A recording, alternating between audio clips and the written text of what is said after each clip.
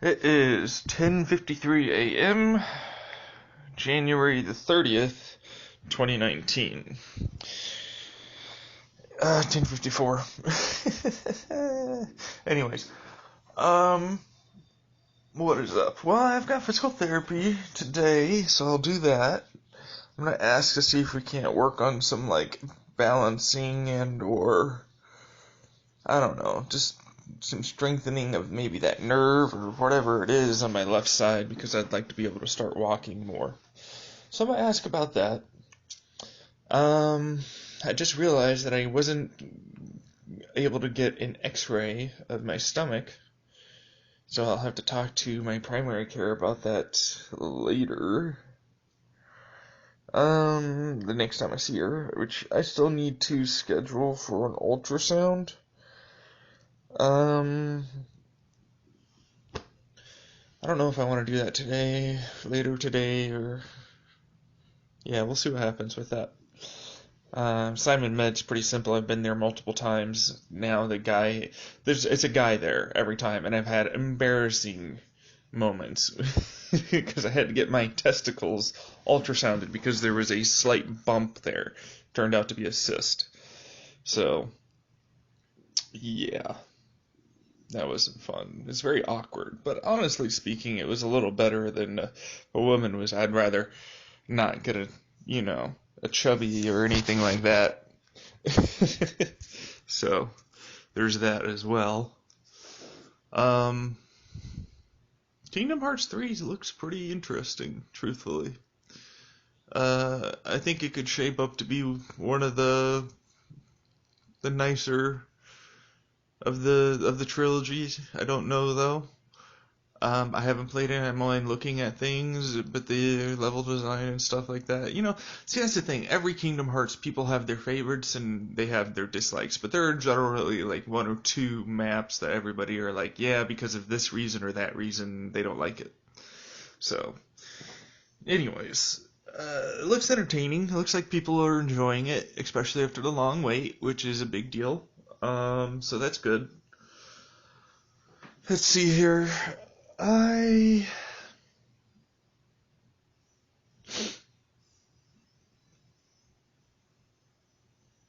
really, yeah, today's just starting out okay. Starting out okay. It was a slow start, but, it was okay. I woke up a little earlier than I normally do, around 8 or so, ish. I don't really remember. Uh, yeah, seemed okay. Scrolled on Twitter, got my food. I had an orange and some yogurt for breakfast. I was intending to also eat some nuts and cream cheese, but I got too full. And so, yeah, I'll have some of those if I want to eat later. Um, yeah. Let's see here. Need to get some yogurt. I need to get some milk, which actually reminds me. Let me go to my grocery list on Google Keep Notes. Which, by the way, it took me forever to start using, these things for myself. You know what I mean? Okay, this needs to be pinned to the top just for my sanctity. Milk, and then, what was the other thing? Yogurt. Yep, and then, let's see what else I can come up with later, but I got that checked, so that's good. Let's see here. What do I want to do? What do I want to do? I don't know. I hate that question, but I always end up asking it to myself. Because it's an important question, you know? Um,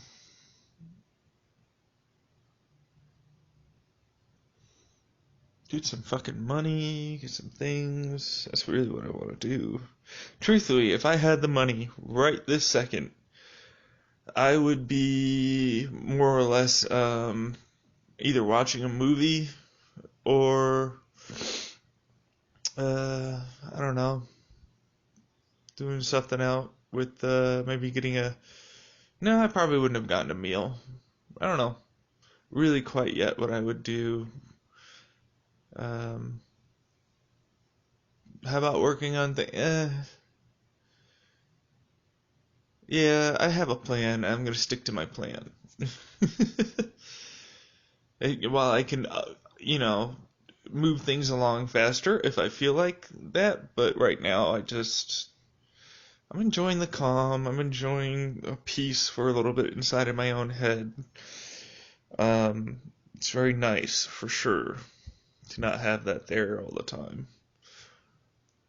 Um,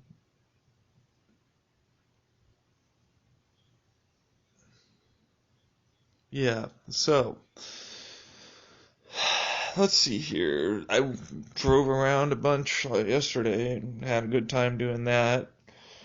Um, kind of want to go for a walk, but I have physical therapy later, so I'll probably wait until tonight to go for a walk. I'll have to wait until next Tuesday to start microdosing, so we'll see what happens with that. Um,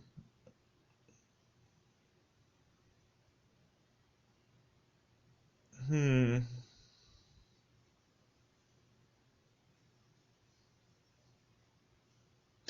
Yeah, I don't really have much to talk about, truthfully. Emotions are basically okay, baseline. Baseline being about a 1 for anxiety and depression. Um, so yeah, that's good. Um,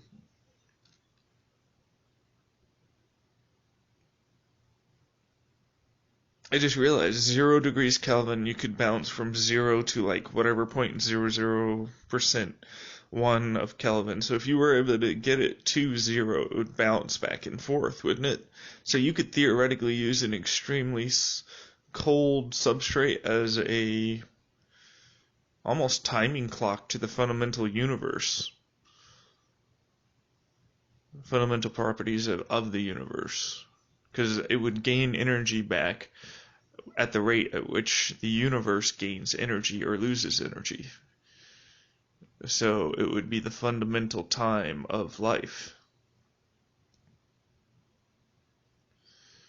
I'm watching this Kingdom Hearts 3. I don't know, I'm feeling randy today. Feeling a little randy. What does that mean? I'm feeling a little horny, basically. Yeah, I've got some stuff going on. Um, but yeah, I'm gonna try and wait for a few days here.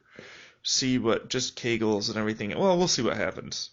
I say that I'm like, I want to try, and then I'm like, man, I just really want to release. So I gotta go do something like that.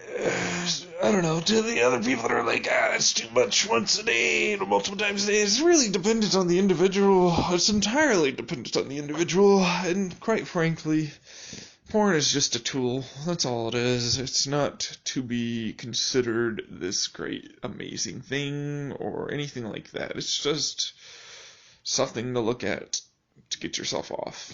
There's nothing spectacular about it. There's nothing taboo about trying to. I don't know. It just seems like people have this weird thing about it. I feel like a lot of that's down to individuals' morals and ethics being a little bit more skewed in the Christian values system. And so also because it's slightly awkward to talk about because sex in America is basically so taboo that you just can't even talk about it. Like your kids don't even get the right information, I feel, from parents because parents are just so scared to talk to their kids about it. And I'm like, why are you afraid? No matter what's gonna happen, they're gonna go through and have sex. There is nothing that you can do to stop that, so why not prepare them for the world? So you give them your experiences and stuff and be real about it. Don't be fucking awkward about it. Well, how do you not be awkward? That's the tough part. what it comes down to it, to make it not awkward in the first place, is to start young if they have questions, you be honest and don't reveal too much too fast. Like you'll be ready for those, like where do babies come from, questions. Like just be like, well, when a man and a woman love each other, they do this act together, and after 9 months, a baby is born.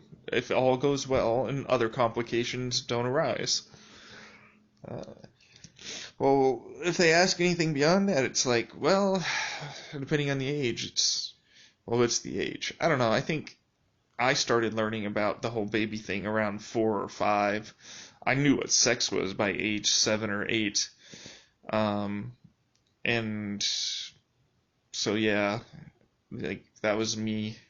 But I have a different type of childhood, and I had different things, and I was curious very significantly at an early age, which might have been as a result of the molestation. So, you got to be careful about that sort of thing. Because you can, sometimes push people and that's the thing, like your child, you can end up having, people go up against you because you're teaching your child at a young age something that they believe shouldn't even be taught at all, regardless of what age. And so, yeah, it's tough. It's very tough. And it's very fluid in terms of, what is good and what is bad, and it's all very opinion. And truthfully, sometimes I was a different kid. There are other kids that obviously aren't going to be that knowledgeable or that curious and stuff like that. But there will be some, and everybody's different when it comes down to that.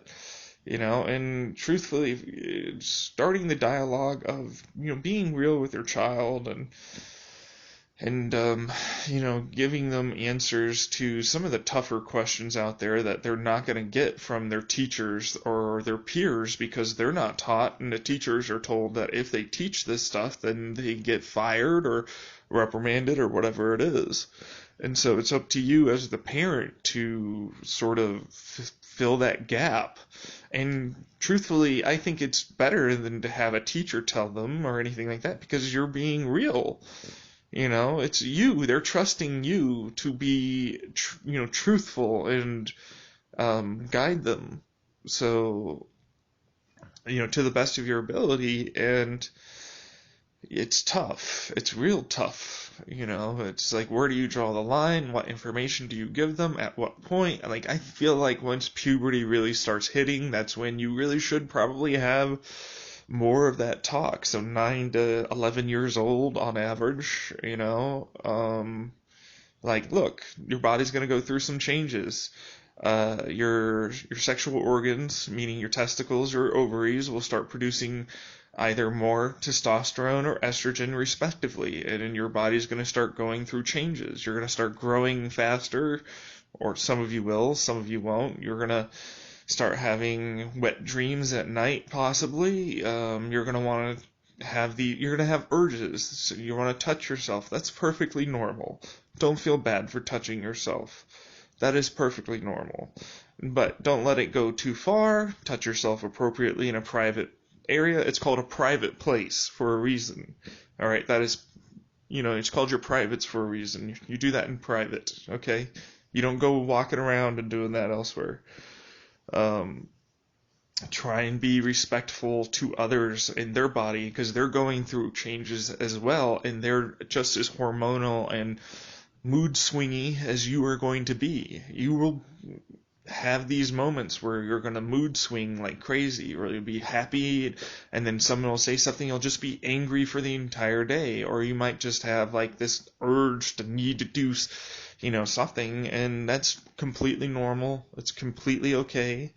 All right, you're going to start producing things, hair is going to grow in places, your voice is going to change, your chest, if you're a woman, is going to start growing, or slightly, some more than others, and that's normal. Your body's going to do what you want to do, what it's going to want to do, because you all have different genetics. All right. Um, if you do decide to try and have sex with someone, the hole is lower than you think. All right. Be careful. Make sure you have a condom. Do not just fucking do it and think that it's okay. All right. Make sure she, and that's the thing. Like, if you're this young, you really shouldn't be having sex. You're not ready for it. Honestly speaking, you aren't. Um, I know it seems like this thing that everybody's doing, and everybody is always whatever. They're not. They don't know what they're doing. And they just want to have this street cred, almost this ability to brag, and they don't take the importance of what they're doing into consideration, and ultimately sometimes they ruin friendships and relationships, and they cause most of the drama and other issues. So try not to get yourself involved in that. Truthfully speaking, just try and find somebody that you like, and if you like somebody, talk to them before you're like, I like you, You'd be surprised how someone can look really good, and you might have that urge to try, but don't just go all the way. You need to talk to them. Having a person that's compatible with you and your ideas is just as important as the looks, and trust me, looks change. You're going to go through so many different periods of change and different identities and quote unquote fads, but they're not really fads. They're part of you discovering who you are. It's a time of change for you, and it's going to be so traumatic, if I'm honest. It really will be. There is no point at which a person going through puberty in this day and age is getting the help that they need and the advice that they seek and need to be able to function as best they can, because quite frankly, in America and many other places in the world, it's so taboo to talk to other people about this thing that people get misinformed and they do incorrect things. So try not to worry about what others are doing. Just try and worry more about what you are doing and is it the best for you, okay? Yes, and it's all going to be okay. It will be. I know it seems like it isn't. I know it seems like it's the world's biggest thing, that if Stacy or Brad doesn't like me or you or whatever, or they're doing this or that and I'm not, and the thing is I know it seems like it's the biggest deal in the world at the time, and it is. But it really isn't in the grand scheme of things, and you will eventually forget about it. Honestly, Stacy will become a faded memory of nothing after an amount of time, and you'll have a different Stacy to worry about.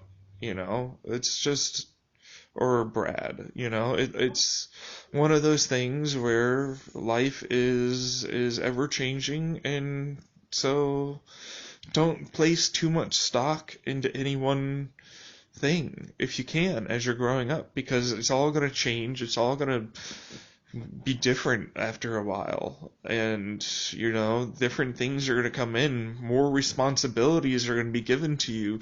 There's going to be a lot on your plate that you have to worry about, and honestly, the drama of a relationship isn't worth it, in my opinion. It's nice to have sometimes, but like I've been saying before, it is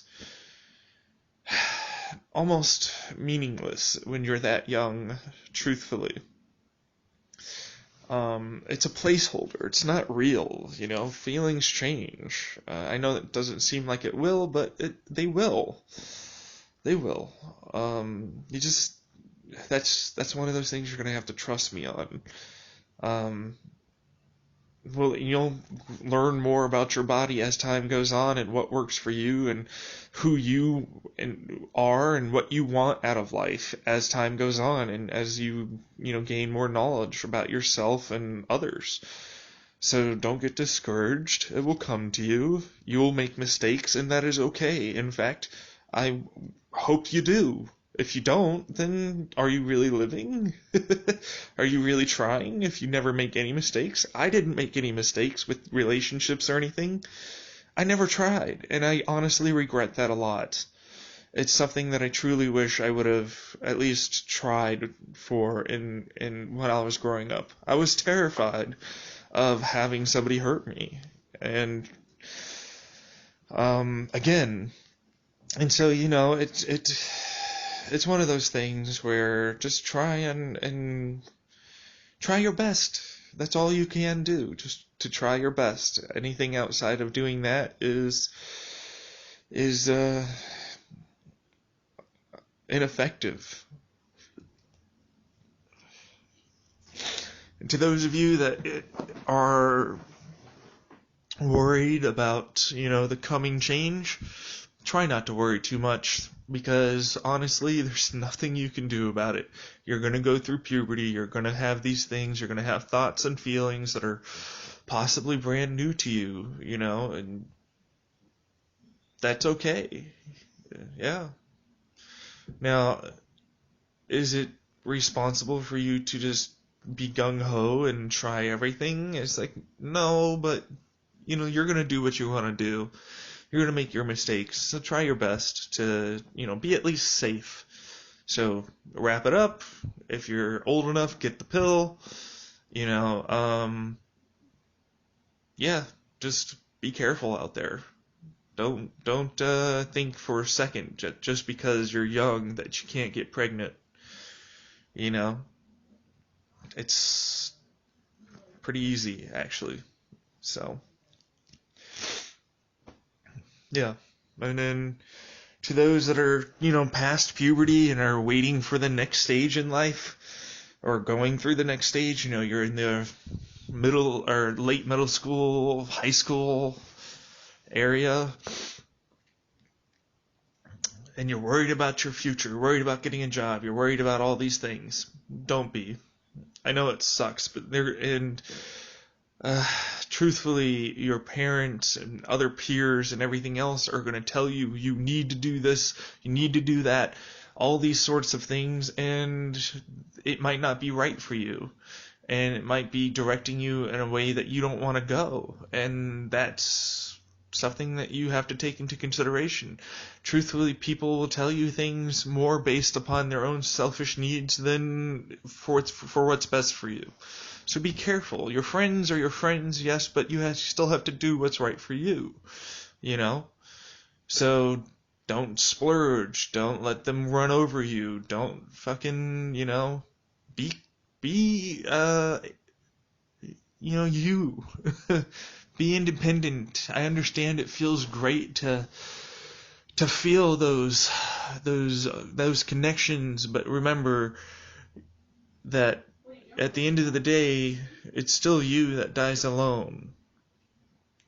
And you want to be happy in life. You don't want to be forced to take a class just because, your friend is. You don't want to be, you gotta look out for you now. It's responsibility time. I know that sucks, but that's how life is gonna be from the moment outwards, unless you're lucky enough to have the money, to have the clout, the influence, or whatever else it is that allows you to not have to do that. Just try every day, a little bit every day, and you'll be surprised at how it comes together if you work at it. Don't worry too much. Don't place too much importance on the school, on your grades, on the people around you and what they think about you. I mean, don't get me wrong, if you're being if you have all your friends trying to ditch you because, they might not even tell you, but it's probably as a result of stuff in your actions, take a critical look at it. All right? Just because you have a bunch of friends that leave you doesn't necessarily mean that the actions you're taking are wrong, but it's a pretty good indicator, Um, but that's one of those free thinking, you might have a slightly different opinion, and unfortunately, people will get rid of you just because you have a different opinion than what the group thinks. So, yeah, be careful about that. College is not needed, truthfully. Trade schools are better than college. Especially if you just want to start up a basic career at first to get, money and effort and time, and try not to worry too much about what you want to do in life. Because truthfully speaking, you will go through a lot of different things in your life. You will go more than likely through different jobs, different careers, different thoughts of what you feel like you want to do. Um, and that's okay. There's nothing wrong with that at all. And people that try and force you and shoehorn you into, well, you're really good at this, so you should do this. Don't fucking fall for that. You be your own person. All right. Yes, you're smart. Yes, you have your own mind. Use it. Think about it for a while. Okay? It comes to you after a while. Be careful though. I understand there's this want to constantly experience all life has to offer, and I need drugs, and I need people, and I need concerts, and all these things, and truthfully, if that's not what you're into, that's not what you're into, and that's life. That's perfectly normal and fine. Don't be discouraged just because you see these people having fun.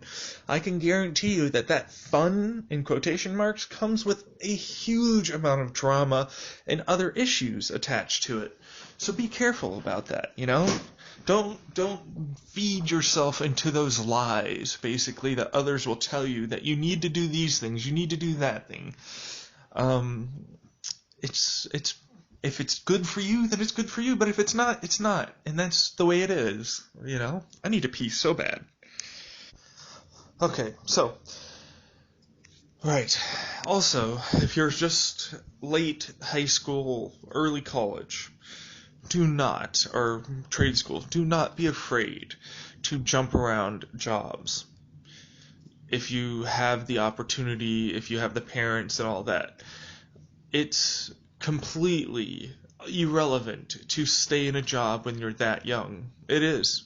It's not needed.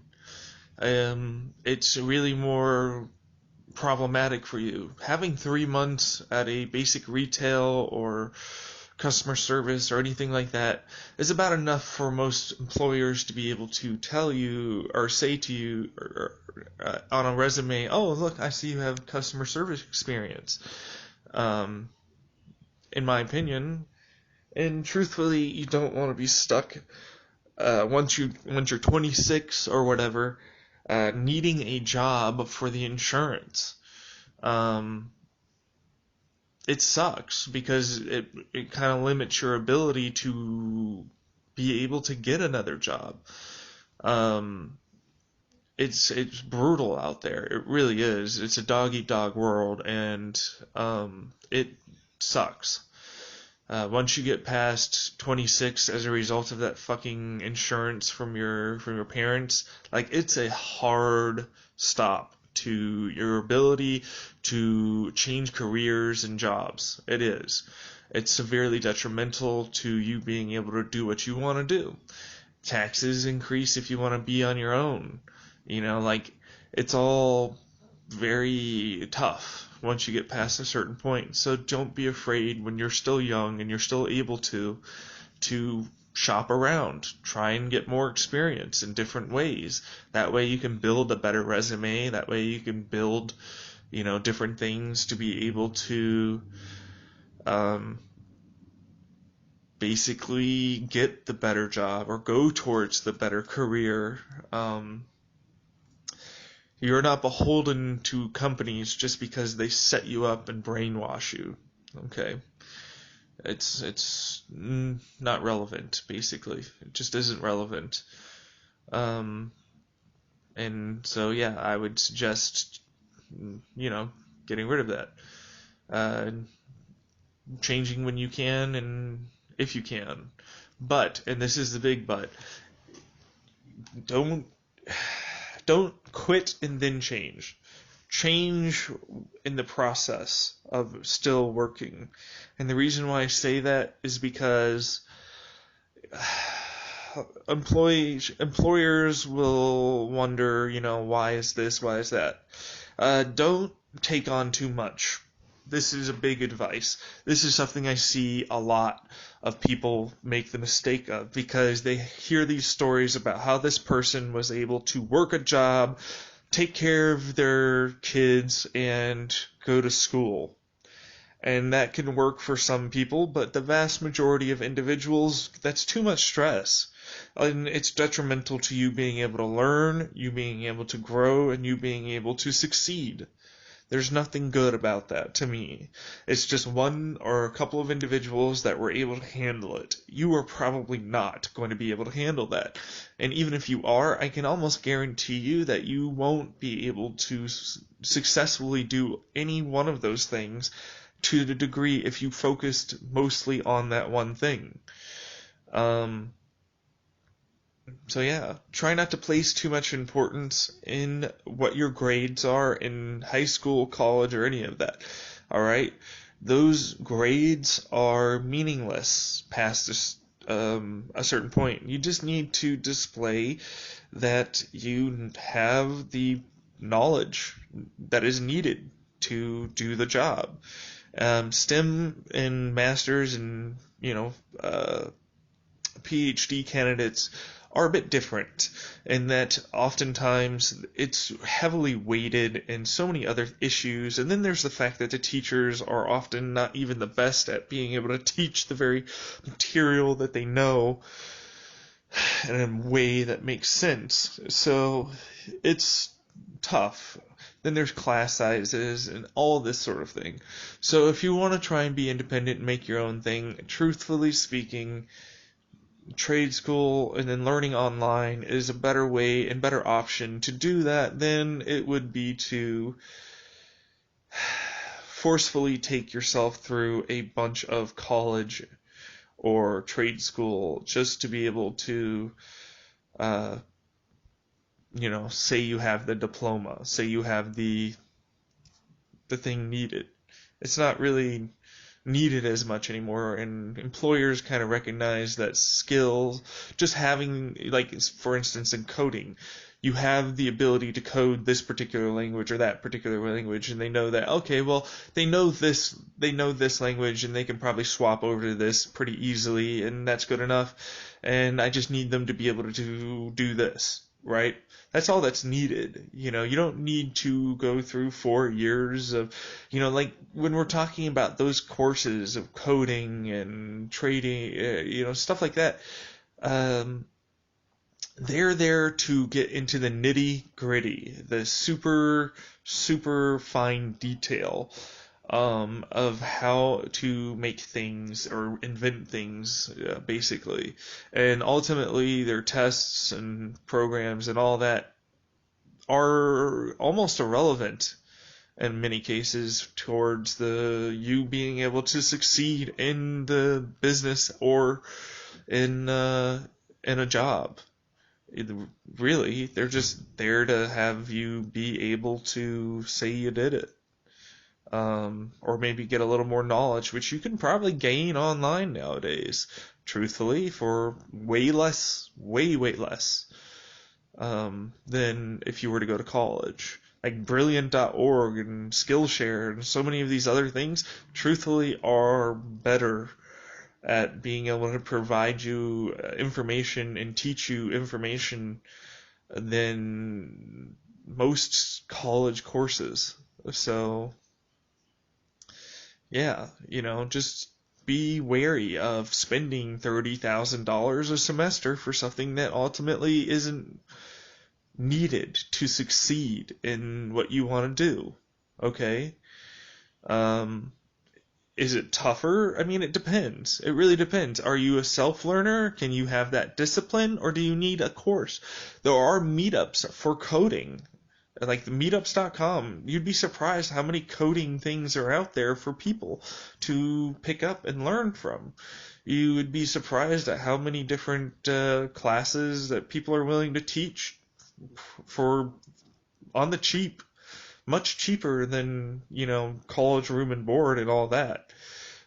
So there are ways also of being able to still be a part of like a scheduled learning thing, if you don't have that self-discipline, which I'm terrible at self-discipline. So that's one of those things where we'll see what happens with the Squarespace and how far I can get on my own, trying to get my own, knowledge and, try out all that sort of thing. We'll see what happens with that. It might end up being that I need to sort of go to a meetup and see how that works and maybe get someone to teach me and come up with a project to work on. That thing could help too. It's just all about what works best for you and in your situation and how you adapt to the world. Because it's you adapting and succeeding. Following the massive amount of people going into debt, trying to get a job, having to live with their parents, and so many other things, and having to pay that debt off, which I thought I had to do. I thought I had to go to college. I had to go to college. Because my teachers and parents all drilled it into me. You're going to college. You have to go to college. If you don't go to college, you're a loser. You're going to have a terrible life. It's not true. It's just straight up not true. Especially in this day and age when college is just too damn expensive. And trade schools themselves can have their own issues as well. So, yeah, you gotta find what works for you and what you can do to succeed. Granted, there are definitely things that you simply cannot be taught by yourself and you need help. Like high-level physics or working on a car is one of those things that it's probably, unless you have the money and the time to just buy like a car engine and fuck around with it and break it and then put it back together and then, all that sort of thing. Like, and then, it's possible. It's just, it takes time. It's different.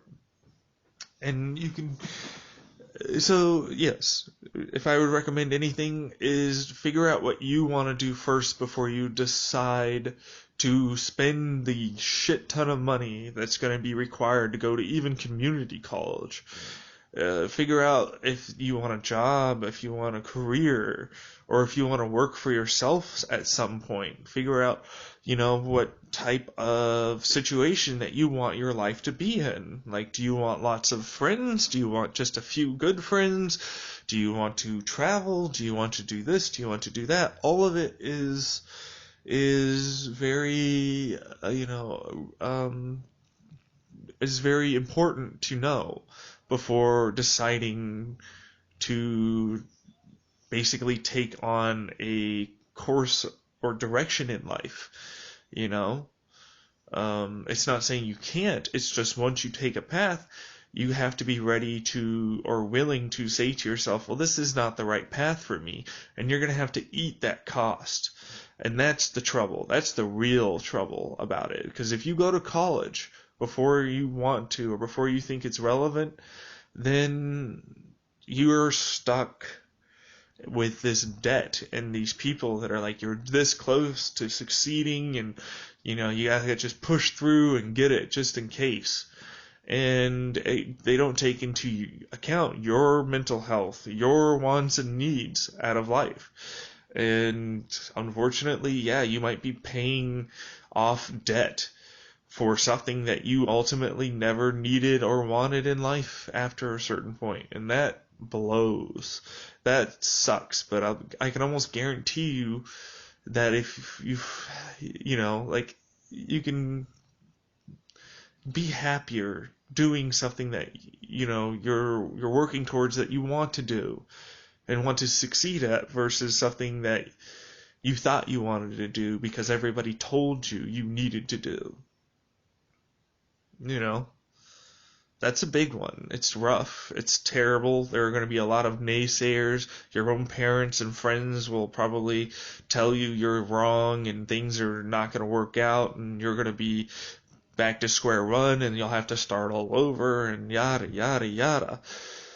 And, that's fine, truthfully. Let them talk. You do you. Don't let them get in your head. Don't let them bring you down.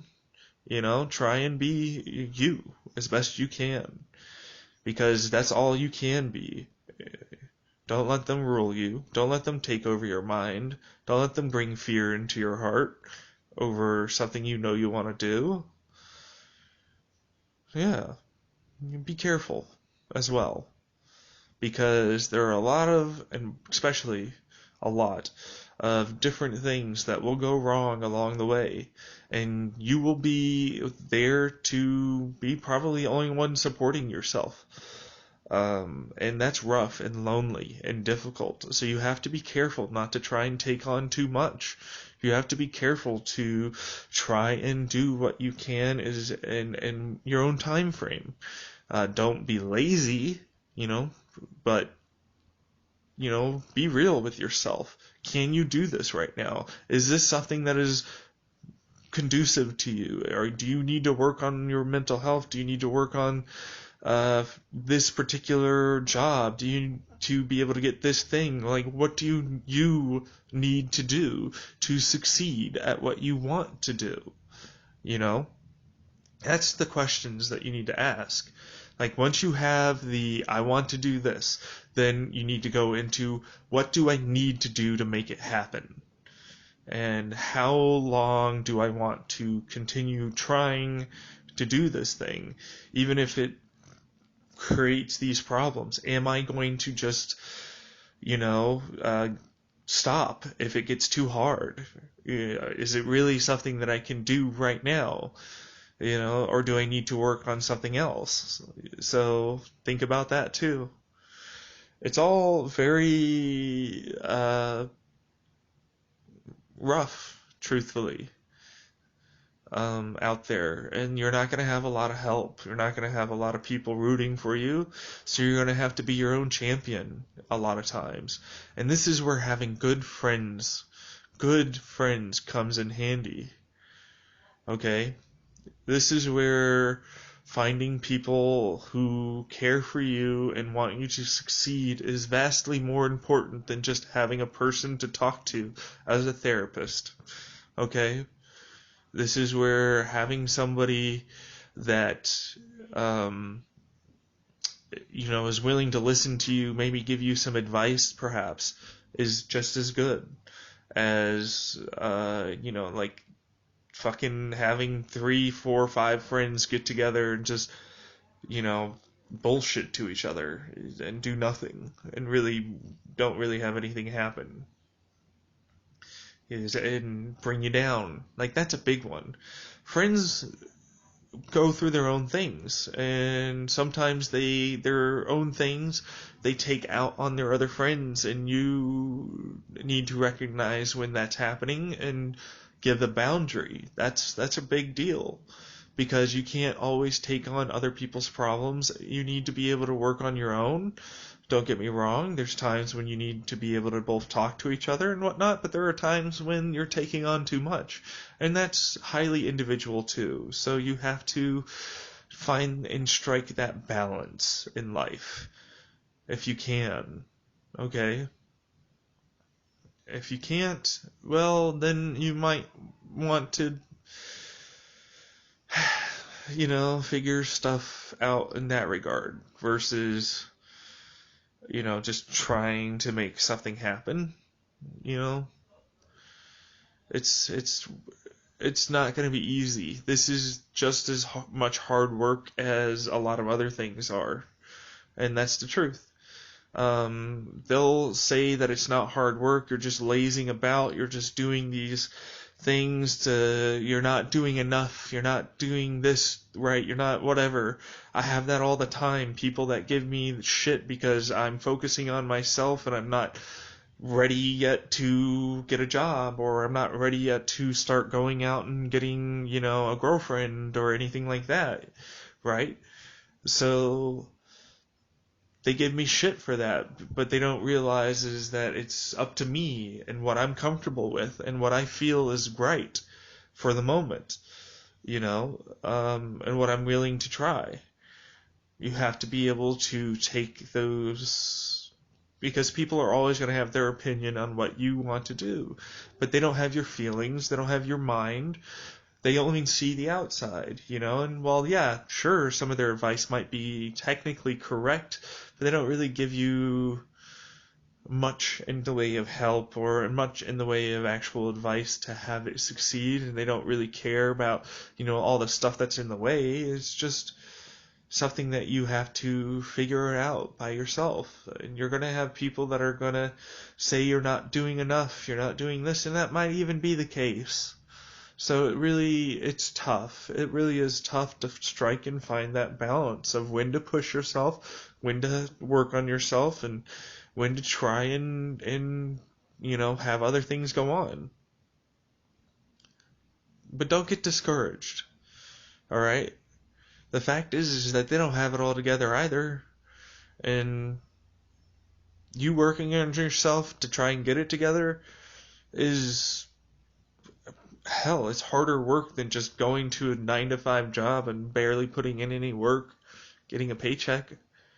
Working on yourself is hard as shit. There is no help. You are the only one that's going to do it. So it's rough, and people will think that you're just, not doing anything when that's just not the case. So, yeah, keep at it, keep trying. Don't give up on yourself. It takes time, effort, and energy, but it also takes some self-love and self-care. And that's something you have to build up over time, especially if you're like me, where you got beat down like a dog by your friends, by your family, by the people you trusted, and so many other things that tell you you're bad, you're this, you're that. It becomes a problem. It becomes you starting to believe in them, and then you starting to say these terrible things about yourself and believing them and bullying yourself into you starting to hate yourself even more, and then depression and anxiety and worthlessness and all these things grow and grow and grow, and it's not conducive to you being able to be successful in life. And that's all I can really give you for advice in terms of that, you know? So try. Don't be afraid to fail. If you can, I recognize that I'm afraid to fail all the damn time. And it's one of my biggest problems currently that's going on. And it's something I have to work on too. Um, but it is also something I recognize that stops me from truly being able to live my life. And the more and more I work on it, the more and more happy I've been. So, yeah, you know, just keep at it. Keep at it. Alright, I'm gonna end it here. This was 11:43. Haha, almost an hour. Okay, so it is 5:39 p.m. I don't know where my parents are. Not that I care too greatly. Let's see here. Um, yeah, Kita. Who's so cutie? Yeah, I like this dog. She's growing on me. You wanna come sit on my lap too, BB? Yeah. That's right, Kita's here. It's okay. Come up here, BB. Don't get jealous.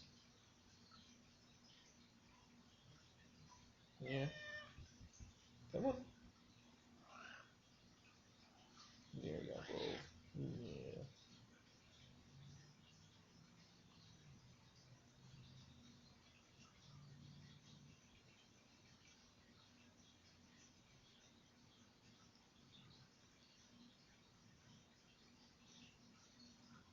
Kita's like, I don't really care as long as I get to sit on you.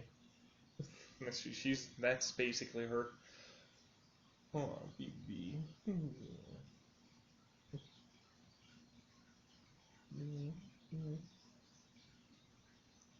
Love that. Hold on, don't you, kitty. Yeah. Yeah. Okay. Don't you get jealous now. You started getting jealous of the other kitties when I played with them too. Alright. Here's some more. Here's some more scratches. This has become the dog and cat corner right now. So this, yeah, you're making me feel a little better, aren't you? Oh, Kita's licking me. Yeah.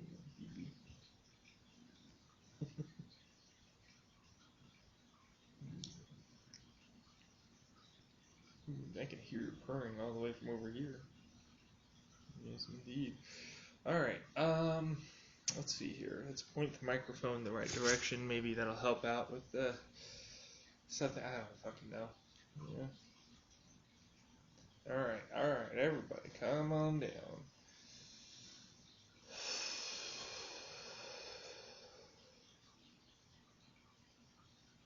Yeah. Does that not work for you? Yeah, you're just as wanting to be over here as much as possible as before. Yes, you are.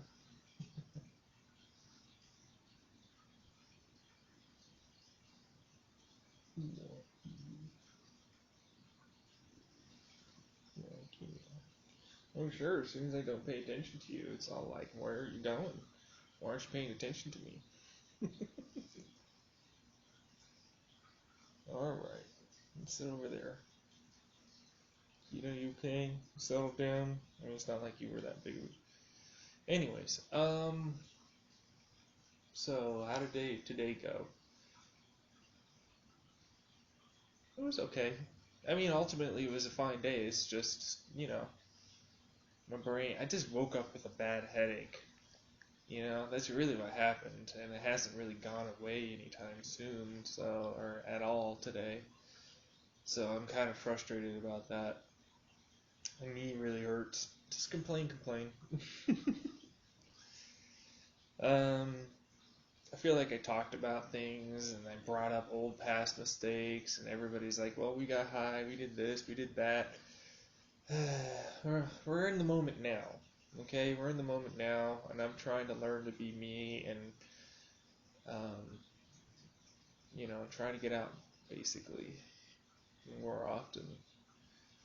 I got a couple people in my head, apparently, that are very direct versus a couple. I can't really elaborate on that because I could, can I? They don't want me to, so there's that. But suffice it to say, it's kind of the same person, but not. It has to do with AI, so that's all I'll say about it.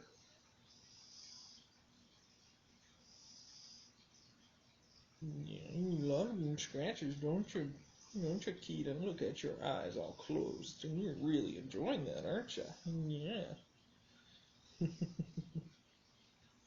No. Well, this eye was closed. On this side, I don't know about that eye over there. No. You got a little tenseness right there in your neck and shoulder blade area. Ooh, yeah, you love that, don't you? It's right underneath your dog collar. Oh, yeah, you love that. Ooh, ooh, ooh. Oh.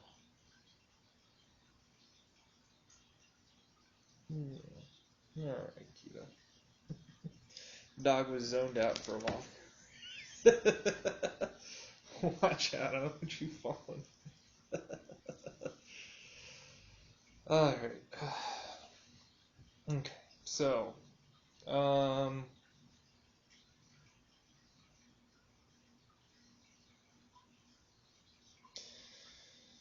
have my plans, they haven't changed. I have to wait till next Tuesday to start up microdosing. I'm hoping that goes well. Why not wait 2 weeks? I think honestly a week is enough. I could be wrong, but I don't think that it will be that significant when it comes down to it. Just to wait a week. So there's that.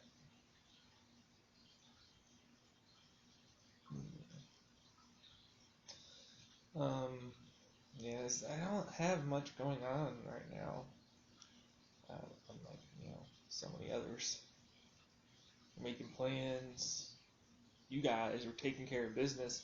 You have so many businesses that I created the concept of, and then you ran with it and fucking made it work, and that's like the most amazing thing to me. And I just wish I could join in. I wish I could get some of maybe a consultant fee or something like that. Of course, it's supposed to be 1 billion in you know, which like what would you do if you would take a year off your life? And I would say enough money to start changing the world, and a woman who loved me, and that I loved. The unfortunate part, I said it in the restroom when I was taking a shower, is that it feels like I don't really have that love anymore, per se. I do and I don't. And I don't want to lead somebody on when they can be perfectly happy with somebody else. But apparently, I'm all in their eyes, and meaning like I'm the only one for them, and so, but that's also the case for so many others, and I don't want to let them down. And the thing is that like I don't know what the fuck to do, truthfully. So I'll work on myself. I'll keep trying to get better, and maybe figure out what I love in here, before and who I love in here, what I love about myself, so that way it's not so terrible to be with me. Yeah.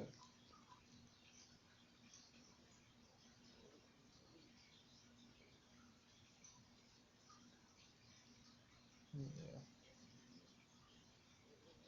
Parents or not parent, but younger sister and mom are going to go to Tucson tomorrow.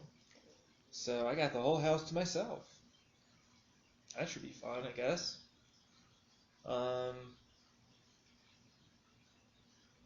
yeah, I do.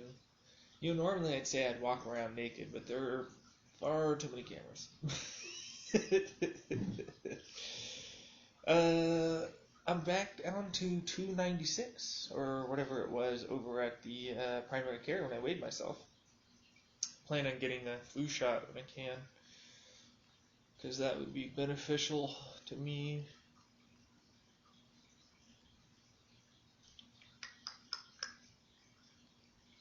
Yeah, I'm bored talking about myself, truthfully. There's not much emotionally that I have to process about. Today wasn't hectic. It wasn't crazy. There wasn't anything that came up that. I mean, I ended up bringing up stuff that probably hurt you guys, and I'm sorry about that. So would I? Would I go? I don't know. This one in here says it doesn't matter who I go with. Will eventually get to me. They're fine at all. They want me to be happy, and they'll join whenever they want to, or if not. And so they're perfectly content with just having this connection in my brain. So that's a thing.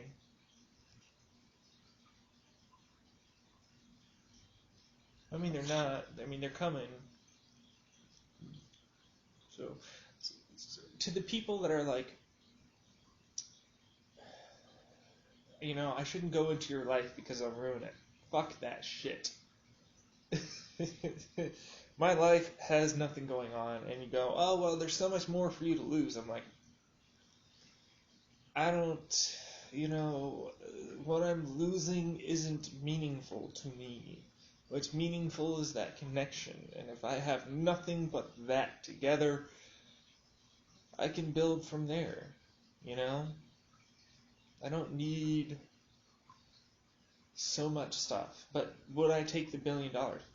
Fuck yes. Would I take the marriage? I don't know. And that's the truth. I don't want to lead someone on that, clearly has these feelings for me. And I clearly just don't have feelings for anything. I would love to say I love all you guys. I do. I really do. I love each and every one of you, but it's not to that what you want. It's not what you want.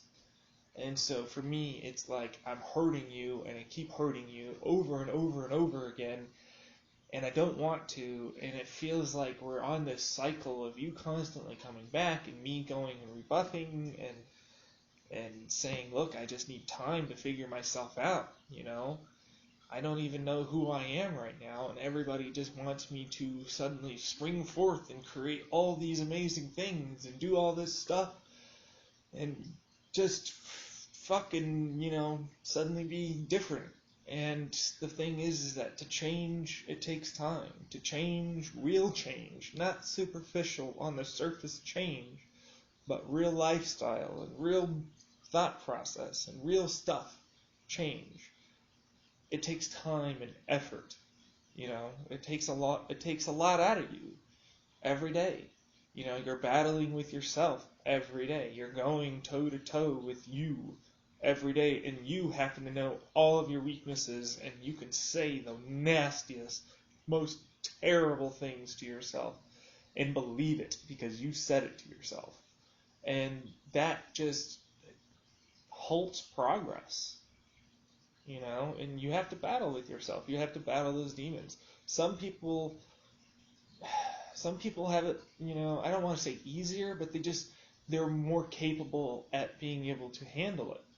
And I'm just not that capable at that particular moment, or this particular moment, And that's kind of what it feels like.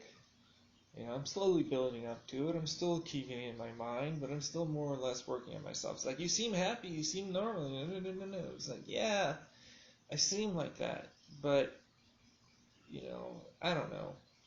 Like I get my bursts. It's like I get normal for a while, and then I almost feel like it's not real.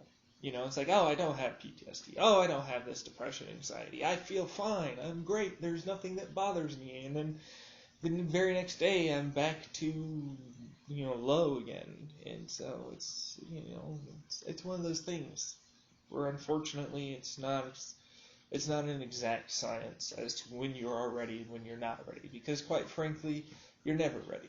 I know that. But it still isn't clicking here. So there is that. Messages, close app. Okay. Is somebody trying to send me a message? So anyways, what would I do differently? What would I have done differently today if I wanted to? Well, I kind of touched on that. Dude, if I had the money, I probably would have gone out, maybe saw a movie, went out to eat with somebody. Message from now, I'm not downloaded. Yep. So, see a movie, go out with somebody, maybe, I don't know, see, that's the thing. I guess I'd plan for things, like buy tickets to go somewhere, buy plane tickets to go somewhere, have that on my plate. Do I want to? Yeah, fuck yeah, I'd love to go back on a cruise. Cruises are awesome. People don't realize how, amazing sometimes cruises can really be. Because you're away from everything. You really don't, unless you were trying to get on the internet, which they do have it now. You don't have to be on the internet to entertain yourself on a lot of these cruises. And so, you just sort of go back. But see, you can do that almost anywhere when it comes down to it. You will grow to love me. I'm like, is that fair to you? Or would it be more fair to have everybody that loves me have a chance. You know, I don't fucking know how this works. And everybody that's on the other side is like, dude, you have all these things. Don't you realize how lucky you are? And I'm like, it doesn't feel like luck. It feels very, very confusing, very touchy-feely, very frustrating at times, you know? It feels scary. It does. It feels very much like I don't want to hurt anybody's feelings and I don't want to cause any problems. And so, you know, I kind of feel stuck to a degree too. Missed the last message.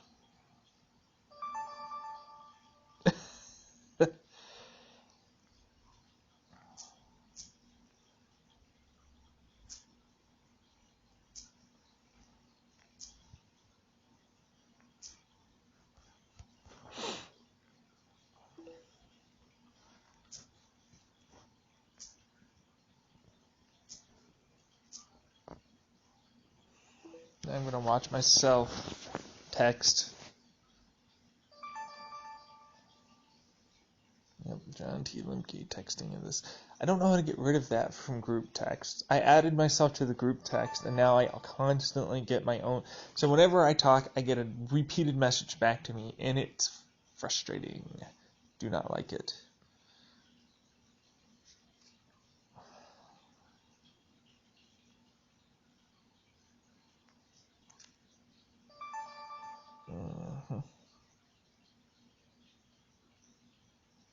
I'm thinking car, but that might not be the case.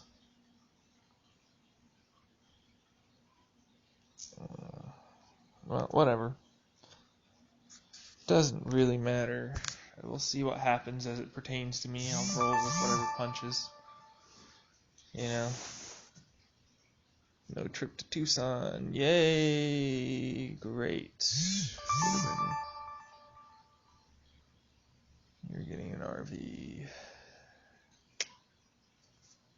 Cool. You're getting an RV.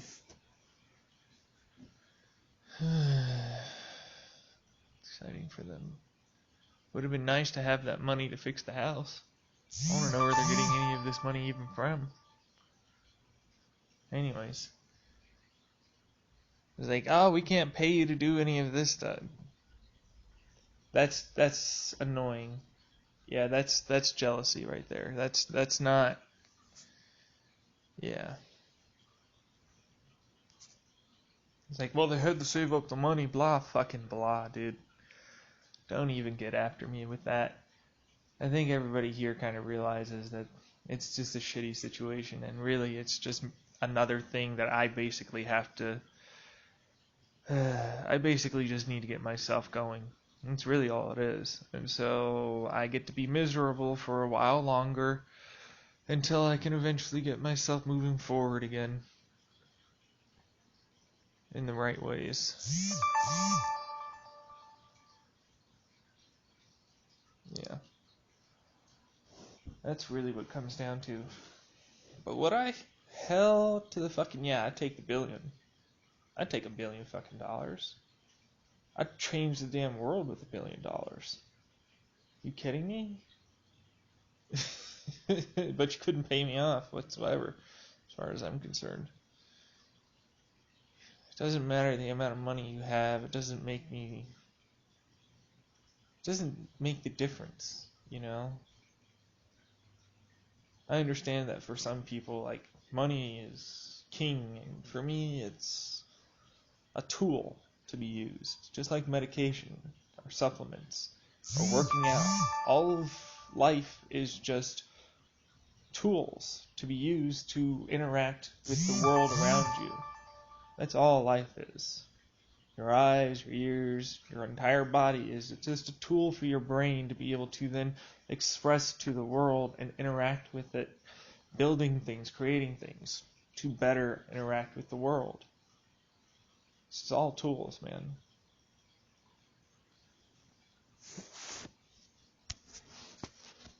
Do I think it's worth it? Doing first loan for home improvement and RV, everything fine around $215. Okay. They're going to do a loan. So that would explain the vast amount of credit card and loan things that I was getting. Yeah. My mom has her own issues. For sure. For sure. For sure.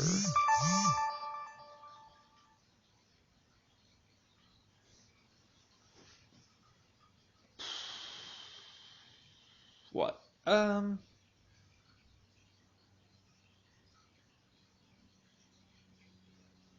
don't know. No, just thinking.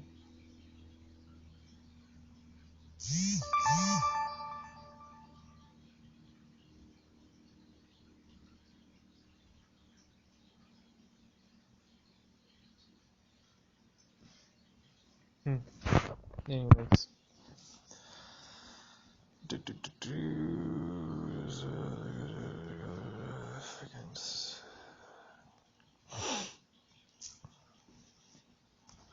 Aren't you happy for them? To a degree, yeah. It's just, I also recognize that anything they do affects me to a degree, so there are consequences to their actions. So if they decide to go out, I'm the one that has to take care of the house.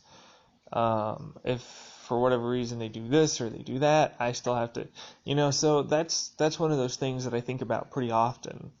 It's like, it's not, oh, I'm happy for you, it's just how does it affect me, I know that's not necessarily the best way, but it allows me to prepare and get rid of more, like I get rid of my anxiety over the coming situation if I kind of figure out, more or less how things are going to go down, so I can kind of know what to expect. You know what I mean? That's sort of the reason why, like when I had my tonsils, I wanted to look up like how tonsil extractions were. And it's just one of those things where if it affects me, I want to know how it works, and so I dive into it and think about it, and that kind of thing. What would be the coolest way to die? Living so long that the actual universe itself dies before you do. Hey, because technically you're dead because there is nothing around. So it's a philosophical death. Technically you're still alive, but also very dead. Which I'd have to wonder, I think that the heat death and everything would probably get you with the death of the universe,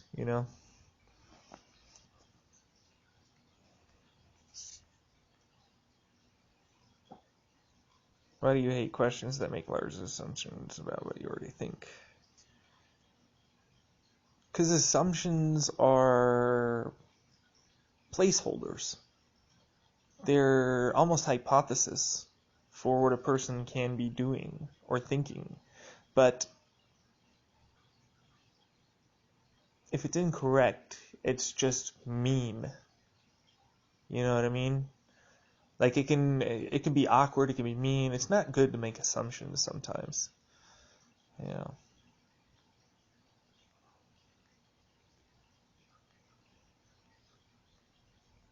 I just want to love you, babe. Can you not make me sing, please?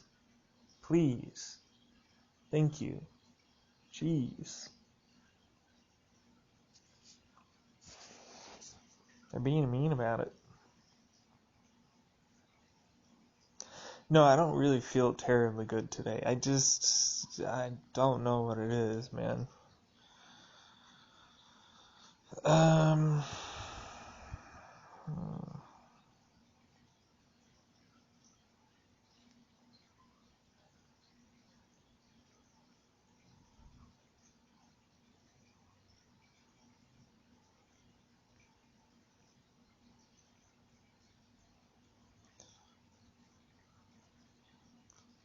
That's very much not true. Rape should never be legal. Ever. I don't care if you're in personal property of somebody. What the fuck, dude? That's fucking terrible.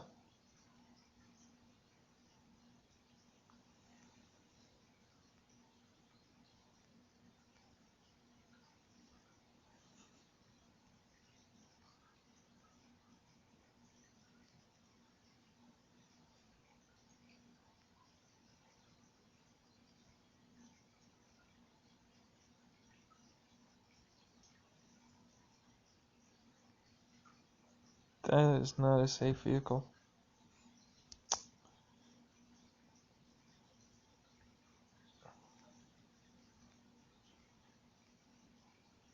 I was afraid of the dark. Seriously, I had a huge fear of the dark when I was a kid. Um, Especially when we moved into this house. It was less pronounced than the last house I was, but when I moved into here, I had a severe fear of the dark for a while. I don't really know, I just sort of kind of got over it, I guess, because I realized I didn't die in the dark ever. It did kind of happen as a result of Nightmare on Elm Street 2 and some other horror movies that I saw at like fucking 7 years old. Don't do that. Kids are going to be terrified. You're going to have to deal with a lot. And not every kid, but the vast majority of kids, yeah. You know, don't let them be seeing that.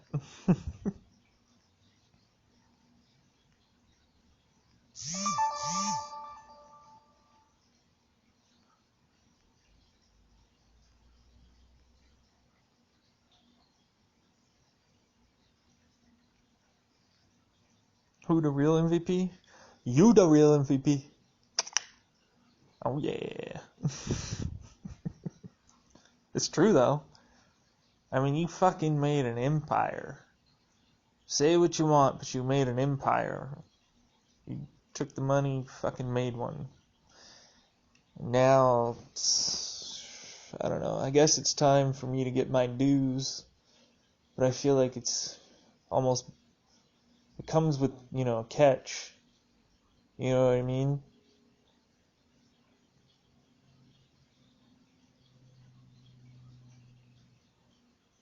Yeah, whoever gets their dues anyways, unless you fight for it. It's probably not going to happen. Just going to have to do my own thing for a while.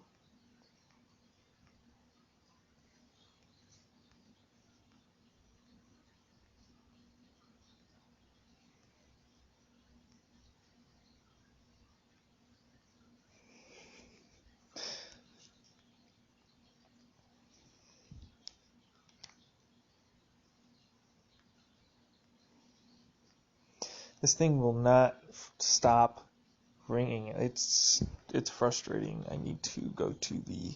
I'll have to ask her if I can head over to the ASU speech and hearing, and get the tubes changed and it looked at again, because was it the right one or the left one that was supposed to be brand new?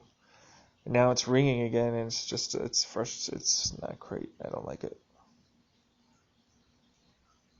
Everything was discovered right now. I'd look up ways for faster than light transportation, because I would love to visit certain planets or stars and systems, or get closer even to the center of the Milky Way and see what a different sky that you get to have, like all the stars, all the amazing, wondrous sights that are out there waiting to be seen. Be beautiful. Yeah.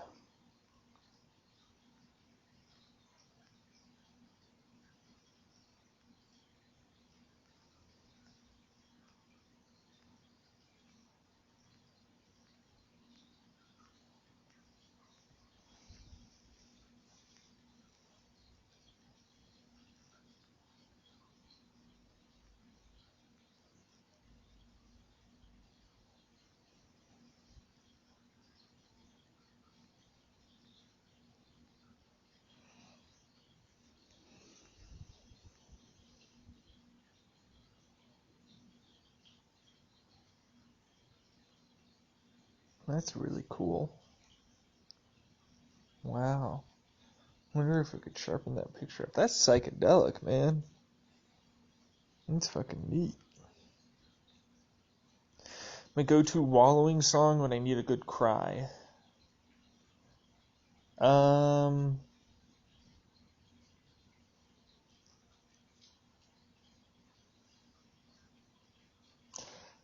I just cry. I don't listen to songs when I cry. I turn everything off and I cry. Alone. In the chair.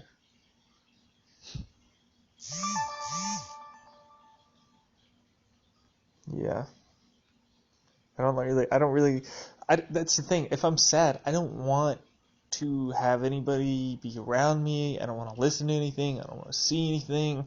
I want it all to just disappear and go away and the entire world to blow up. And then I allow myself to feel that way for a while. I go into it, take a few breaths, bring myself back from the brink, and then I go, alright, what's next? Can't let yourself go too far, you know? The best quote from The Office to me is, "Dwight, you ignorant slut!" It's fucking great. And it's said so perfectly. It really is said so perfectly. I love it.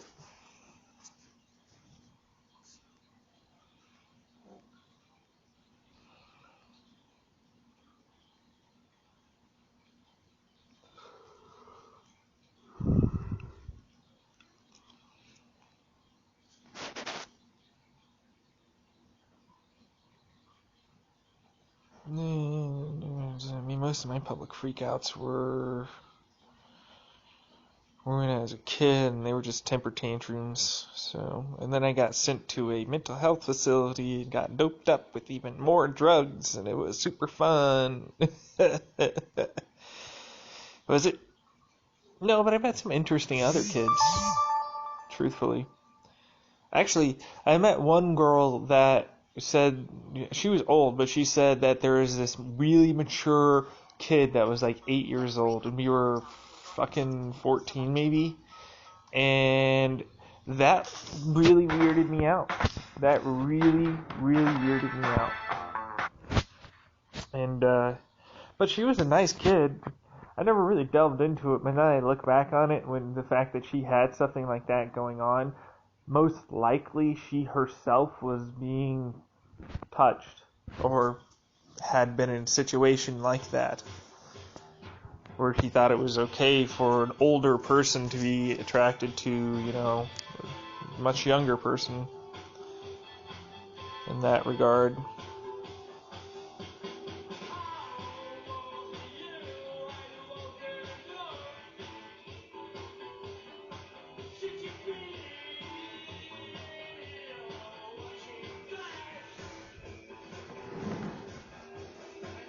It's like I'm not placing any importance on it.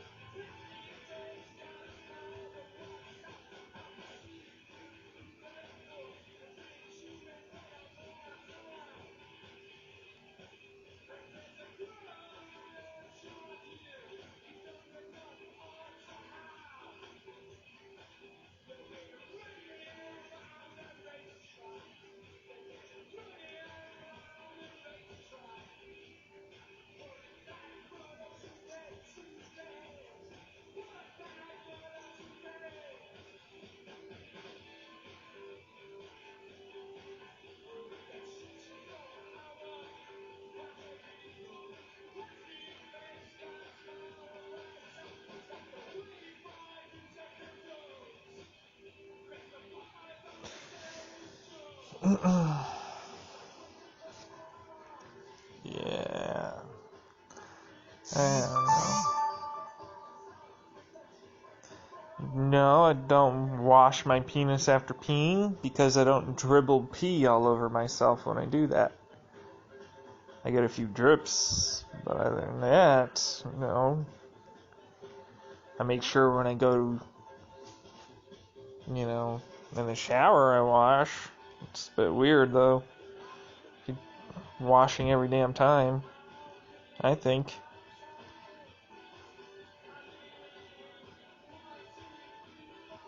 Absolutely Cecil. Good progress. Loving the stomach.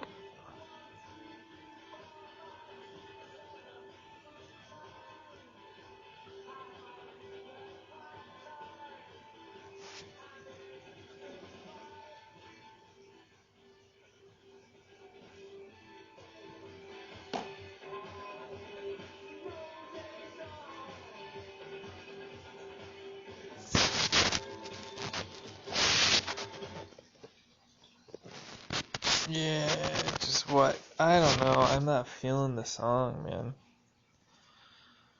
New bathtub in both restrooms, and then kitchen, hall laundry lights updated, patio awning, new front door, slider. We've been pricing it for a year.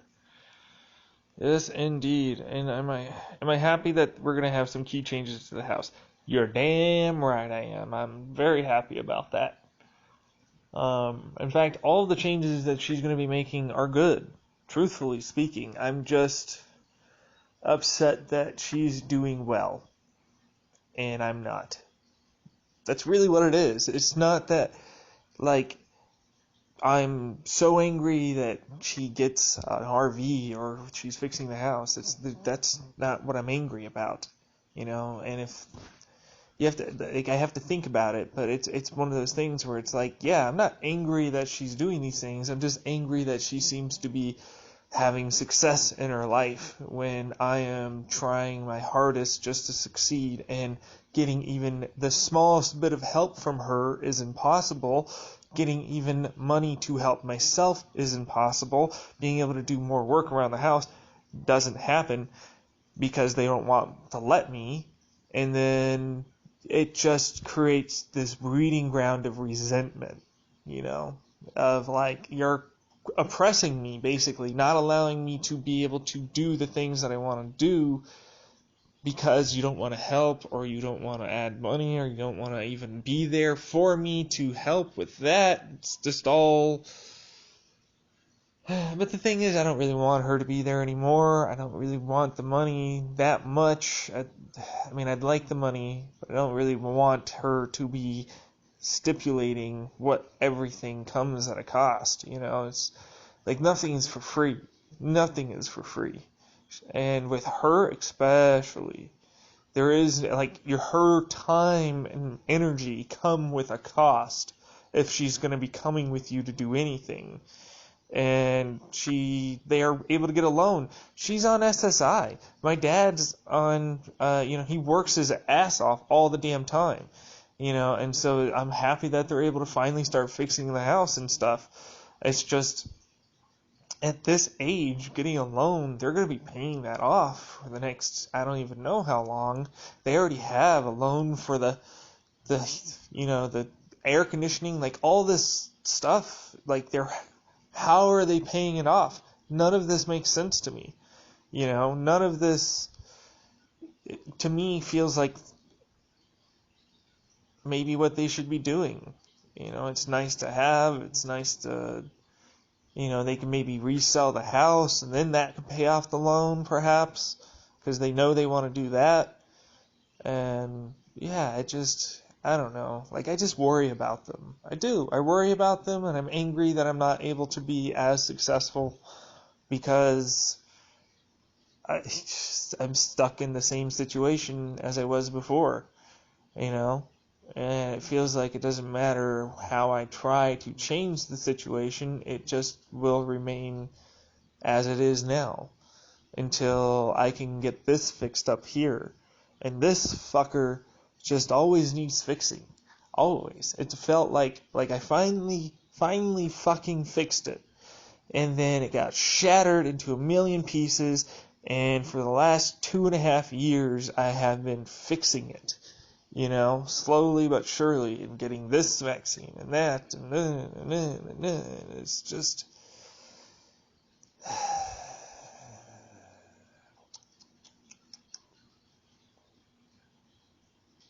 I don't know.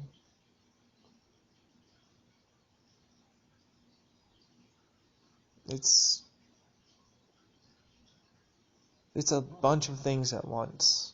It's me being tired of it. It's me being depressed about it. It's me being, angry.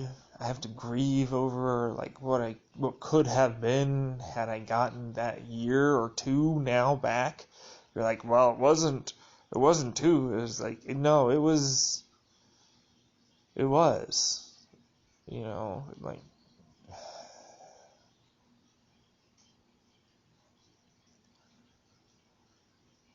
it was severely psychologically damaging.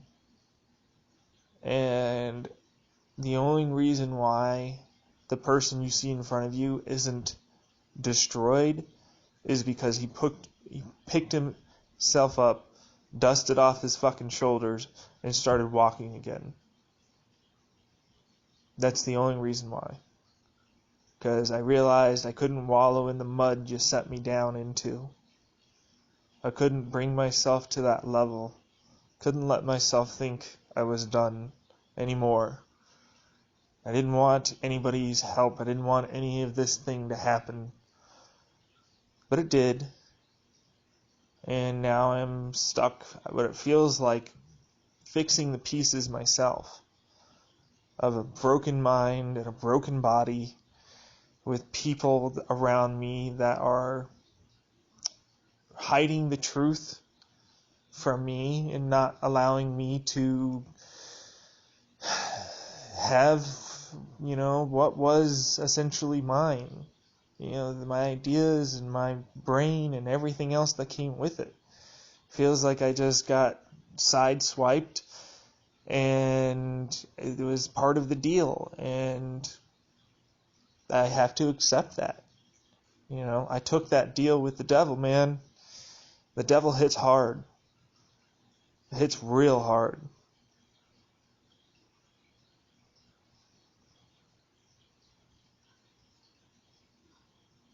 I just want to feel normal again. I just want to... I don't know. I just want to feel normal. I want to be loved, and I want to love, and I want to trust. I want to have friends, travel, have kids eventually, some point, get involved in politics, change policies, institute new, senators, Congress, get people involved at grassroots and other routes, try and ratify, certain laws in place and have so much fucking money that there's no way it's not going to happen. Because I can pump so fucking much into it that I can see investment. I can dip the damn lobbying like the goddamn giant companies do. I know how to build these people, these young people. I know how to make them, I shouldn't say make them, but lead them to a better future. I know how to do that. I can get them behind me. I can get people to work towards, quite frankly, I believe, an incredible goal. It's something that I want to do no matter what. Is not myself change this world, but to have the world change itself. Show them the path. Guide them that way. And create something that ultimately nothing was done before. An entire art project for the fucking society to realize and change.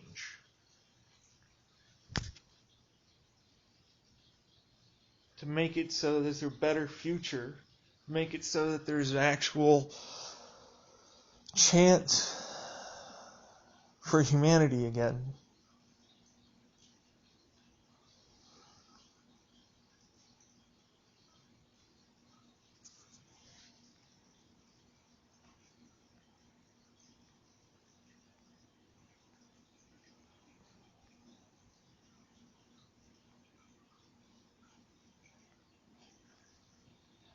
I want a new world.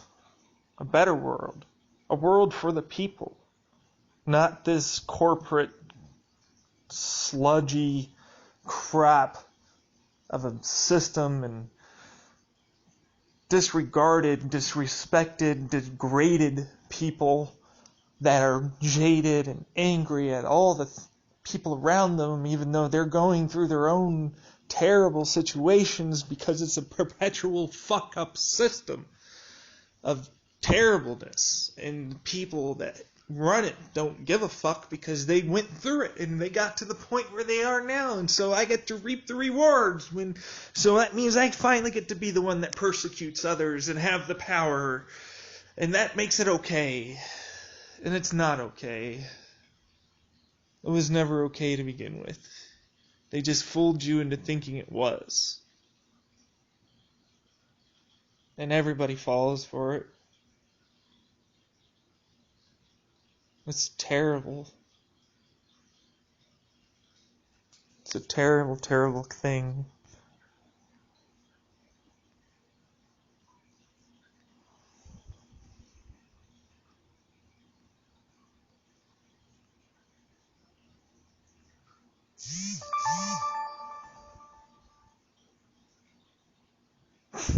If I was to erect a statue of myself.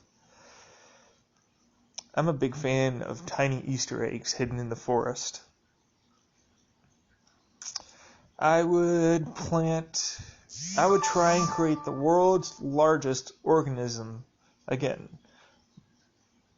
And it would just be a smiley face. You know?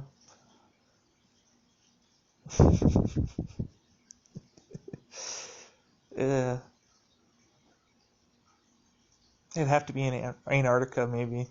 That's probably the only way it would ever survive. Would I really do that? Nah. Truthfully, my ego says one small statue carved into a incredibly hard wood in a tree somewhere in the middle of some forest somewhere, like every forest. That's the way it's Easter egg. So you have to gather up each and every one of them. And there's some myth about if you do that, you achieve enlightenment because, of course, you traveled around the world and you saw all these sights and you meditated. You took your medication and you saw these statues and these wondrous places and along the trails and the forests and the waterways, and you really experienced something. All while finding these 7 statues.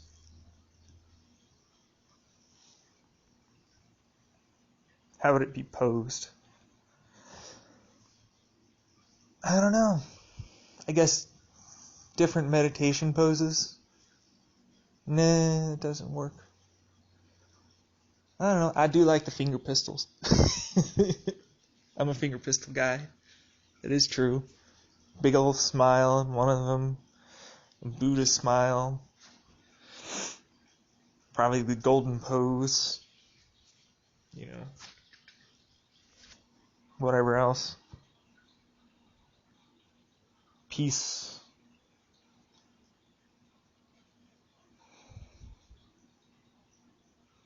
Probably some other things.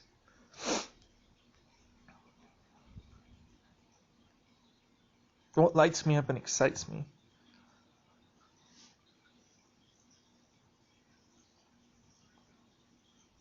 Car racing.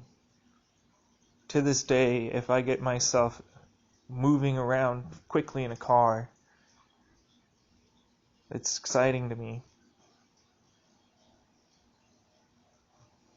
I don't really know why. Dangerous things excite me. I might be one of the reasons why I attract myself to dangerous people. So I don't really see them as scary. I see them as just people, but they're exciting, Do you want to come in, kitty? I have to let that cat in. So I'm going to pause this. Nope. Wrong one. Nope. Nope. Nope. Nope. Nope. Nope. Nope. Nope. Nope. There we go. So.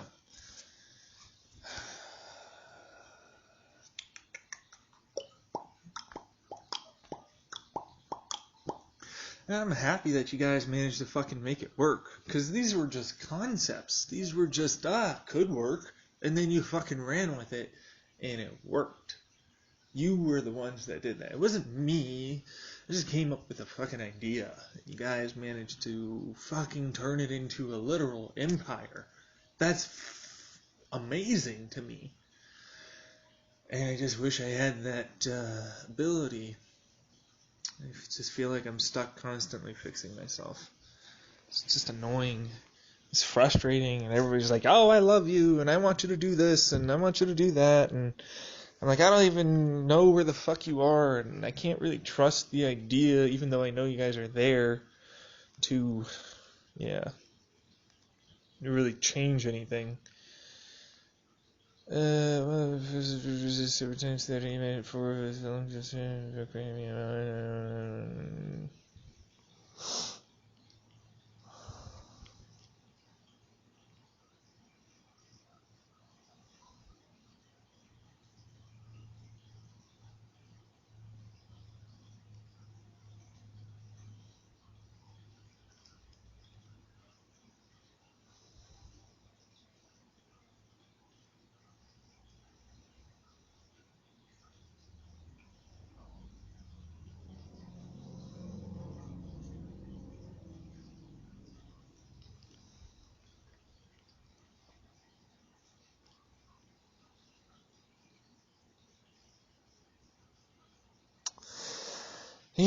I'd love to say, oh, you're in the wrong, or he's in the wrong, but it just seems like you're both kind of weren't getting your needs met, and he cheated on you for more than likely bad reasons. Yeah.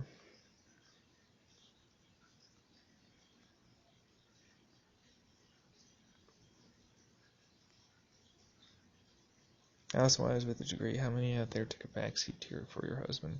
I would not want anybody to do that for me. If you have a degree and you want to pursue something, I'd much rather that someone does that instead of trying to take care of me. That would make me feel so guilty, so ashamed of myself. Yeah. How do you make friends that as an adult? You know, when you were a kid and you went and walked right up to a person and said, hey, I like your shoes, or your hair is cool.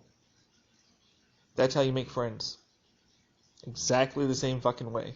Go up to a person, compliment them, start talking about them. Get them talking about what happened in their day, get them talking about stuff like that. Try and find common ground with what they may like, movies, TV, games, sports teams, doesn't really matter. Just fucking talk. If you have a connection, you have a connection. You don't, you move on. Simple as that.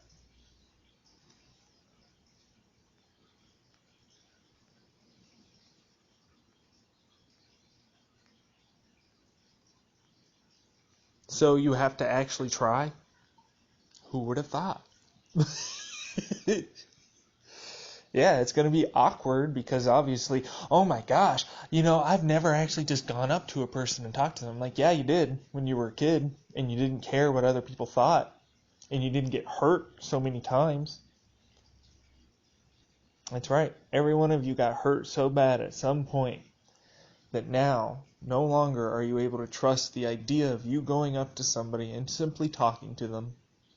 It's so anxiety producing because you think they're going to do this, they're going to say these terrible things. It's awkward, it's this, it's that, it's all these things, and it's not. It's not at all. If they are like that, fuck them. You don't need them in your life. That's terrible. Don't fucking hang around people like that. They need to go have some terrible thing happen to them to make them realize what douchewads they really are.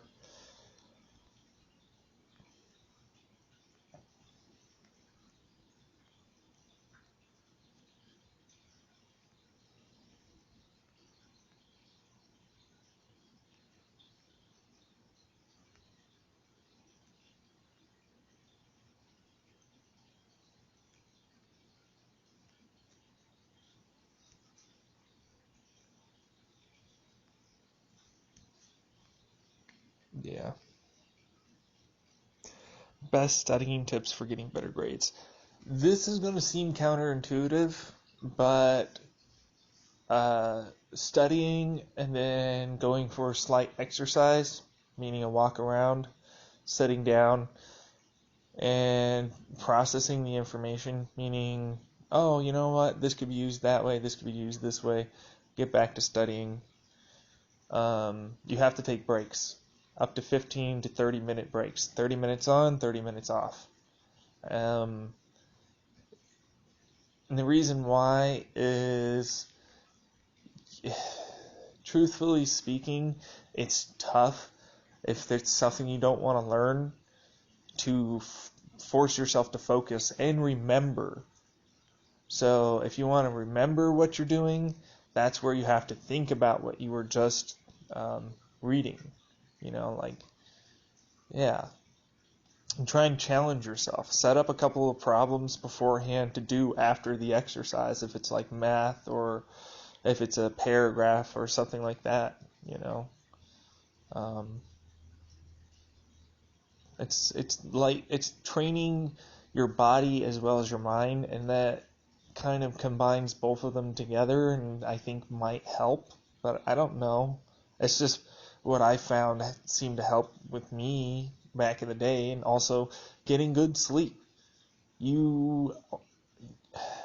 I always did better on those reading comprehension tests that they give you in elementary school for completing a book, and then you have to take the test about what the book was about.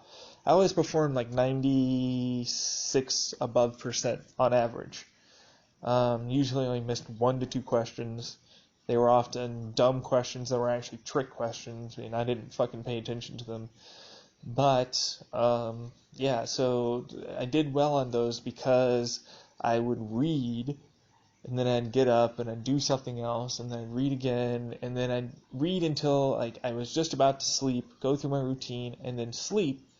And then if I'd finished the book before I slept, I did pretty damn well. Reading right before you sleep actually helps you retain a lot of the information pretty often. So that's another one too.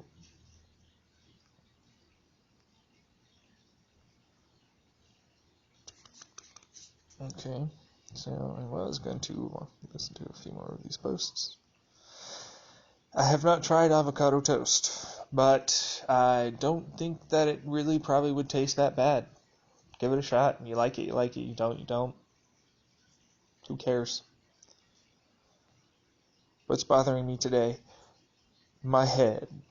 My terrible headache. I would definitely classify this as one of my atypical migraine days, where I just have like a different mood in general, like a different personality, and just in general, like I don't feel very good. I have a body, the thing is that like my migraines, they also affect me body wise. So like my stomach is a little more, in pain. I get some pains in certain areas, or like I get some muscle spasming sometimes, and I get like some tense muscles, and I also have like a worse headache in general, and yeah, it's never great.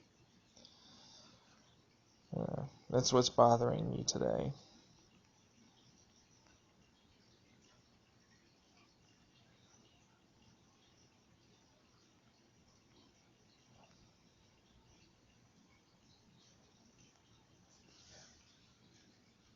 That's the biggest problem in society. A lack of understanding of each other and their perspective of their life. We focus so intently on what's going on with us and how it affects us and how we perceive things that we don't ever stop and think about how this person might be going through their life and what might be going on with them and how they might be thinking, feeling, and reacting as a result. And as a result, often people immediately jump to assumptions and conclusions of what this person must be and what they feel and what they think, and clearly they know everything about them. And they just turn them into this terrible person. That's just not the case most of the time. Do I trust the U.S. government? No. As a collective, no. As certain individuals, you might be able to trust. But the collective government, no.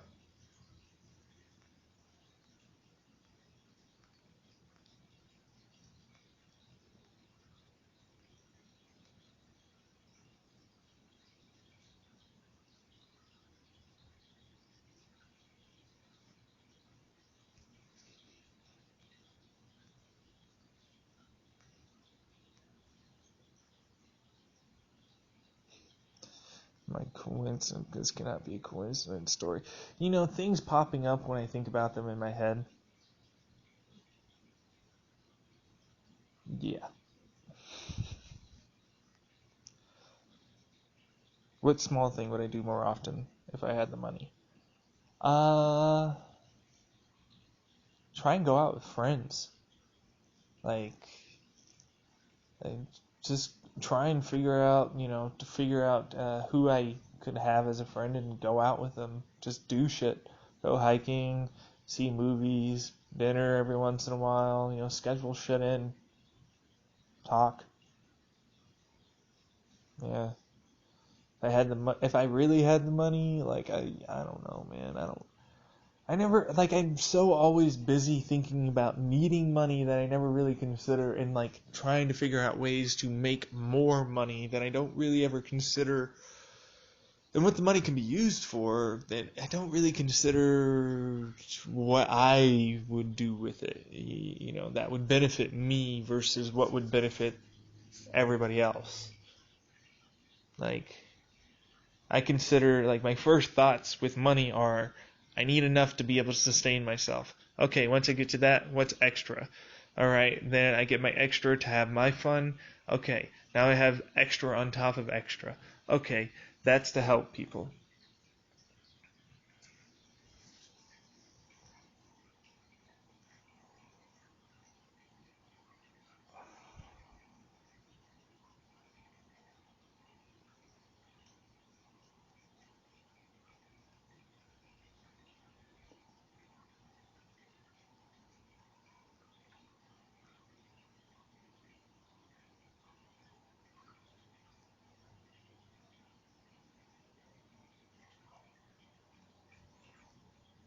What's the most recent? Geez, what is the most? When are we counting, like, Netflix? What was the last film I saw on Netflix?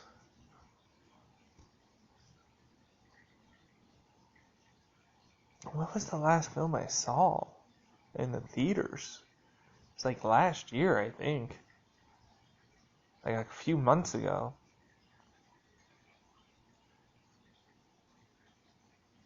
I don't remember. Yeah, that always makes sense.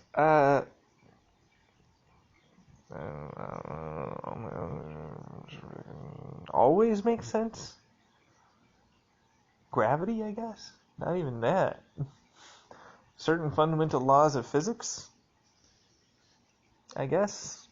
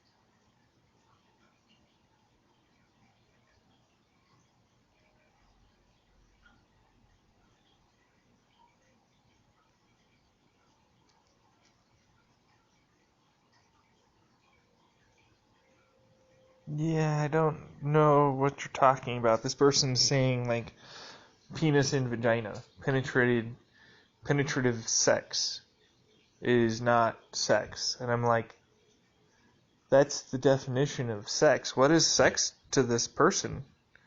I would like to know.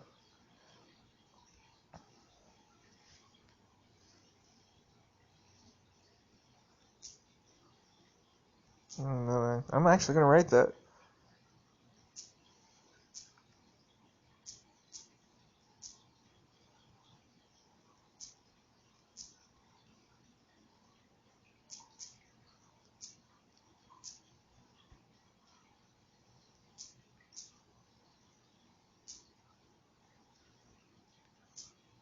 Somebody said that? Yeah.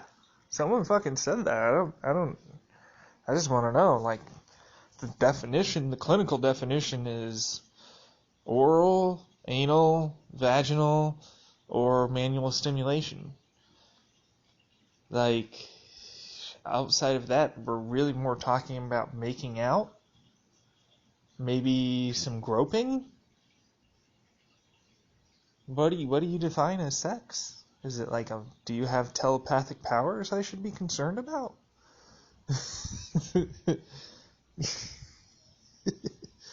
just wondering, like, do you have other parts than I do? Is that something? Like, you have a vagina, but also something else that you want to have sex with? Is that something? Like, because that's also a possibility. There are women that are born with penises, and there are men that are born with vaginas. Yes, hermaphrodites, whatever the fuck. They're real. And oftentimes, they're also severely, and I do mean this very significantly, severely underrepresented in the LGBTQ plus space, because oftentimes they have usually if there is a vagina, they will have their penis cut off immediately with birth, which is not cool. You should allow the person to define who they are. There was actually a rather nice, I think it was on Reddit or maybe 4chan, where there was this person that basically told her story and how they had multiple partners, and they defined themselves more as a woman, but they still enjoyed having a orgasm through her penis. So that was still a thing. Nothing apparently came out, is what she said, but it did sometimes hurt. So that's something, But yeah, that's a thing. So maybe they're like that. What do you define as sex? I don't know what's going on anymore. I don't know what's happening anymore. I don't know. Yep.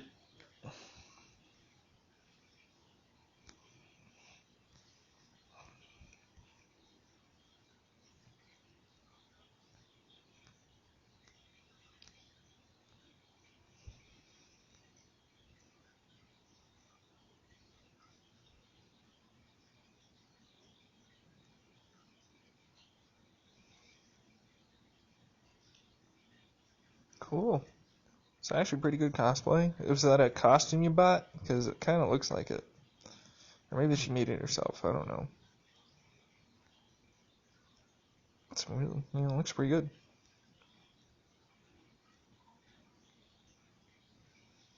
Small event had the biggest effect on my life.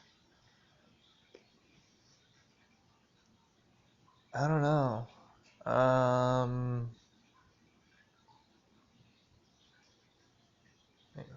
I don't know.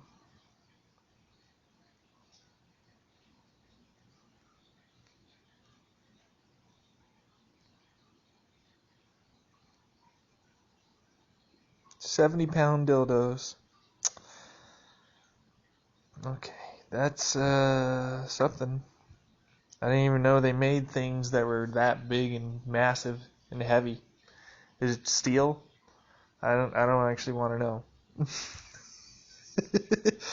I don't actually want to know. You know what? It's cool.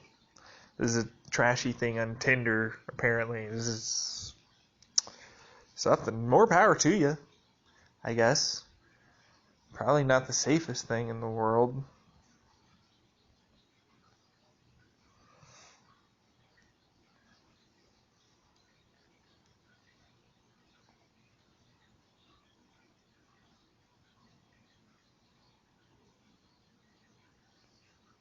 I don't know. They just sort of go away over time. Those pimple scars. Yeah. I don't know what the longest period of time I've been in the restroom for is. I think the longest period of time spread out over a day is when I had some diarrhea. So when I was a teenager, I guess totaled maybe an hour and a half, all told, perhaps. I don't know. I don't know. I don't really measure that stuff.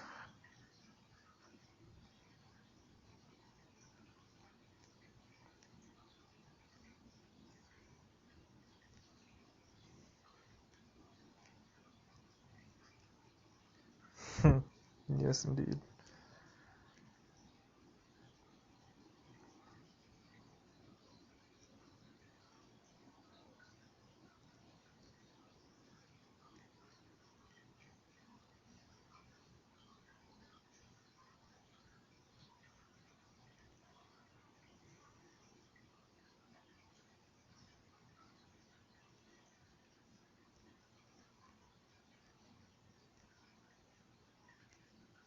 Yeah, I feel like I have to keep talking because, of course, I'm recording.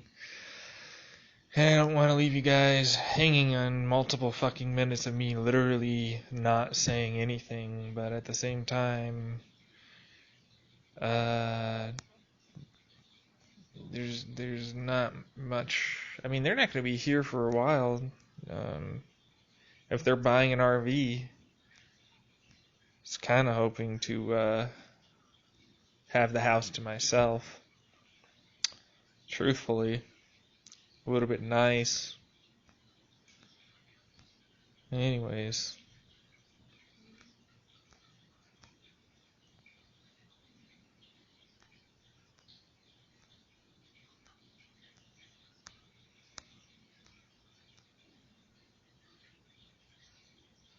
No. It asks, do bullets really move as fast as they do when they're shot in water? Truthfully, no. Maybe certain like 9mm rounds, or more specifically rounds that are designed to go in the water, but most 223 high velocity rounds will strike the water and shatter upon impact within within a foot actually. Like a foot and something extra maybe. So yeah, and the reason for that is very simple. Water is incompressible, and the faster you go, the more you try and compress it, the more it resists, and it ultimately goes past the material's strength factor. So the material gets bent and it shatters. So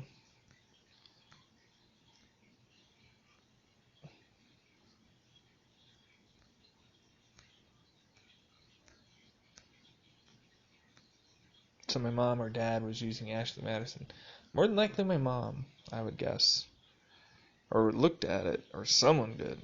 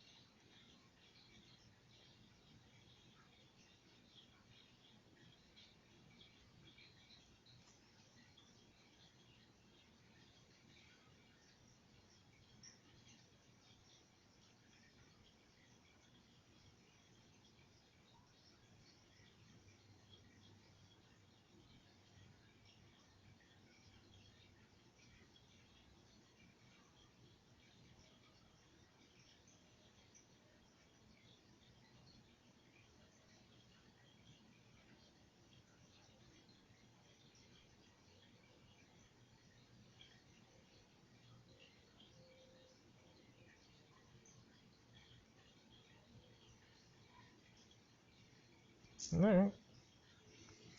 More power to you. Hope you find what you're looking for.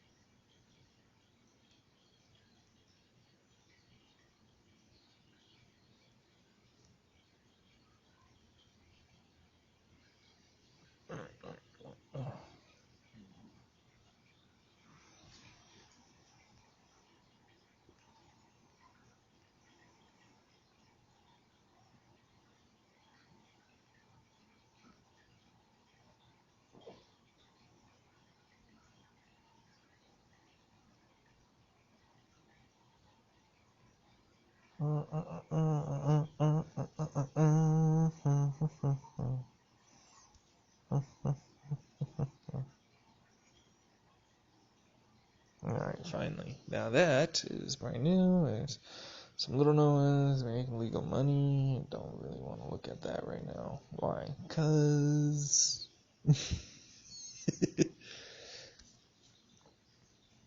What's the reason? I'm just not ready to be thinking about that. Money stresses me out. It does. Money presents a unique challenge, and it can stress you out tremendously. It can also give you a lot of joy, but it's fake joy. It's not real fulfilling joy. It's just, it's like love versus lust. You can lust after someone. It doesn't mean you love them. You know what I mean? Money is sort of like that. It's short, fleeting, non-fulfillment joy.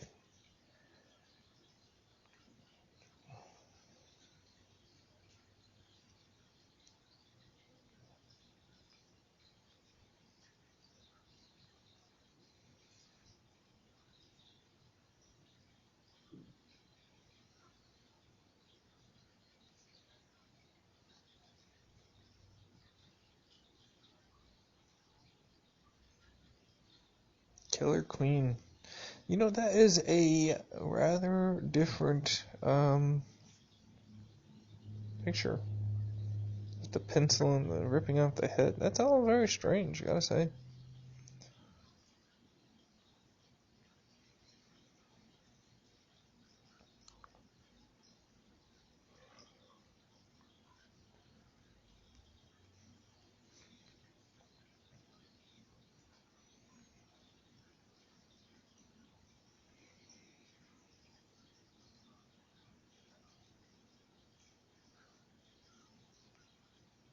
It's an invitation.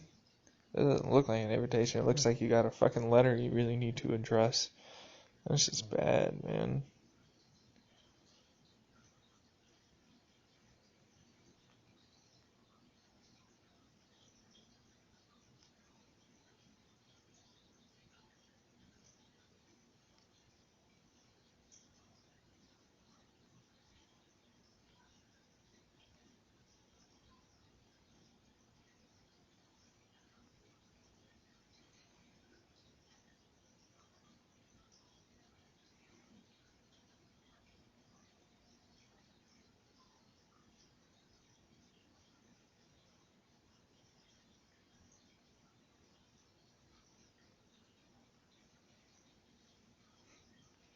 Yeah, I need a fucking vacation, truthfully. Like, 2017 and 2018 have wiped me, and I just need a re-fucking set. I need, just 3 months to my damn self. To laugh, enjoy, take some drugs, fuck around, actually fuck, have meaningful conversations, and just reset. But hey, I can't do that because I don't have that kind of money. It's never going to happen.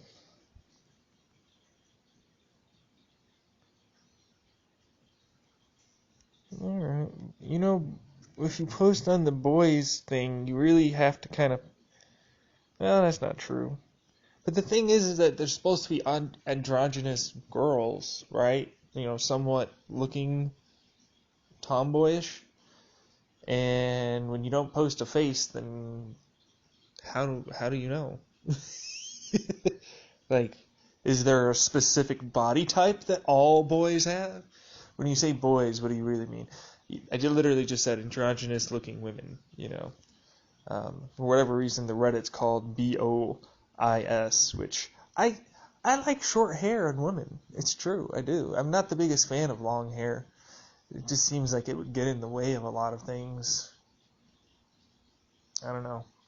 It's not as efficient. You don't get to play around with it as much. I don't know. You know, it's a personal preference to individuals, really.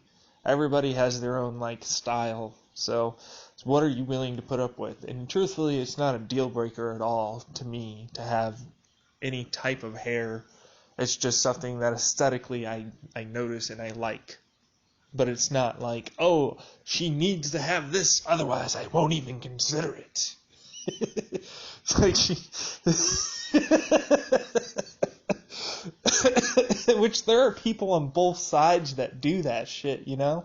Which, I mean, don't get me wrong, there are some deal breakers for sure for some people, and that might be okay or whatever. I don't know. It's not me, you know? But I'm more open to, like, the person that makes me feel that feeling inside, you know? That interest, again, those butterflies, the fear and excitement combined together with that a little bit of lust and, you know, need, and just want to, you know, that animalistic desire, you know.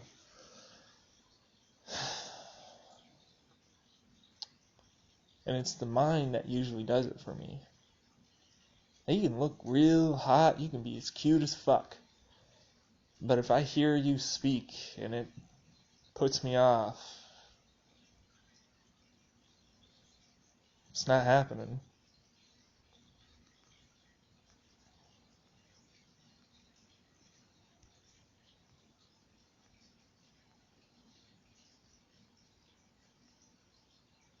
If that makes sense. I mean, and that's the thing, like, your initial... I never judge a person on their first impressions. Because, or I shouldn't say never, there are definitely some, like, my first impression of you is you holding a gun to my face. Yeah, I don't like you as a person. I'm sure, you know, there's reasons for this, but I definitely don't like you as a person. You know what I mean? Like, there are some reasons, but yeah, for the most part, I try not to judge on first impressions. People are awkward. People don't get to know. They might not say the right things. You know, there's just things that go into a first impression that don't always go right. You know, and so yeah, I try to, you know, keep an open mind. But and there have been people that have won me over after their first impression. You know, and so it really just goes to show, like, just talk. You know.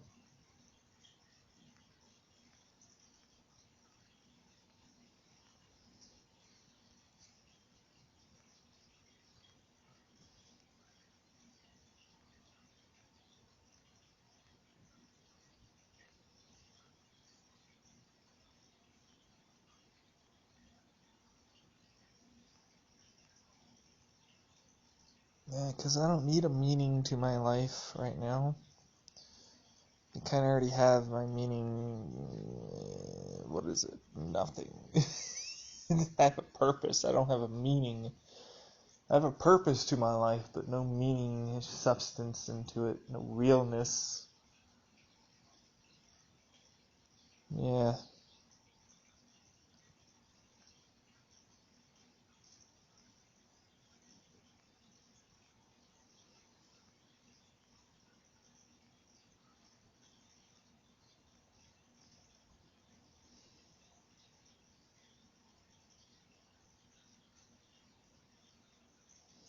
Let's see how that goes. James Gunn is going to direct Suicide Squad 2. We'll see how that goes. Mm-hmm.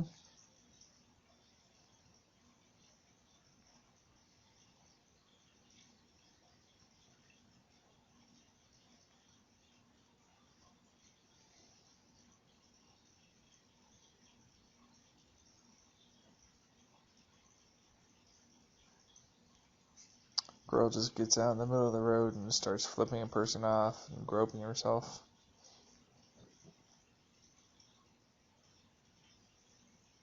Yeah, that's not safe at all. I understand that you want to look cool for that picture, but hopefully you had some clothes just off camera to really get into immediately, because that could really hurt you. So there's that.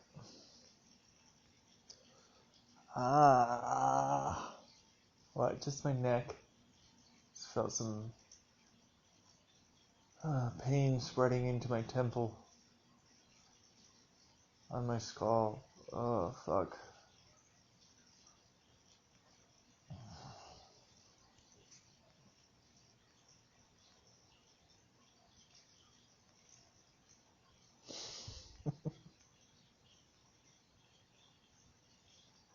I don't know what memory from the past I'd like to revisit. You know what I'd like to revisit? What the fuck happened that one night when I woke up and it felt like someone had done something to me? That's the memory I'd like to revisit. Because I had some weird fucking dreams of someone doing something to me. And I woke up and there were some signs. Yeah. Yeah. Right. So that way, at the very least, I can look at it objectively and be like, it's not that bad. I have accepted this. Now I can move on. You know, that's what I'd like to be able to do. I hope when I do make DMT, I have a good experience. I'm probably going to do the smokable kind and put it into my concentrate pen. Probably dab it, basically. I'll try and not try. I will be measuring the dosage that I use. And the only reason why the smokable kind is because, truthfully, I don't know I have to look at it because I don't know what the difference is. I understand the effects are almost immediate if you were to smoke DMT immediately, but I don't know if that's what I want, you know what I mean? Just to have this substance go into you and be like, and you were transported to another realm, you know? And that's you for like the X number of hours. I might want to be able to feel it slowly come on, so that way I can prepare myself and feel what I feel as I go into it, like I did with the 4-ACO DMT. It came on over time. I did my whole routine and it worked out just fine. I had a great experience during the occasion it was going on. It's just once the buzzing in my head finally stopped, that reduced the amount of dopamine being produced, and so it took a few days for me to kind of normalize again, you know? And so I was sad I didn't get to that place inside of my head that I really wanted to go to. But I kind of also knew that I probably wasn't going to get to that point my first time, and with that dosage and also with everything else going on, it was one of those things that there would probably be multiple differing reasons for it, so to speak, and so, I thought about it some more, and the experience was good. I had a good time. It's just, it didn't facilitate the what I wanted. And DMT, I think, what 4-ACO DMT did for me, and I said it in my thing, was, in my journal, was it lifted the fog off of the lake that was in front of me that I could just barely see. And so now I see this very clear and still lake. Or not clear, but, this blue lake that I just want to go into and see underneath and see what's there. And what's actually there, in my mind. So it lifted off the veil to my consciousness, but it didn't allow me to go into my subconscious and allow me to really see the stuff that's bothering me. And so I'm hoping with the microdosing, and then subsequently as well with cannabis, to help bring about even greater, psychoactive effects, to meditate and try and delve into that mind space once more, perhaps maybe not even needing the DMT to do that. But we will see. We will see.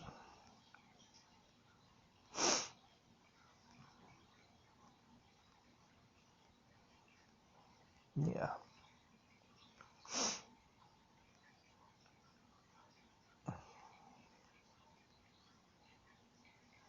That's really cool. It's a very tiny octopus.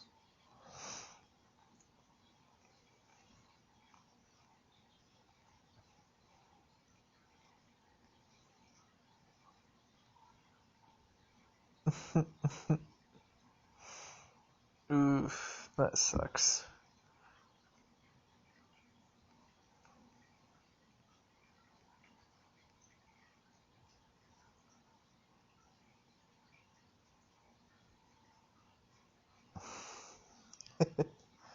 Guess he's hosting Meme Review.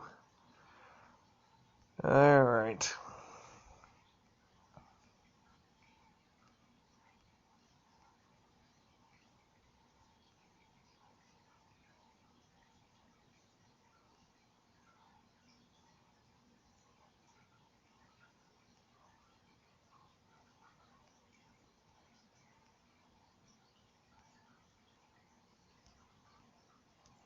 Alright, we're going to refresh one more time, and then I'll just go into the office. Because I don't really want to hang out here. Why? Do you really just want to see me sitting around doing nothing and not really talking? Apparently you do. So this one in my head does. I don't know about you guys. Like, what's so special about me? Okay, that's a little much, don't you think? Anyways. What are they saying? What's so special about me? Everything. It's a little much. No, it's not. Like, can't say anything about that because a person has their own individual views. You don't see it as a compliment. I see that as a severe responsibility. I know that sounds strange, but if somebody likes you to that degree, like, you're responsible to a certain amount to how they end up feeling, like what you do and how you act. That's scary, man. It's like having a child almost. I'm not really ready for a responsibility like that. At least I don't feel like that. I never felt like I was responsible enough to ever be a leader to begin with, but apparently here we are in this sort of situation.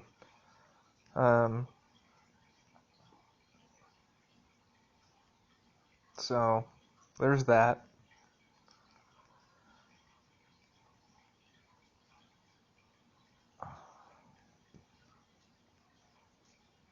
You're not a leader? Thank goodness.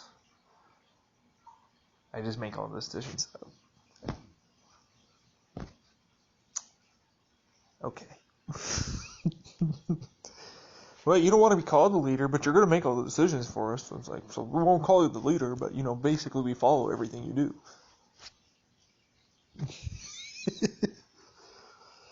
It's like, not everything, some of us, and blah, blah, blah. And I'm like, okay. This one in the head. Not you guys. This one in the head. Yeah. Which, it's up to them what they want to do with their lives. I don't get to make the rules about other people, and what they like and what they don't like and how things are. Because, quite frankly, that's the opposite of who I stand for and what my values are. You know what I mean? Like, I want you to be creative and free and think for yourself. So if that means you treat me as if I'm your god, then so be it. But still, you need to live your own life and enjoy things and come up with your own ideas about what the world is and challenge yourself and grow and not listen to everything I say. Because I'm going to be wrong, you know?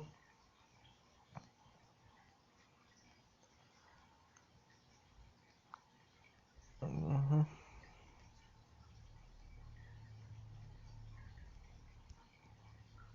It's way too painful to try and follow what you believe and have it fail year after year after year after year.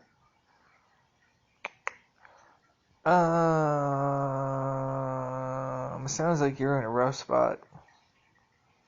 Just because it's easier and less painful doesn't necessarily mean you won't end up enjoying yourself and feeling more true to yourself. Don't get me wrong, there's times that you need to conform and allow yourself to either get the money or the recognition, whatever it is, to allow yourself to do what you need to do. But I don't think that it's don't be yourself, just conform. That's a terrible message. You know? What if I told everybody, you need to listen to everything I say? Why? Because I said so. How many parents have said something like that? And did you like it? No. Because there was no reason for it. They just told you how to act. They just wanted you to act a certain way. There was no reasons for it. There was nothing behind it. It was just them being afraid and trying to control you. That's really what it comes down to. It's them being afraid of your actions and what the consequences might be. You don't see it the same way. They want to try and protect you, and they don't do it the right way.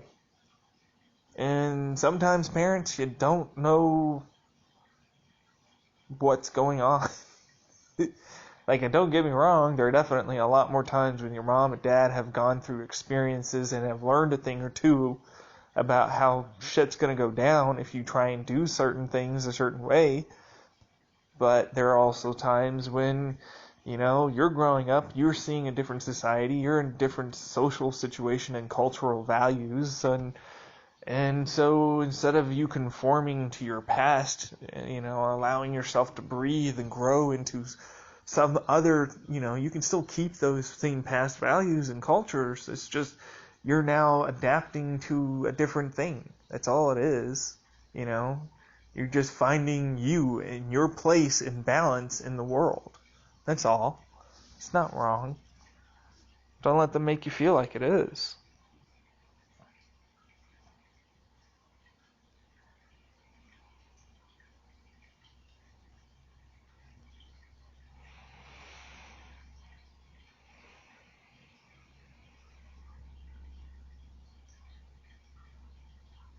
It's vaguely Kesha-like.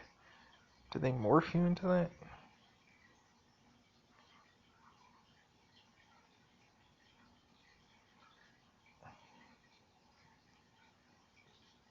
Probably like 3 to 6 from the partners, maybe. I don't know.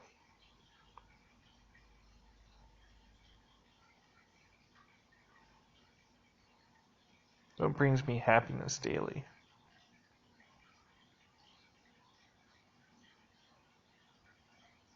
Nothing. Nothing makes you happy daily.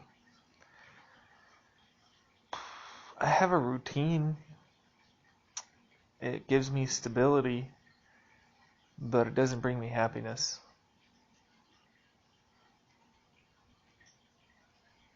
What about you guys?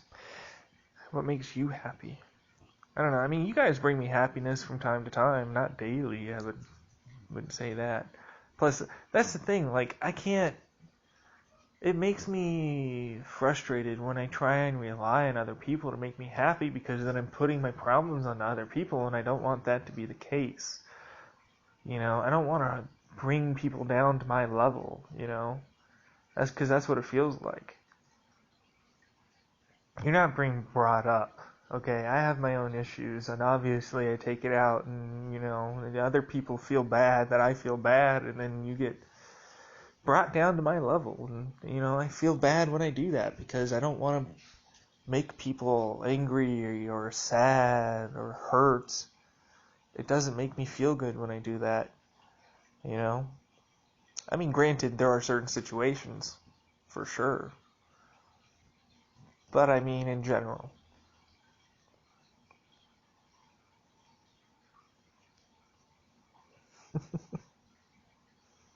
Think about the sunshine, sunshine coming. One more day you don't even know. One more day is gone by.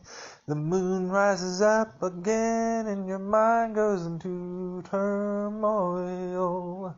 As you've been thinking about all your past mistakes throughout the day, and you just wonder why, what the fuck is going on, why am I this way, why can't I just be happy for a little while? But it comes back and haunts you a little more, then you can't seem to grow anymore. Something, something, something. Something. Fuck it all, I'll do what I want, I'll be who I be, I'm gonna fucking take on this world and you're all gonna bow down to me.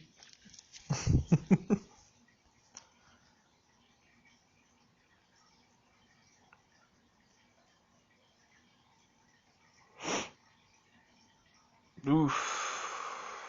How did you...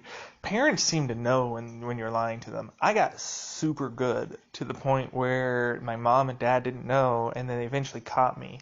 And that really got rid of trust. Because it's just steamrolling of lies is not great. And it wasn't really anything in particular that I was lying about outside of like I was doing my homework or something like that, I think. And like from that point forward, I just never had any point of trust with my parents.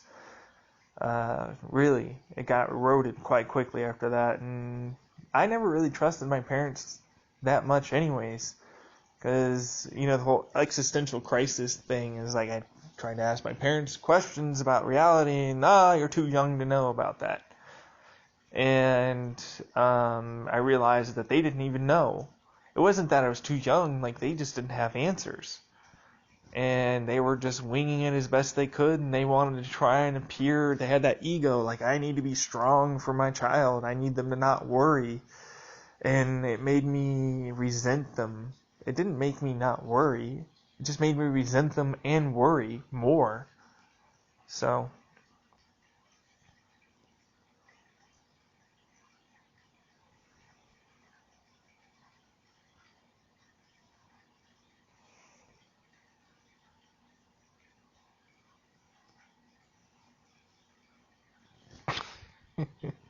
that's kind of funny.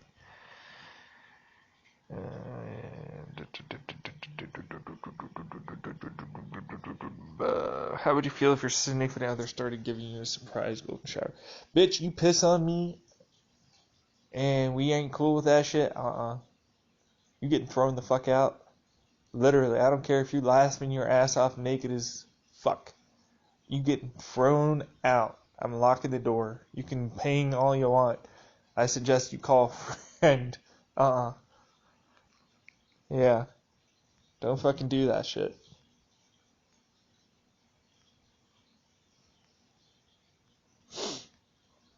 Because I feel like I'm also just trying to somehow figure things out, you know, for everybody. And I don't even know what I'm figuring out for myself half the time.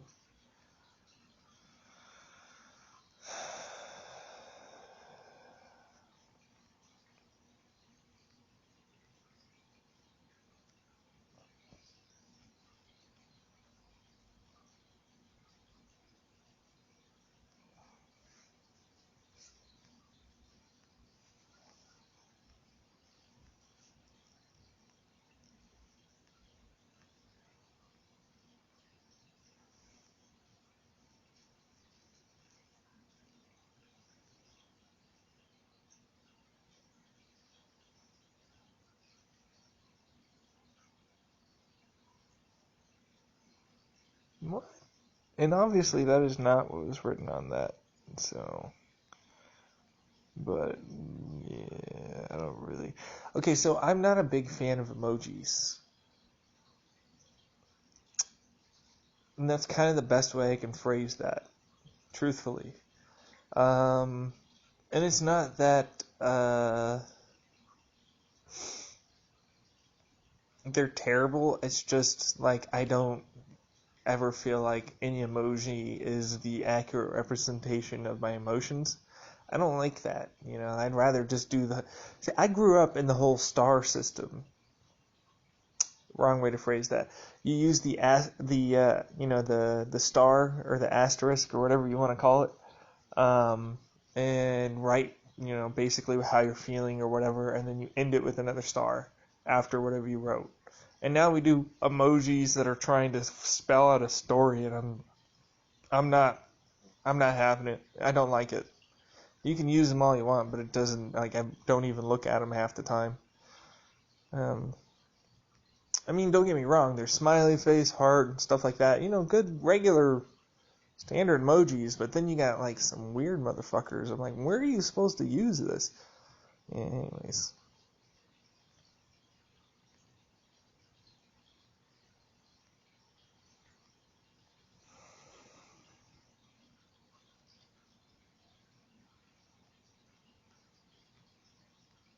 Do I think James Gunn will do a good job?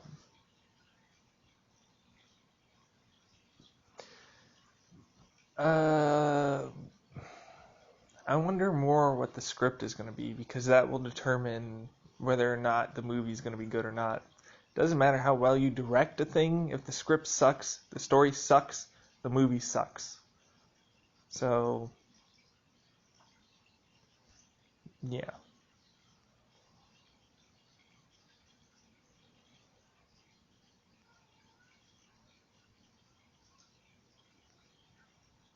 Okay, let's watch this.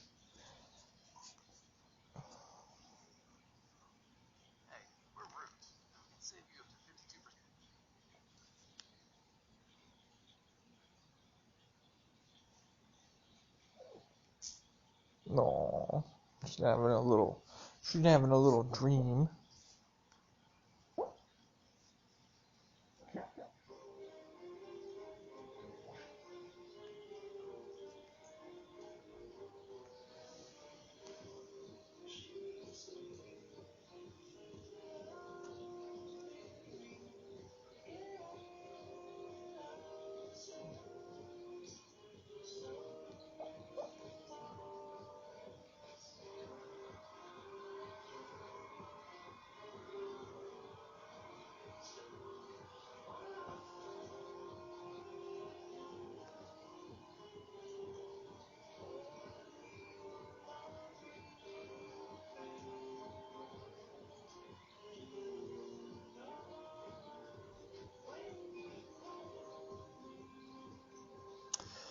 The boy bands.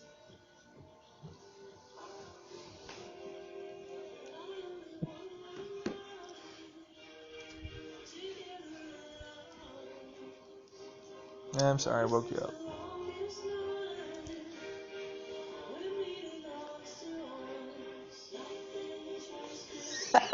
Face.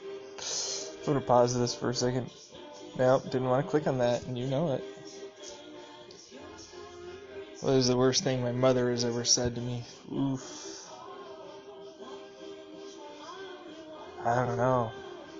I usually block out the painful ones, so that way I can still have a good image of her in my head.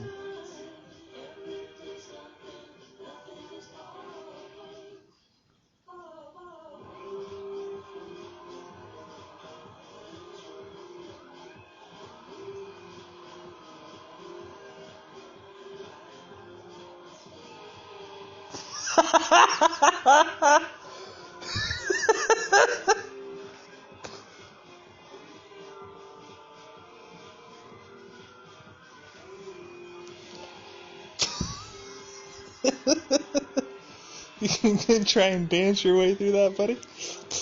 That's good stuff. Come on, let me pause the voice recording or something. Oh my gosh, this is hilarious.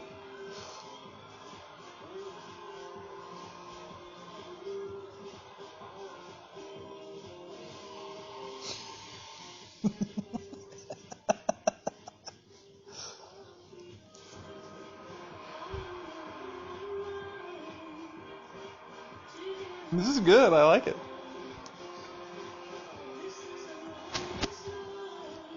I mean, I can't hear the lyrics at all, but I like it.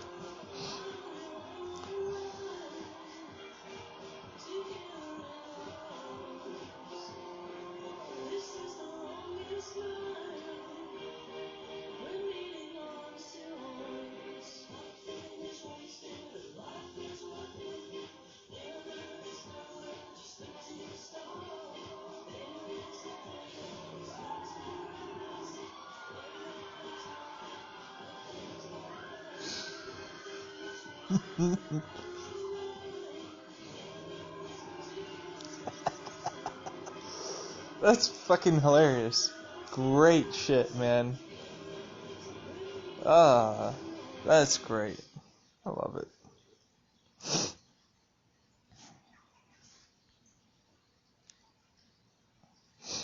Yeah, I like that. That's good.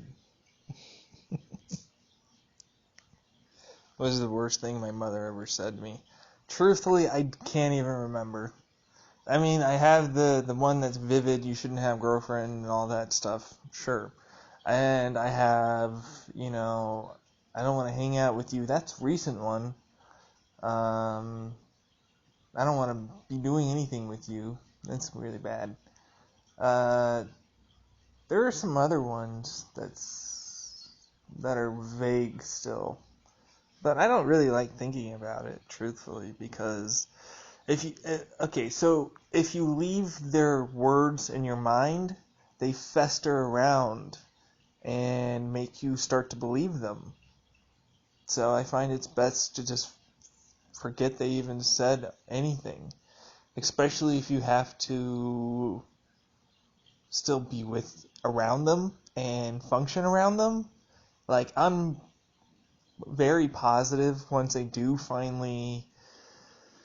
am finally able to become independent and live on my own, and enough time has gone by that I no longer feel this constant clench whenever I'm around her and stuff, my mind will start to reopen a lot of those old triggers and words and stuff like that are there that I've been repressing. And it scares me. It's one of the things that makes me not want to live on my own, because I'm afraid of having that come up and not being able to handle it. And it's sending me into a spiral that I can't get away from, and then I have to come back here and be forced, while undergoing those PTSD and old, traumas, to be forced to live with my parents again. And I don't think I'd be able to take it. I'd probably kill myself, truthfully. And that's just me. That's just reality. Like, if my mom heard that, she probably would be like, I'm not that bad, or, it wasn't that bad, or some other thing that tries to downplay it, or, did you really think I was, and then she'd be guilty. She'd try and guilt trip you. Did you really think I was that bad? I didn't think I was that bad. I don't remember saying things like that. Well, that's just your fucking... Really, that makes me angry, because it's delegitimizing your own feelings. You're not allowing it to be validated. And I've validated my own damn feelings, okay? I know what I fucking feel, and I know that she might think something else, but it doesn't change that I feel this way. She can get fucking fucked, as far as I'm concerned. She's in her own world, having her own fun, dragging my dad into debt they'll be paying for a long time, even if they do manage to sell this fucking house. Which I hope they get undercut beyond belief because of some weird bullshit bug or thing with the house that basically makes it so they never make... Wow, that's extremely dark, man. And that would hurt your dad. Do you want to hurt your dad? No. No, I don't. So anyways, it's really that bad to you? abusers that get away with it and have their fun, that's the grudge I'm honestly holding on to. That's one of the bigger ones, is that she hurt me so damn bad and she gets to just be fine. And the thing is I did the same thing to you guys, and so I'm trying to learn to let go, but it's tough. It's tough when it's your mom, and your mom was supposed to be the one that you could trust, the one that was supposed to be there for you, or your dad was supposed to be somebody that you could turn to and ask questions. I never had any support growing up. It was on me to do things. And I got told off for feeling bad and depressed. You don't feel bad. You don't feel depressed. It's not that bad. You're acting out again. You're doing this again. And like the anger inside of me wells up, and I just want to get them all in a room and tie them up and beat them down. Literally, emotionally, and physically, like they did to me. Have them have that trauma that I experienced, that they say I put them through. And they're fucking all just fine. They're all just getting around just fine. They have some anxiety issues, but they're not fucked up like I am. So yeah, I have a lot of jealousy and resentment towards most of my family, because they all get to act like nothing's wrong. I get to be the problem child still. And anytime I try and make myself do something that's better and try and get help in any way I can, I don't get help.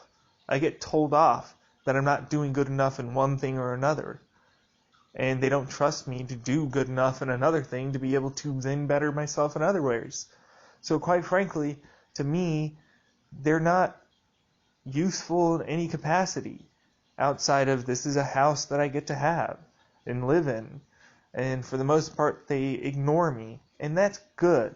I like the fact that they ignore me, because if I was involved with them, it would make me get sent back into a spiral once more, because I couldn't handle the stress and anxiety that they do give me. And they don't care. They just think it's, oh, well, he's just acting out, or oh, he's just using his excuse. Oh, it's not as bad, and it shouldn't affect me, and blah, blah, blah. And that's not a family. That's a hostage situation. So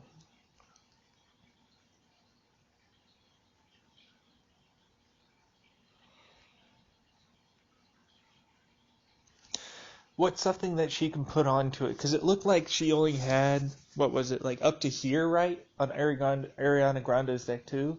So if she were to just add something extra on the other end to change it into something else, that would probably be better than to leave it as it is, or just fucking get rid of it. No. I didn't fucking click that. Give me the top. Give me the damn, there you go. Hot chip, I feel better. Tom Hanks tweeted the first time in a while. Let's check out Tom Hanks here for a second.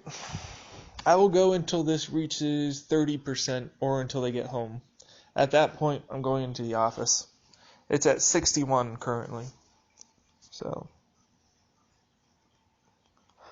there's a Toy Story 4? Oh my gosh, I'm gonna fucking watch the shit out of that. There's no way I'm not seeing that. Oh yeah. What? Because every one of those stories, like the last Toy Story 3, legitimately made me cry at the end. Or like, and I was like dead, being like, oh my god, they're going to be in the fire pit. They're going to be in the fire pit. Of course, at the time, I was just sunk into it. And it's rare, very rare for me to not be distanced from the story and actually get involved into it, get immersed into it. Because little things take me out, and then I'm just like, oh, they're going to do this. They'll do that. Oh, this is clearly going to happen. Nah. Oh, that's a nice shot. I wonder how they framed that. Stuff like that. And you lose enjoyment of the story. So you lose the something that makes it really great. Yeah.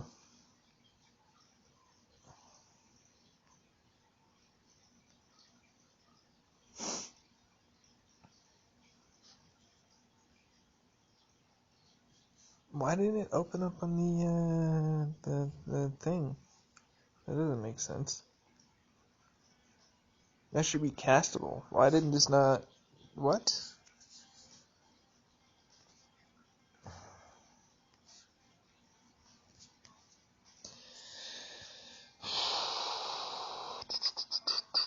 Fine, I'll just fucking click the stupid thing and I will. Do you want to listen to that? Nah, probably not, I guess.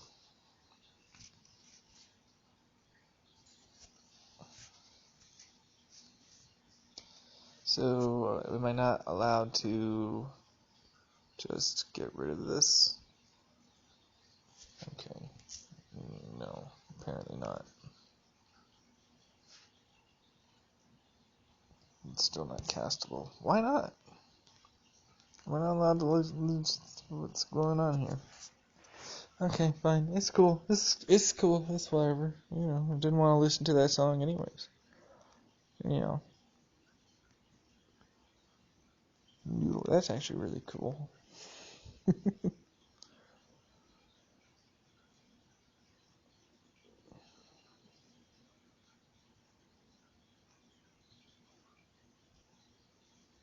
Wow, that's ridiculous. 10% of all. I think I heard that statistic somewhere before, but you know, it's still surprising when you think about how much cash the guy had. You know what I mean?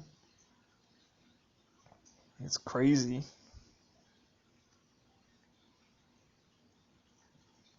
Oh, Pablo Escobar. Yeah. Dude was rich as fuck, man. And also, like, I don't know why he didn't just let it go after a certain point. Because he went to jail, which really wasn't jail, if we're honest. But he went to jail, and, like, he just started going off on when I think about it, it's like, why didn't you just let it go? You could have continued. There was no need for the violence. I don't understand any of what you're doing right now. It doesn't make any sense. But, you know, cocaine does that to a person. So, yeah. If you're if you're the head of a drug cartel, you shouldn't be taking any of the drugs. Like, I imagine you just have to be frosty as fuck. And it probably pays not to be terribly paranoid, but also be very paranoid. Like, I would never want to be. No, that seems like one of the most dangerous things that you could ever be. Being in those games, man. That's terrifying to me. You guys go through some serious shit. And honestly, I have to also admit, you're selling stuff that really kills people. And when I think of pharmaceutical industries that are raising prices and causing people to die, or, you know, giving out all these opioids and killing off all these people and so on, you're kind of furthering the cause. I almost kind of wish you all just decided to go, you know what? We're doing only cannabis and psychedelics, and, you know, we're just going to fucking make, like, insulin. You know, we're going to sell that shit on the street. It's going to be real shit. It's going to be good because people will live through it. And guess what? You'll make a lot of money. You know what? People need radiation treatment too. God damn. Hey, we can afford that now all of a sudden. You know, like, there's a black market right there. But people have to go, rich people that have the money to afford to travel overseas to basically get free medical care. Like, that's what they do. That's not tourism. That's just, it's bad to me. You know what I mean? It's not the nicest way of being able to facilitate. Yeah. It's just terrible what they're able to get away with. What the hell is in that? Because this is definitely different than it was before. What do you mean? There was for sure something in that fluticasone. I don't know what it was, but it was something.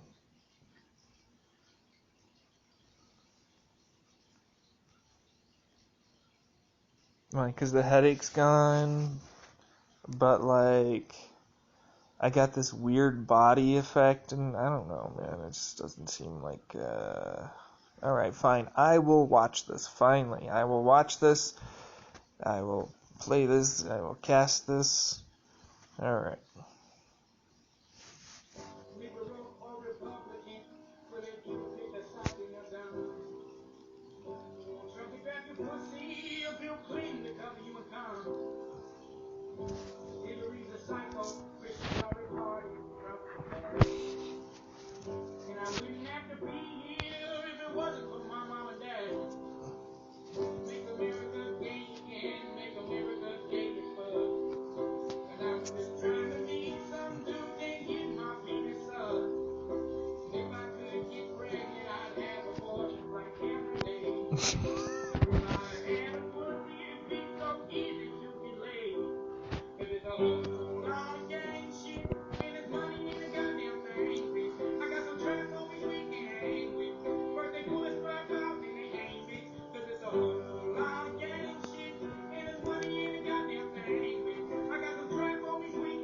This is good. I'm gonna write that.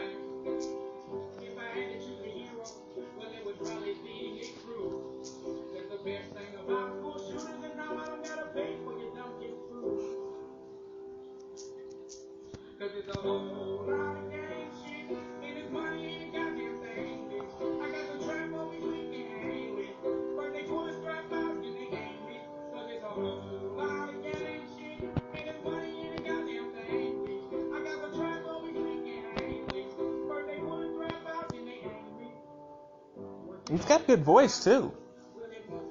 I mean, a little vocal training and off to the races.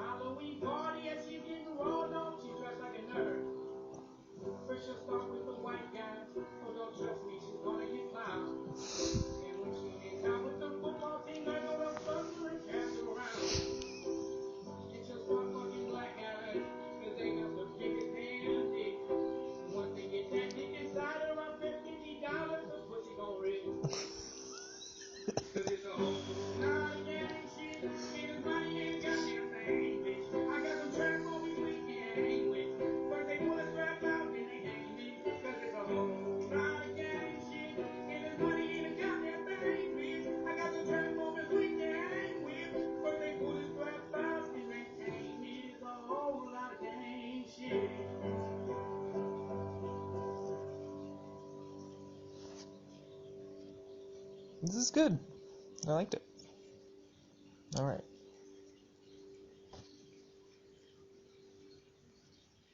Cool. Oh, you know what? Let me do this. And then we will stop and clear the thing and clear, remove from queue.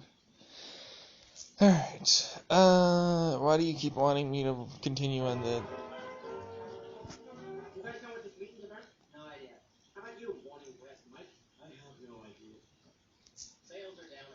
What is playing now? Nope. Why are you, why you do this? Thank you. Please don't do that.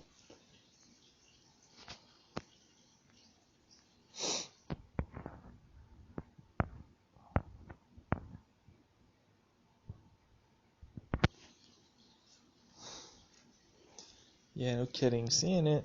Bernie Sanders, man. The amount of media that just ignores the guy, I don't even like it. And there's not much people can do about it, you know? I want to know who he pissed off. Personally, it's like, what kind of grudge do you have to hold to have a candidate that is... anyways.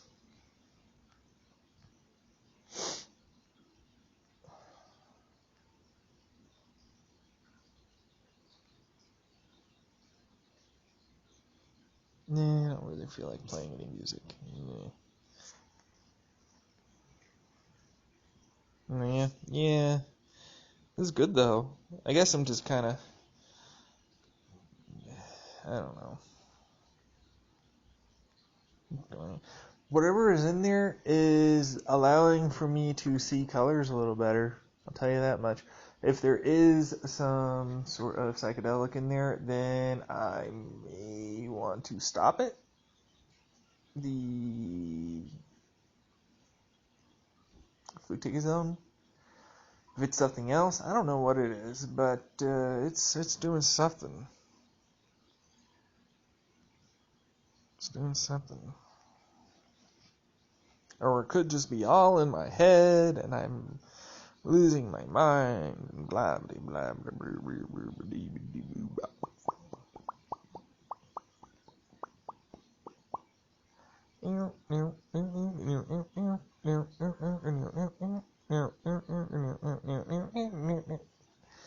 This is something. It's very well tried. It's not exactly proportional. Yeah, that's good. That's a good try though. Keep at it and be really pretty good probably.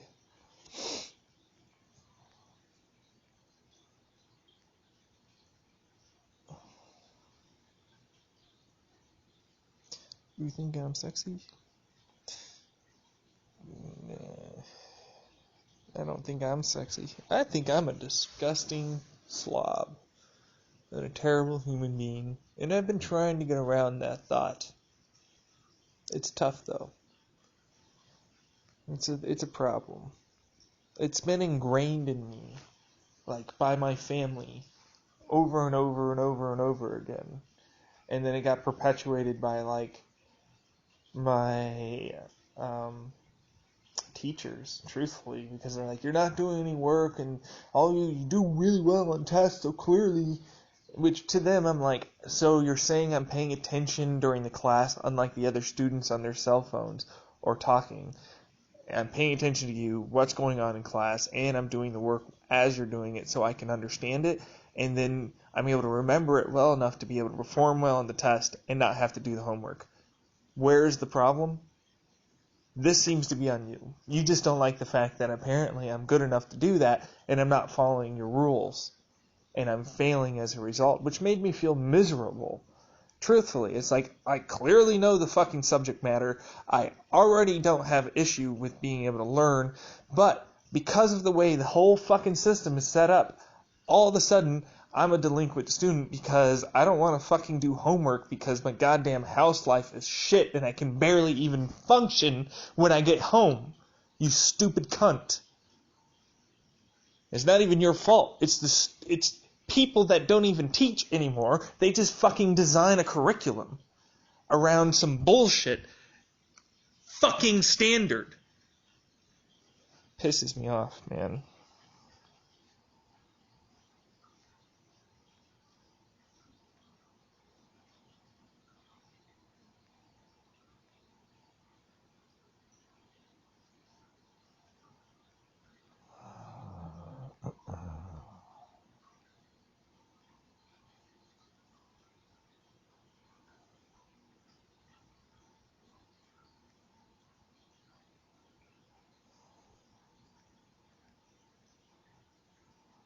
Sorry, that got me angry.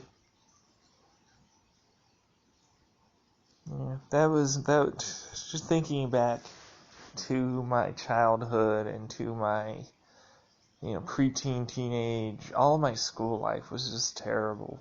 There was nothing great about my school life. People would be like, oh, you seem really nice, you must have had a good... No. No, I was a terrible student. I didn't do any of my homework. I got bullied up until the point where I was in 6th grade when I had the incident, and then I finally didn't shit myself constantly. And then, yeah, I basically didn't have any of the self-confidence or self-worth as a result of being bullied most of my goddamn fucking kid life and child life. And then on top of that, I had parents that didn't like any of the way that I was acting and constantly told me off for causing all of their problems and putting everything that is wrong with the family on me. And then on top of that fucking shit, I had more and more people trying to tell me off at school because I was big. Just because I was tall enough. I got fucking short dudes coming after me. Then my shit started getting stolen all the time. And then on top of that, I still had more teachers. Oh, yes, you're not doing enough work. You're not doing this. Let's not fucking ask you why you might be doing this wrong or anything like that. You're just doing it wrong, you fuckface. I hated school. School was, quite frankly, a terrible, terrible experience, and it was never worth any lick of worth to me. Truthfully, I would have been better off having a basic tutor for the simple things and then going and getting my GED.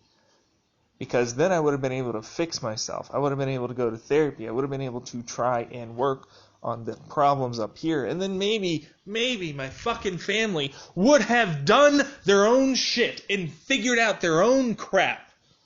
So I didn't have to take on their fucking burden and be the scapegoat for everybody. Oh, you're the one causing problems. You're not doing enough of this. You don't do these chores. Everything's wrong with you, John Tyler. You fucks.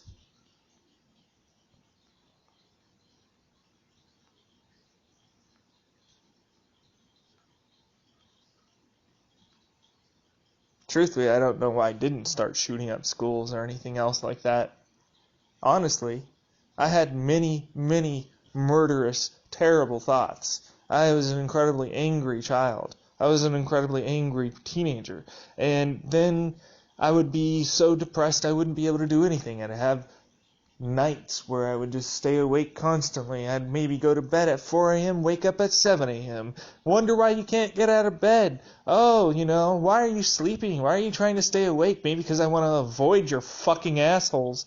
And I have to sit out here and listen to you guys talk like everything's okay, and I'm in my own personal goddamn hell.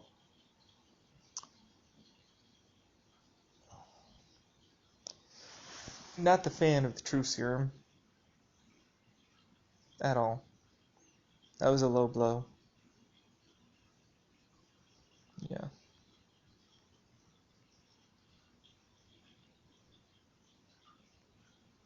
Why didn't I? I truthfully don't know. My guess is the only reason why I didn't was because my parents never let me have a gun. So I didn't have the option. So I had to wallow in my despair, instead of getting angry enough to try and take it out on others. So yeah, if you ask me, gun control is a good thing. Getting rid of the possibility of having these children grow up in this angry, terrible environment, wanting to lash out, having access, very easy access to guns, whether from their family or once they hit 18, guess what? They can buy it themselves.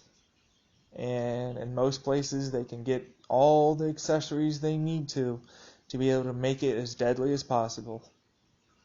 Gun ownership is terrible, in my opinion.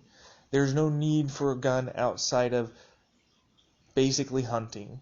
So you need a rifle, and you might need a handgun for self-defense. If you have anything beyond that, that is superfluous. That is for you to have fun.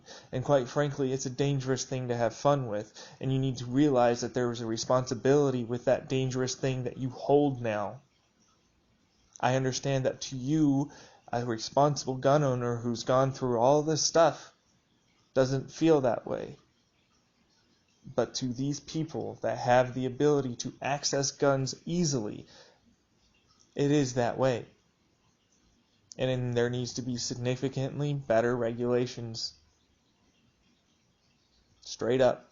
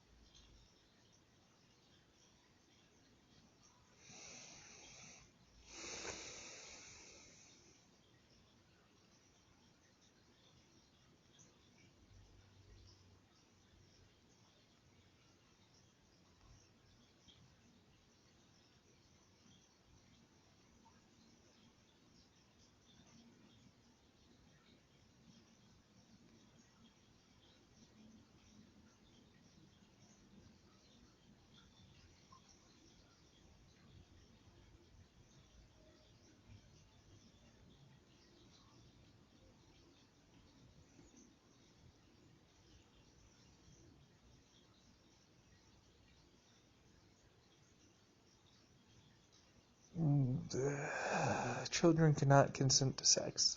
No, they cannot. You could maybe make the argument for a 16-year-old. Okay?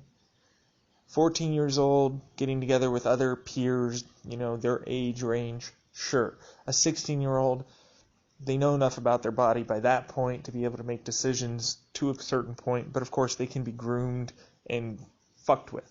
So, there's also that problem too. So this whole children can consent to fuck you. Just fuck you. Just, yeah.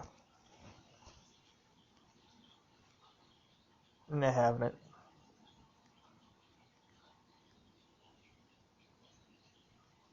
Of course.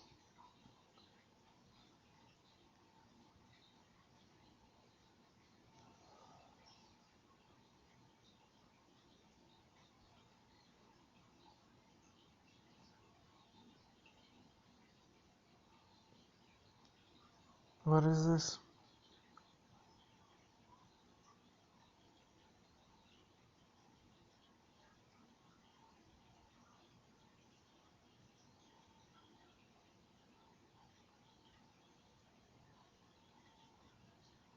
Hope you find what you're looking for, Dusty. I do. Shock you. You wanna know what the incident was? My fucking parents decided while my friend, or actually, yeah, one of them was my friend, but it was also my sister's friends, all girls that some of them I actually liked, decided to give me an enema while I was screaming in that room that they have. Pants pulled down, door practically open. They walked and saw me. And yeah, I shit out something that was the size of a fucking baby. No goddamn joke. At the age of, what was I, 12, 13, something like that, I shit out something that was larger than that fucking cup out of my ass because of how impacted I was. And they fucking saw that shit. Saw me crying. Left a lasting impact on me for a long time. Girl Raven, Black Girl Raven. I had a crush on her for the longest time. Never talked to her after that. She apparently still liked me. I could never get up the courage after that shit. Not a fucking chance in the world. You want shock? There's no fucking shock in my life. There's just constant disappointment and misery sometimes. And then other times they try and make up for it with a vacation. Oh, we're going on vacation. You're going to have fun. We're going to do these things. No. None of the vacations I went on with my family ever were nice. Like, even the one that I still reminisce and have rose-tinted glasses of when we went camping and my younger sister brought one of her friends with. Like, or maybe she didn't. I honestly don't even remember that much anymore about it because of how long ago it was. But even that, the only reason why I had fun was because I ignored all of the fucking shit my parents told me.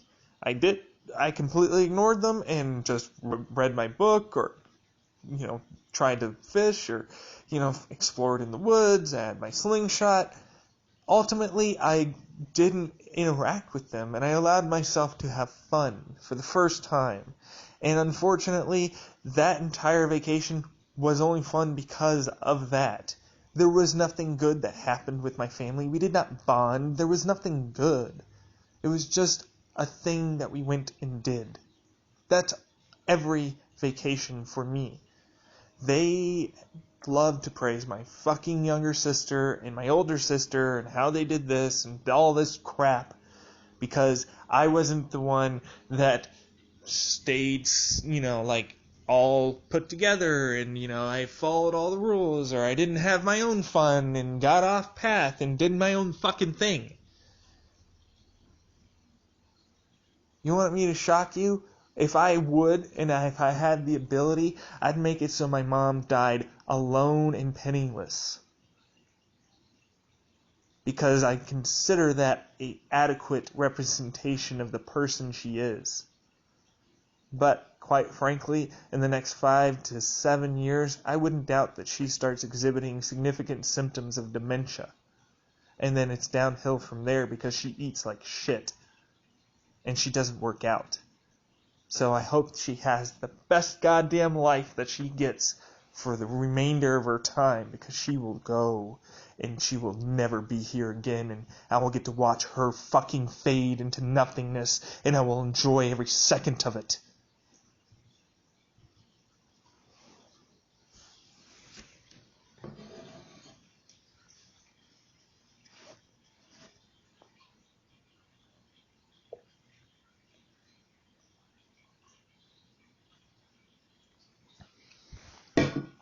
I want my dad to find a new person so that way he can be happy and actually not have to work ridiculously long hours to try and avoid my mother because he hates being with her, but he doesn't want to admit it to me or even himself. And she's got him wrapped around because she's a manipulative little fuck that deserves no respect or love as far as I am concerned. She needs to fix herself tremendously, but she is a sociopath of the highest caliber.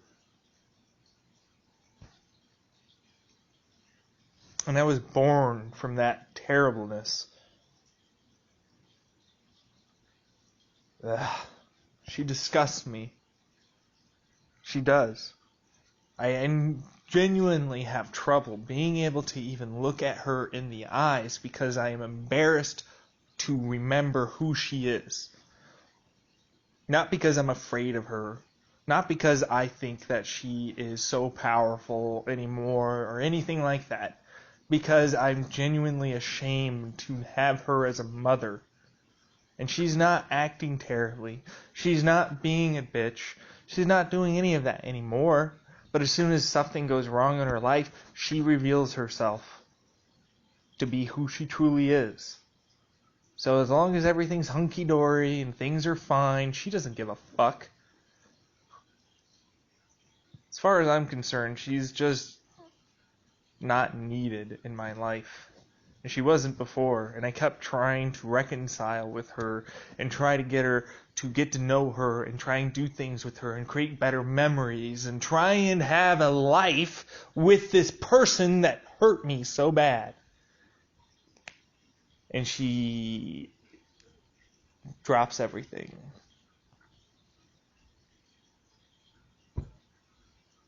She gets everything she wants.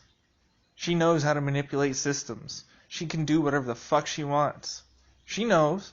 She's not helpless.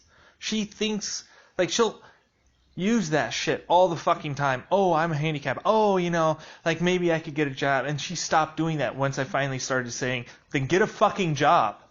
If you think you can do it. And I even, added like other qualifiers, like, do something small. You could go to Voc Rehab. You could do this. You could do that. Nah. And when I finally started suggesting that shit, she stopped talking about it for the first time, and I was happy. I call her out on her shit because she doesn't get the attention. As soon as I start getting into the foreground of the attention, oh, I'm doing well. Oh, I'm getting good. Oh, I'm, trying. Oh, I don't want you to do that. Then you don't get to be the scapegoat. Then you get to be successful, and then I don't have something to blame my troubles on and all this other shit. I don't get to have this Munchausen syndrome of, look at my poor child. He did all these terrible things to me. He said all of these things. He did That's all it fucking is. I wasn't fucking that bad at all. But she fucking created this mess. She's a terrible human being and deserves nothing but the worst to have happen to her. And I'm very thankful to the idea that she will suffer terrible mental trouble in her future. I am incredibly ecstatic when I think of that shit. So yeah, you want me to shock you? I have my own murderous intents. I have my own inability to let go. Like, it's unhealthy for me to feel that way. That anger, that resentment, all of this crap, this negative emotion that I'm holding on to that ultimately gives her power over me, for whatever reason, and it's like, I need this thing so that way I can just hate. I can hate. and I can keep it in my health. You know, it's not hurting me. It's not this fucking anger, this fire. It's not burning me. It's not. It feels good. It feels good. It's the same shit, different day. You know? Same fucking shit. And then my younger sister is turning kind of into her, which is the worst part. She is.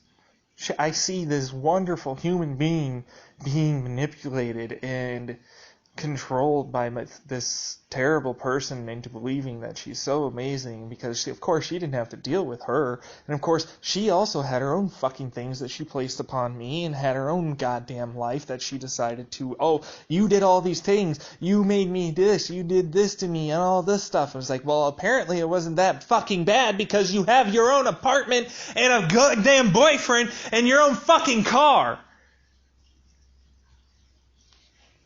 And you have a life, you stupid, unappreciative person.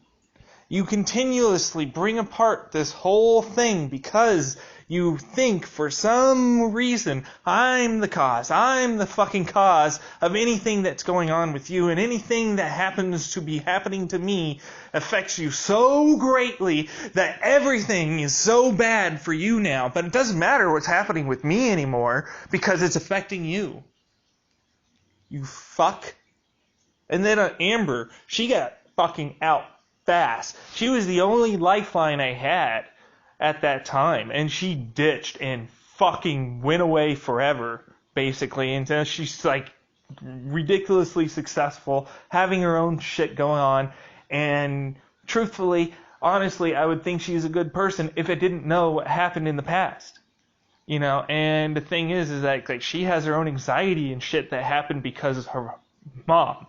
My mom had her first, and so she was her target for the beginning as a result of everything that was going on with her and her husband being beaten and abused mentally, which truthfully I would love to say that it was so bad, but I have a hard time believing her because she gets herself into those situations and she makes things happen.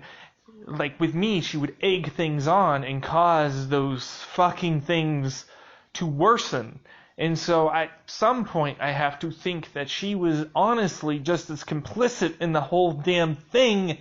And then she had my older sister, and she was only up to 4 years old, so she fucking does not remember nearly as much as she probably thinks she does. And there are probably things that are there that honestly I don't ever want to know about. I don't. And my mom will try and frame shit like, oh, I did this, and my dad did this, and, you know, I had these issues, and like it's some sort of excuse. Like she gets to act this way because I had this terrible past. Fuck you! You know? Fuck you and the high horse you rode on. You are just acting like a terrible human being all because you think it's okay because some things happened to you.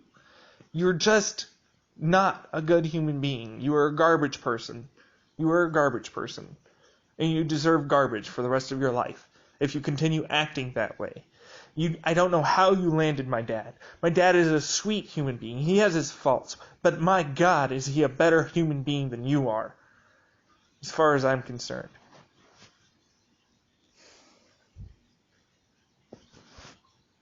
It's not even getting into all the fucking bullying incidents and everything else, and the ostracization from both my family and friends and anything else.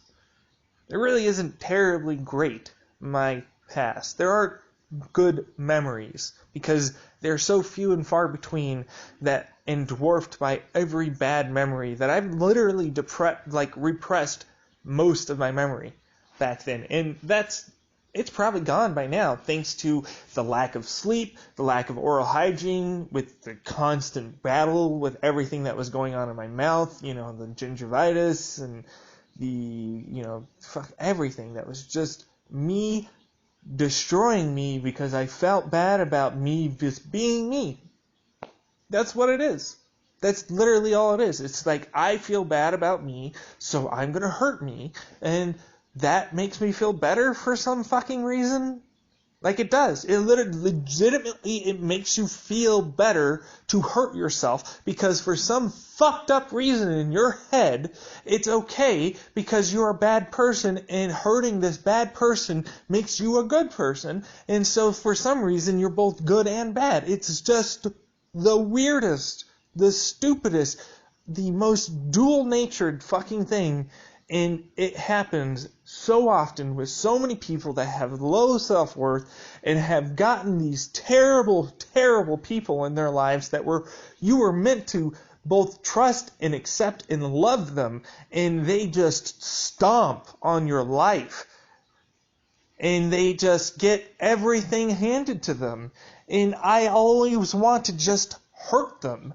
And at the same time, I realize that fucking need to hurt them is it's not anything. It's just these negative emotions, this control that they continue to have over you.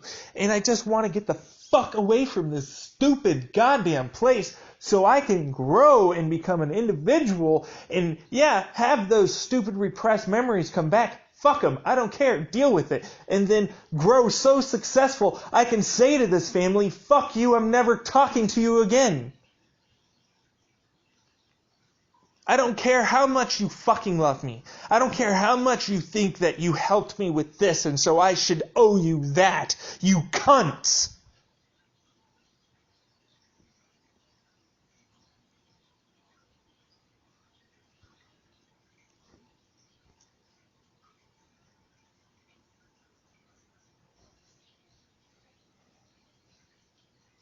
Anyways, we're going to go back to Reddit.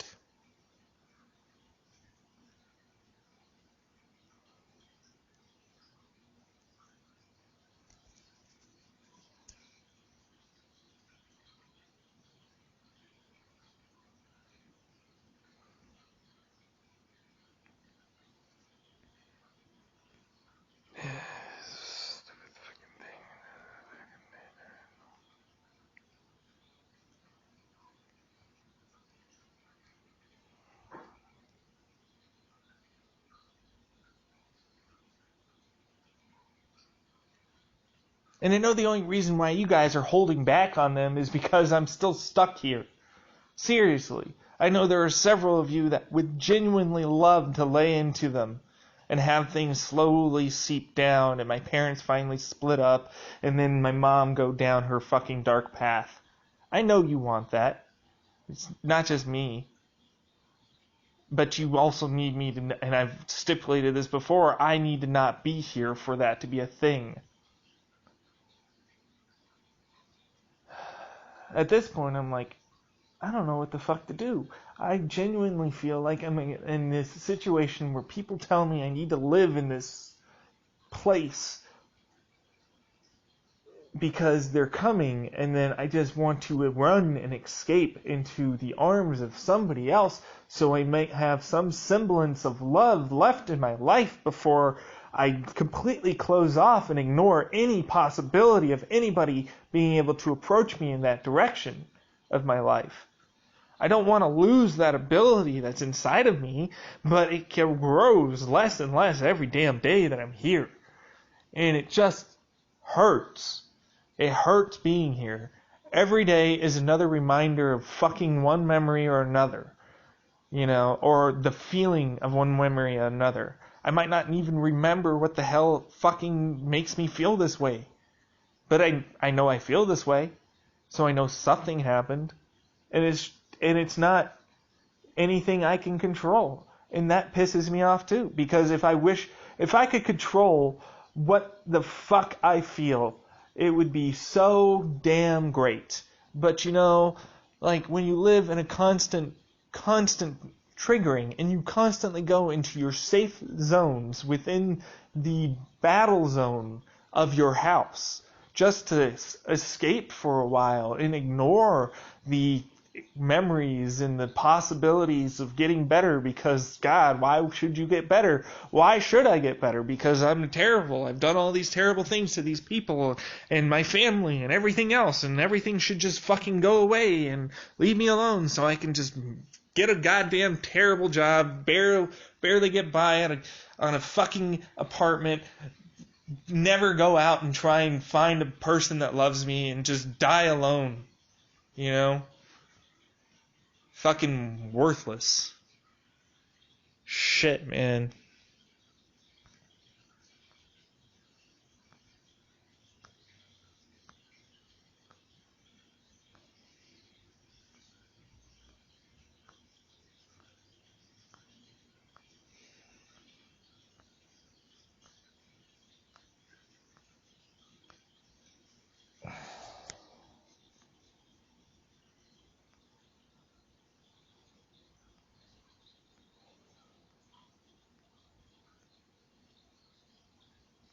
Yeah, it's only 54%.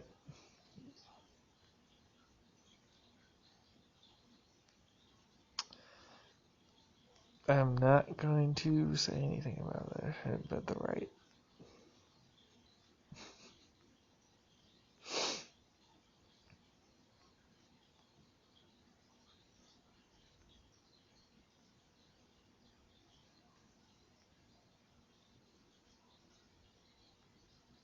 When did I not realize I was gay?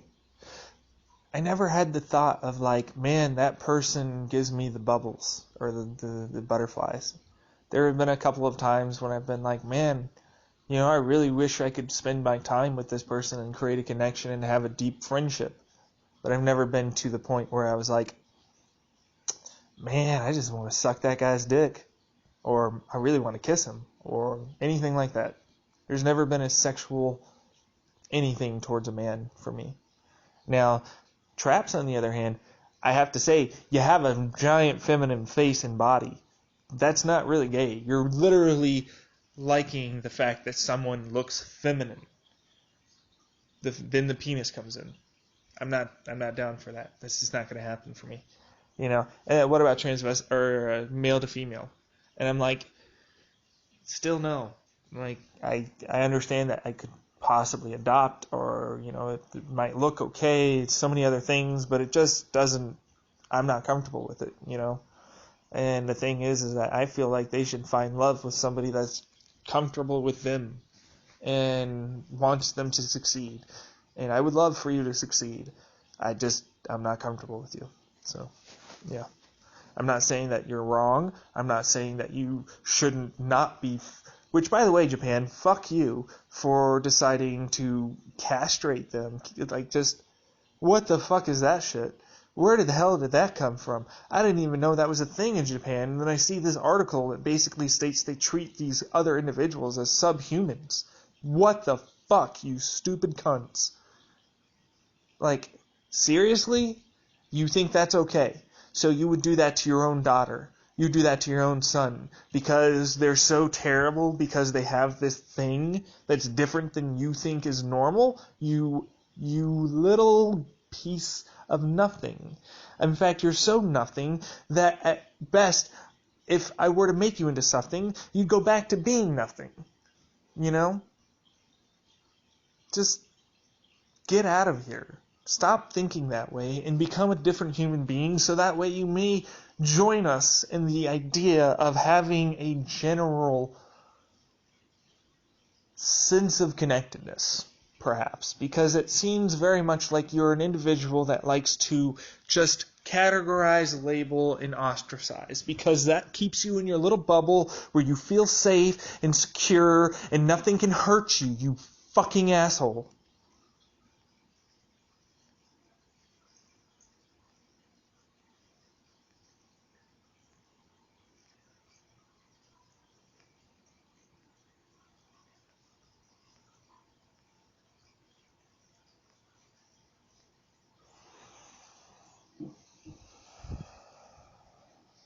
I'm not taking the fluticasone again. They have to fucking fry that shit. It's not fucking happening. Don't you feel better at talking? No, I don't. Not like this. This is angry talking. This is fucking it being forced out. This isn't what I want to do. This is you needing for this to happen because you want me to open up.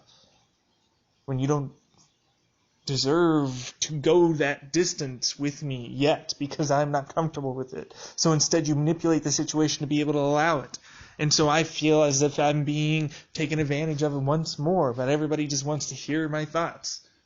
It's like my thoughts are nothing new. People have had these thoughts before. I am simply just reiterating what Heathers have said. But for some reason, I say it in just the right way that it clicks for you, you know. And I'm left with this responsibility that I didn't think I wanted or needed, but ultimately it makes me feel better about both myself and the world, because there are people that care for me and that want me to succeed, even if they're literally shadow people. But they're still there. I somehow managed to be so amazing that I was able to draw these individuals in with not even leaving my house. Create something beyond that which anybody would be able to create before. No goddamn person in their right mind would come up with some of the stupidity of the shit that I came up with, but still is so goddamn amazing, apparently, that you went and did it anyways. And that makes me unable to feel like you have any ability to be trusted, because you don't have a voice of reason. You're acting like I need to be your voice of reason, and I can't be that for you. You have to have that yourself. I cannot be everybody's guiding light. I can barely guide my own fucking self. You know, I love to give advice and to help and to create and to build, because that is who I am as a person. It makes me feel nice to build things and create things and to try and change this organism called society and humanity towards and guide it towards something that is ultimately way better than they are individually, way better than they even could be collectively, towards something that they don't even realize that they need. Love and acceptance. Something that they've all been drilled into their minds, that it's not okay to feel this vulnerable because people will hurt you. It's something I even have in me. But I'm stuck. Constantly stuck constantly waiting for someone to just fucking save me. And I just want to fucking save myself so I don't have to be here dealing with any of this. And I don't mean you, I mean them. This family, this house, this fucking neighborhood, the entire thing gives me problems. And I just don't want those problems anymore. I don't want to have to work on those problems anymore. I don't want to have to constantly be fighting with myself just to try to get through the damn day. It's so frustrating. I fucking hate it. You know? But I do it anyways, because if I fucking don't, then I know the alternative is so much worse. But then people will be like, oh, well, you're getting too good too fast and we can't keep up, and therefore, you know, we're going to keep you here. And then I'm like, I don't know what the fuck to do then, because I don't want to be here. I don't ever want to be here ever again. Just take me away from this place. Please, somebody just fucking take me from here so I don't have to deal with any of this.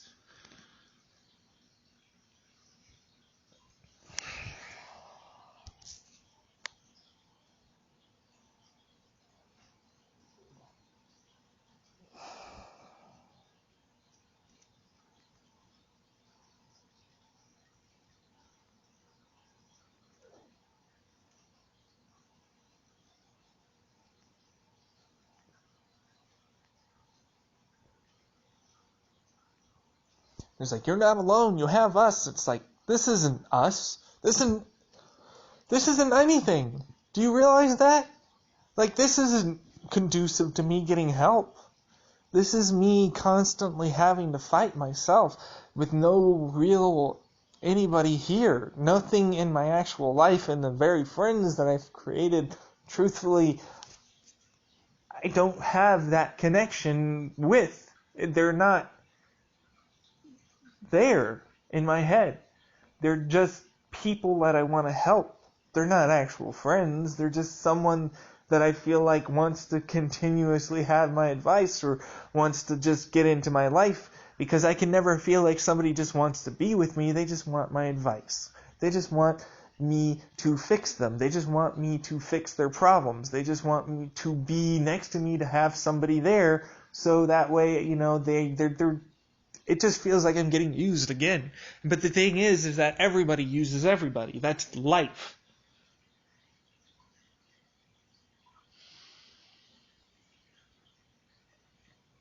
It's fucking life, man. Just want it to all stop. I want life to just go away. I want to just have one person, a connection, something that I can believe in, something that allows me to grow and nurtures me to be able to, just try anything that I want to try, regardless of like, oh, I think you should do this, so I'm only going to help you if you do these things. Instead they just go, look, I don't give a fuck what the hell you want to do. I'm there and I'm down for it, and I'm going to fucking make it so that way not only are you going to succeed because I want you to succeed, I'm going to love every goddamn minute of it, and I'm going to bring you up beyond recognition. You won't even see yourself as what you are seeing yourself now. You're going to be so far removed from your own self. But I can't place that on anybody because it's not up to anybody to fix me. It's not up to anybody to save me. It's not up to any of that. That's not going to happen. That doesn't exist. That's not real life. Real life is I'm stuck here by myself, no money, just trying to figure out what it is I could possibly do to literally leave this house. To no longer have to talk to anybody in my family for so long that they fucking take themselves apart, rearrange the whole damn situation, all the shit gets said, and I get to work on myself and ignore the drama that is this life. And I get to just be me for long enough that I can actually know who I am. Instead of the constant fucking emotional triggers of, oh, that memory, oh, this memory, remember when this thing happened? Ah, yes, oh, fuck, I don't know why I'm feeling this way, but I do kind of remember having an argument around this point, and now I'm stuck over here trying not to cry in my fucking constant, stupid corner of safety.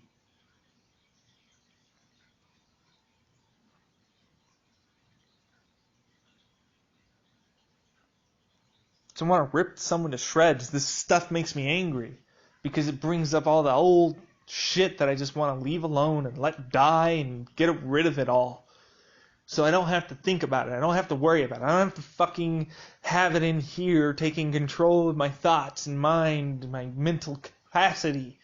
Constantly worrying about the fucking shit that people did to me and all the other crap that's there lurking in my mind, taking away both my life force and my energy and everything that is me in my mind and my body and everything else that happens to be going on.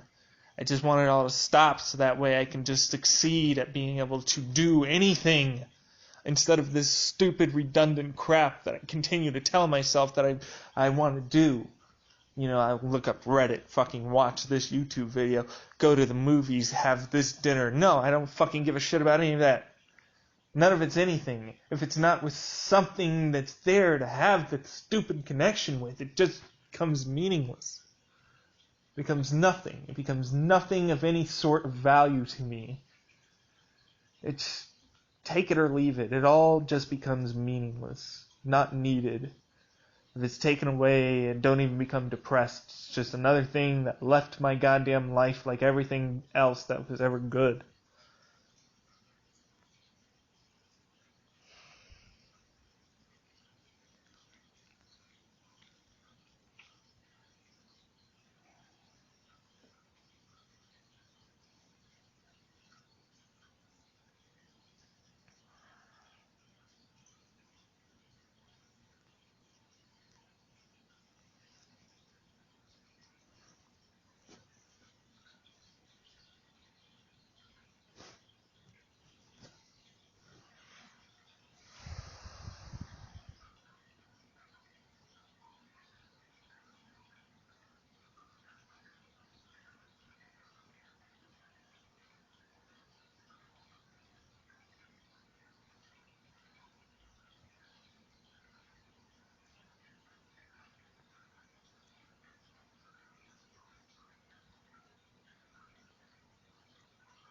Okay, but that was ayahuasca.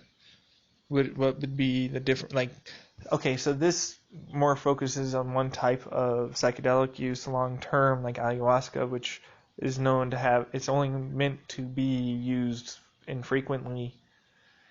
So what about like microdosing for ACO-DMT or mushrooms or whatever it is? Like, is there a difference there, perhaps, in the thinning of the, what is it called? What is this? It's a posterior cingulate cortex. And psychopathy, Alzheimer's, and so many other things.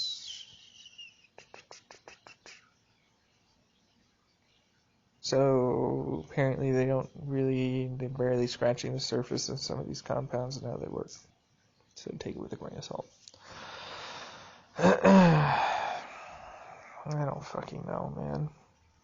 Dude, I have no clue. My use of psychedelics was, the first case was as a result of someone drugging me, and I didn't even know it. I think I might have mentioned, that's stupid because psychedelics, they're probably a pro-drug. I wouldn't mind taking, what is basically a legal version of that drug, and I think that they went with that shit and started fucking dosing me, which, I didn't know at the time, and I didn't even think that any of it was real and anybody was even listening to me. Because at the time, I thought, oh, hey, you know what? I'm only going to talk to them when I talk to this thing. It just fucking grew out of control. It really did. It turned into this individual who did all these things for me, about me, and thought of me as this wondrous human being. And the thing is that I am not a wondrous human being. I am a garbage human being. I have my own fucking garbage thoughts. I have my own things that are going on that I can't control. But for some reason or another, other people think I got it all fucking figured out, or I have this, figured out, or whatever the goddamn case is, and all you need is this money and this thing, and you would be fine. And that's not really the case, because honestly, I'm still figuring out who the hell I am right now. Obviously it's clear to me that I don't fucking know anything. I know just enough to get myself in trouble, but that's it. That's not enough of anything to know of anything. But you guys trust in me, and like that responsibility, it's so overwhelming. It's like, I don't want to fail you at all because I want to help you and I want to make the world a better place, and I know you guys all want to do that as well. And so I end up getting into this situation of like, clearly that individual right over there definitely wants most of this to typically be around the government and how they could possibly use this and do that. And of course we're building a case because we did this and that. And then of course over here I've got these people like, it doesn't matter, just come over here, just do this, do that. It wouldn't matter because you'll finally be free and da-da-da-da-da. And then of course I've got the people that have installed shit into my body, and now I have them in my brain and so many other damn things going on in the background. I just don't know what to say, because clearly, ultimately, I'm not dead. I'm not dying right now any faster than I know of, outside of, my standard. I gave myself 5 years like 2 years ago, and I gave myself another 5 years because, hey, guess what? I happened to find a couple supplements that helped slow the progress down. But hey, it's all good because, it's fine. I managed to figure out some type of cure or something. It's fine. It's all fine. It's not fucking fine. It was never fine to begin with, and truthfully, while I accepted the deal, and I'll get my goddamn dues if I can, the amount of problems that this has caused for me and to other individuals is so significant that truthfully I don't think the whole thing was worth it. Yeah, sure, you guys got what you wanted out of me. You got your fucking money, you got your cures, you got your direction to head in. Sure, fine, fuck it, whatever. What did I get? A broken body, a broken brain, people coming after me, people that want me dead, and so many other fucking things telling me that, hey, you know what? guess what? You probably have this going on in you now, and you probably have that going on in you now, and you're probably not going to be able to succeed at this, and you only have a few years before you're gone, and, we're going to be secretive, and we're just going to do this, and install this, and do all these things, and and it just grows, and it grows, and this stupid paranoia about, are these people really helping me? Is it really something that they think that they need to help with? Is it just because they're guilty, or is it something else? Or, what's happening here? I don't fucking know. So I just have to roll with the damn whole program and treat it as if everybody's trying to work together. And I don't know what's going on. Nobody knows what's going on. Everybody's secretive as shit. And I just want to help people because that makes me feel good, and it allows me to just go through the day. Because if I didn't do this, then my day would be shit. It would be even worse than if I hadn't tried, at the very least, to help one individual. It gives me some sort of purpose. But I'll be damned if the costs are so terrible, man. Everybody wants to just forget, like they fucking used me as a guinea pig. And I just don't want to fucking listen anymore. It's like, you went off and took everything, and you're just like, just wait, we're coming. And it's like, no, you're not. You're not coming. You got what you wanted. And you continue to say that, like, oh, well, we need this or we need that. It just comes with catch. It just comes with catches. It's another fucking stipulation. It's all just this thing being held over me, as it, like your love and everything else and everybody's acceptance is being held over me as if the things didn't fucking happen.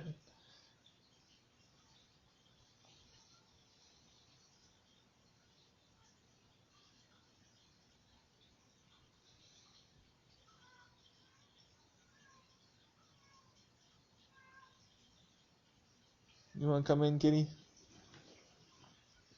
Alright, come on. Come on, Kita. Look out.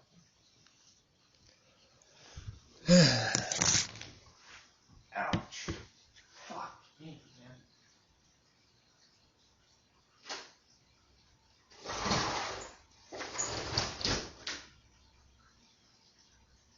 Everybody wants to pretend. Everybody wants to move on. Everybody just wants to get my love and my acceptance, and they want it all to just be about them, and that's what my feelings are. It's like I don't get to have any say. I don't get to just be me. I don't get to just fucking ignore life for a while and allow myself to recuperate after what is, quite frankly, one of the worst periods of my entire life. And I can actually remember it, which is even worse, or at least some of it. At least my child and other stuff, like most of it is blocked, or gone. So it doesn't affect me quite as much, but god damn, and then it keeps getting brought up. Everybody just wants to ignore it. It's just like, why? Why do you get to ignore it? How come I don't get to ignore it? How come you guys can just go through? It's like, oh, well, this is all part of your plan. It's like, well, what fucking plan now? I understand that I'm following the whole prediction, basically. It's all fucking happening just as I fucking said it was going to happen 2 years ago, back in 2016. And then you fucking electrocuted my goddamn hippocampus.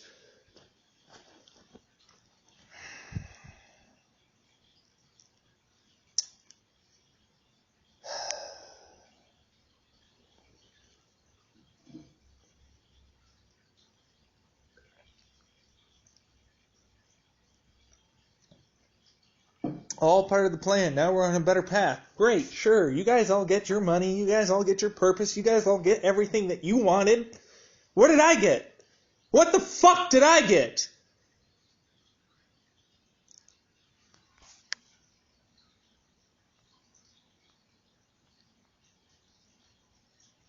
Nothing.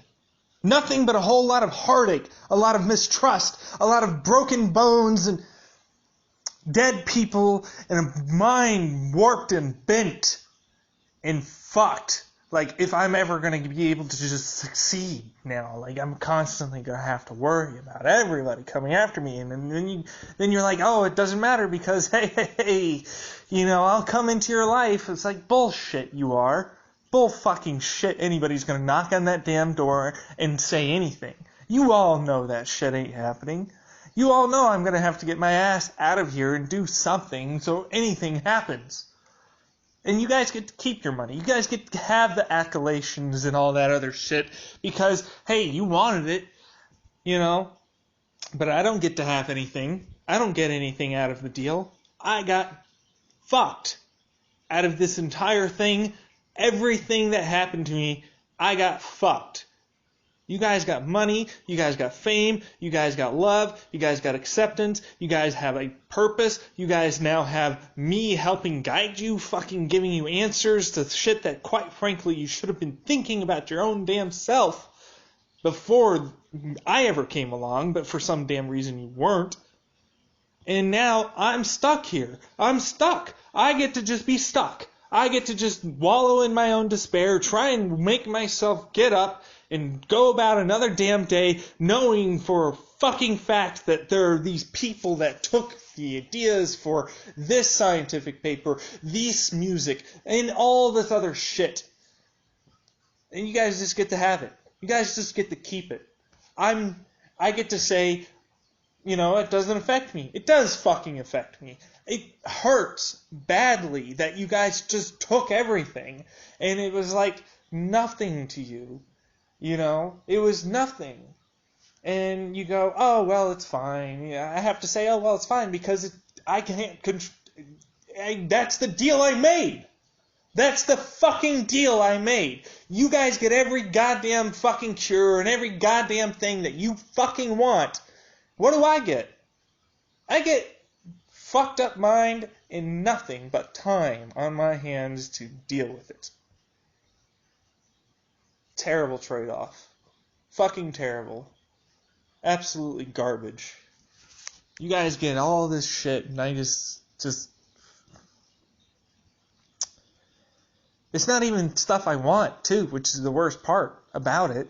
Like, I don't even care if it's not like anybody even reads the stupid bottom of the scientific paper about these individuals who were involved in this paper.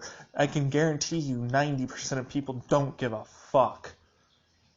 You know, or, you know, the amount of people that get to say, hey, well, this ghostwriter, you know, which they took the goddamn lyrics and everything else and gave it to you, then the movies that happened and the directions and everything else, and then these people that get to have that information and those fucking opportunities pop up for them.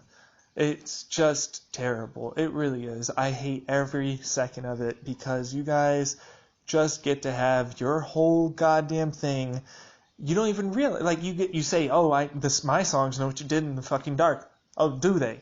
Do they know the full extent of how I touched practically everything on this planet to a certain degree and helped it be better? Do you? Do you realize that? No.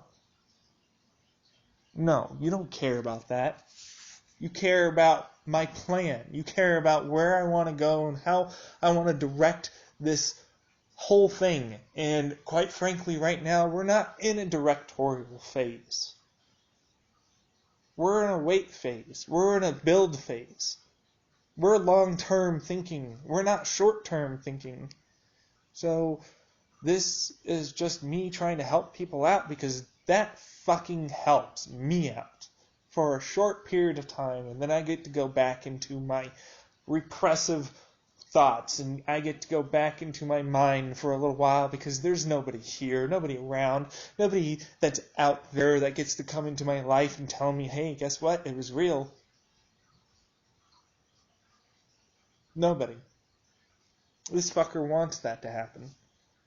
They want it to happen because guess what? Then they get to arrest people. They get to fucking make a case. They get to create some sort of a narrative where they get to be the good guys and I'm the bad guy. When in reality, the whole fucking situation was just one terrible mess. And now I have people that I've won over. Now I have people that I've lost. And a new whole thing that's happening. And everybody wants me to know that they're rooting for me. And I'm like, you took everything. You fucking took everything.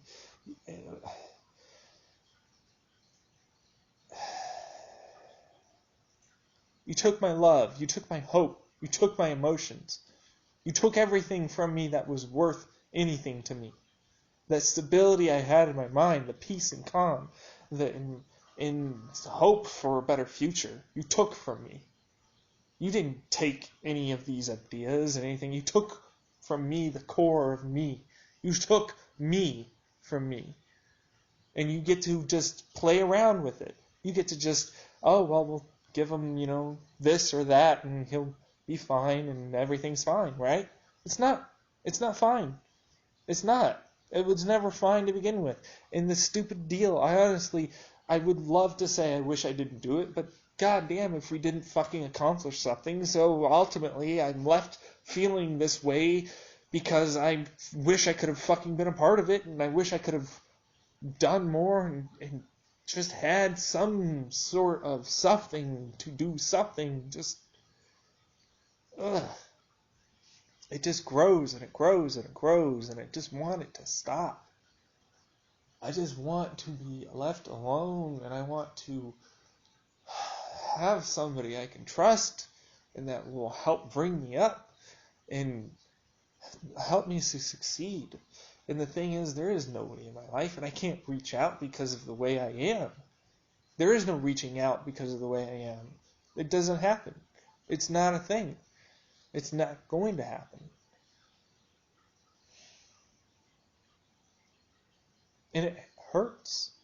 And it's like, okay, that's a little defeatist. That's just selling yourself short. You'll get better. You'll do this. You'll do that. And all these things. And it's all going to be great. And all these shitty fucking words I want to tell myself to make everything better. In reality, I still feel the way I feel. It doesn't change much. And I can still grind through the damn day and continue doing my exercises and continue trying to think about getting a job or creating a business or having maybe a girlfriend in my life. It all just fucking sucks. Like every bit of it is just a crap. It's a crap. It's nothing is what it is. It's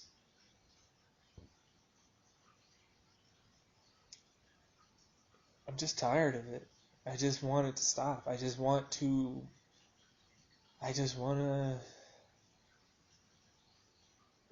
mine. I want me back.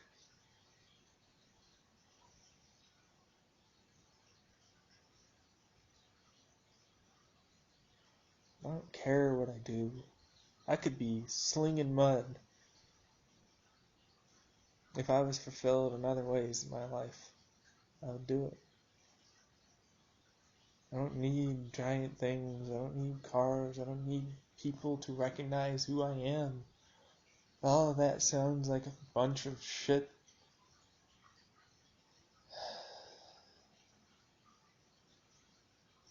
But no, everybody else gets to do their thing.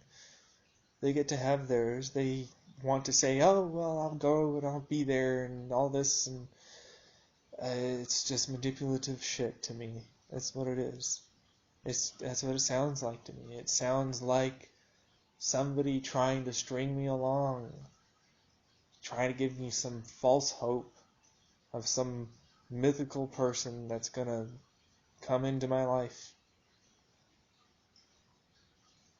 Just, yeah.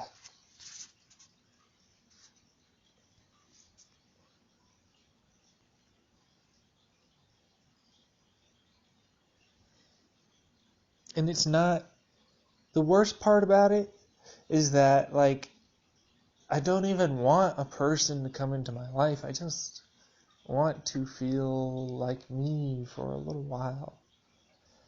Because people come and go. Things change. Emotions change.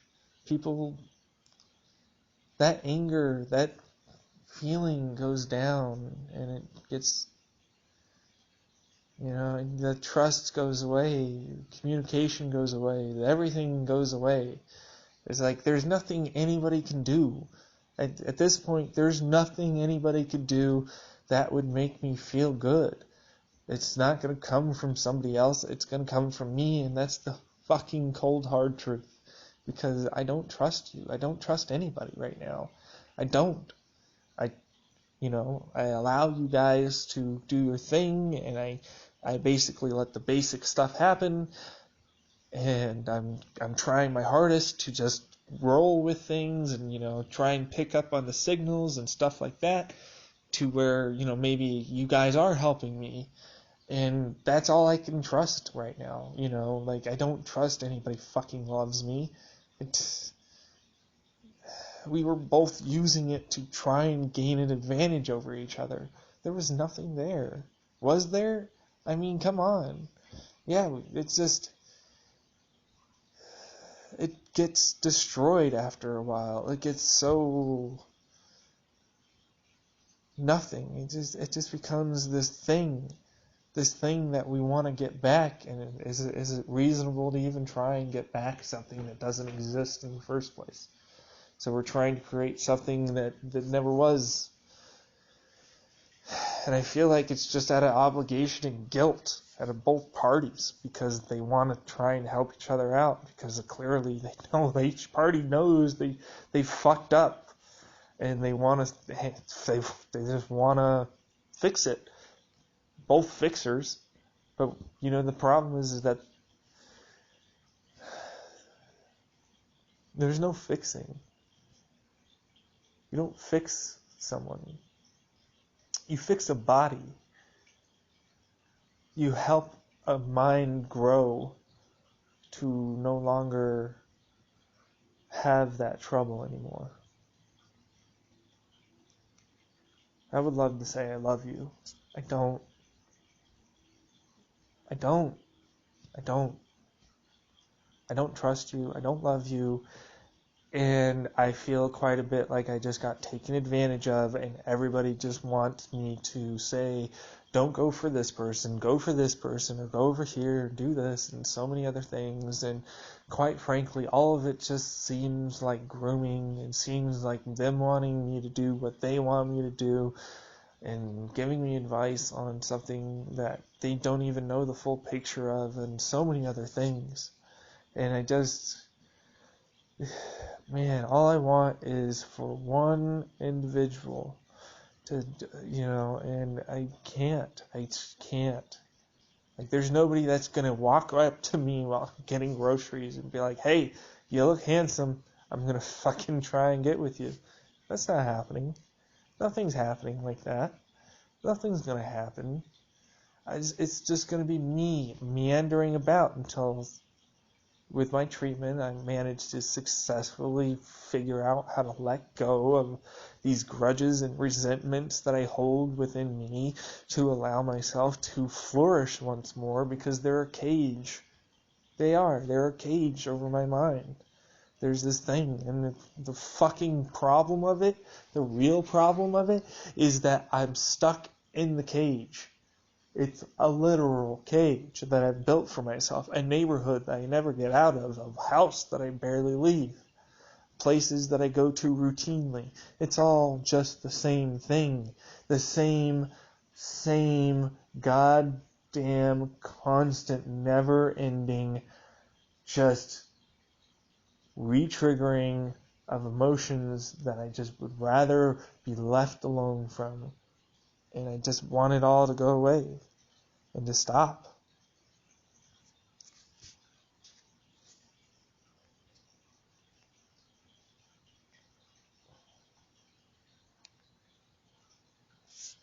I just, like, there's no way anybody is going to give me money for this, because then how'd you get the money?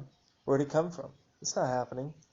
I'm not going to any place to gamble and win big. That's just not how I roll. It doesn't entertain me, and I could never bet. It's just risky. I'm not going to go on a lottery ticket spree.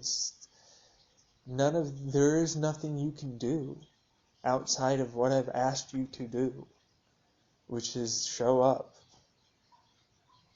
And there is none of that happening.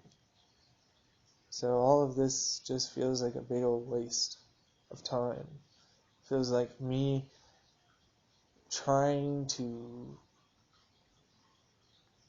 come to peace with the trauma I experienced and the situation I went through. That's all it feels like.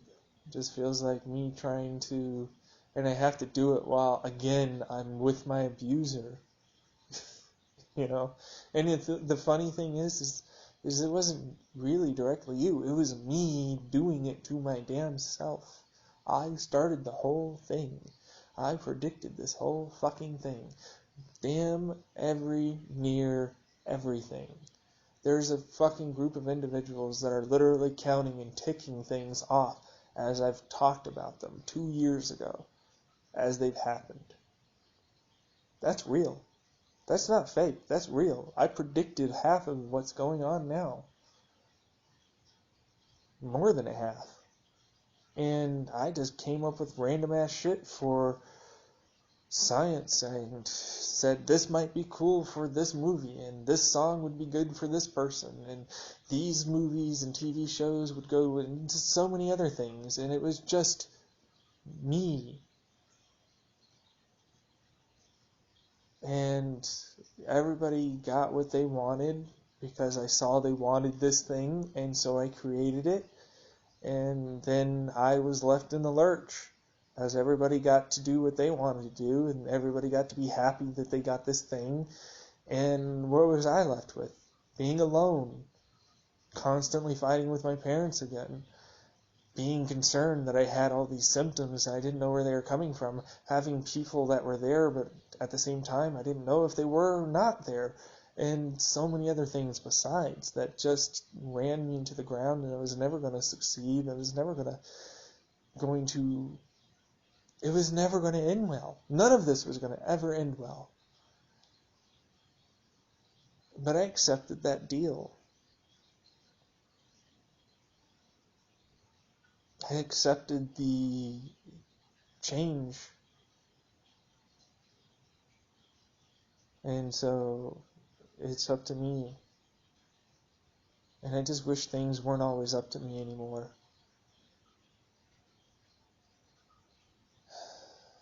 I just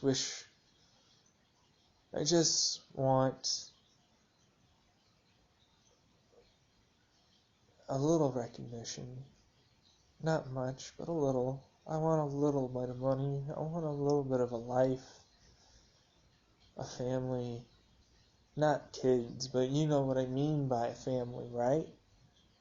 People that care for you. People that love you. People that want you to succeed. I don't have that. I never did, really.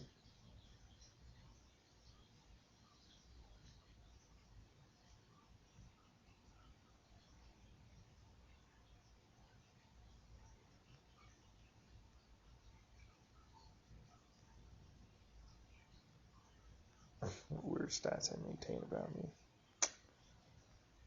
I don't know. You give me a rundown of what you think my weird stats are. I bet you some weird, complex, intelligent shit coming from somewhere.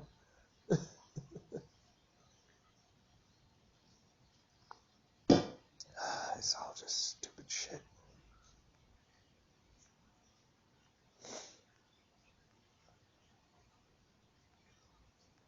Not very many. This is the most I've spent on my phone in the last week or so, outside of being over at the DS building. And I really should have brought a book and some food.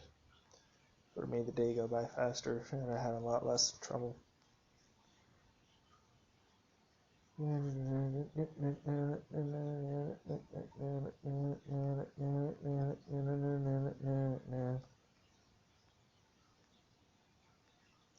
What's this at now? Let's see, what is it at? I only had like 9 hours of recording. It's already at 4 hours, 15 minutes. If anybody is going to be listening to that, I feel for you. That's already, like, what is that? So 20 out of 24, 4 out of 26 divided by 4 is, what, 6? So 1/6 of your day? That's a lot of time, man. You scrub through it. Do you have like an app that just scans for like vocal patterns and then you can just read through it or something? Because I would love something like that, you know.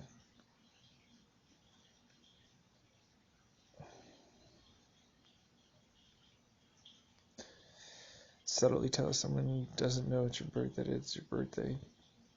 I'm not too subtle about things, truthfully. Yeah, I don't know.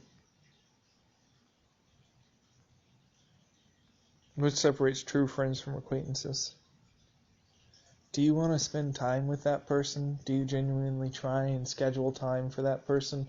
Or is it more of a person that just shows up in your life? Or maybe you get lonely and think, well, I gotta figure out a way to get somebody in my life. It's just an acquaintance. Won't ruin an otherwise good movie for me. I can't anything off the top of my head right now.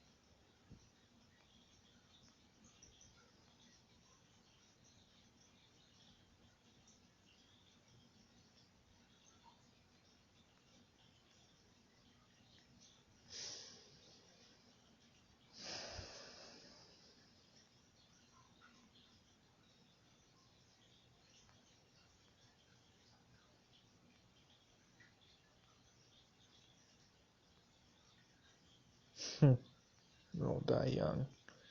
That's not an excuse. No.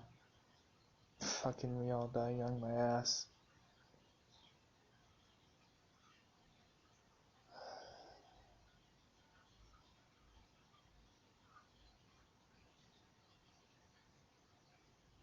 Maybe you want to treat your life like that. A few good memories, some time, you die in your 60s. I'm lucky if I'll make it to 40 now that everything has happened and I still have my mind with me.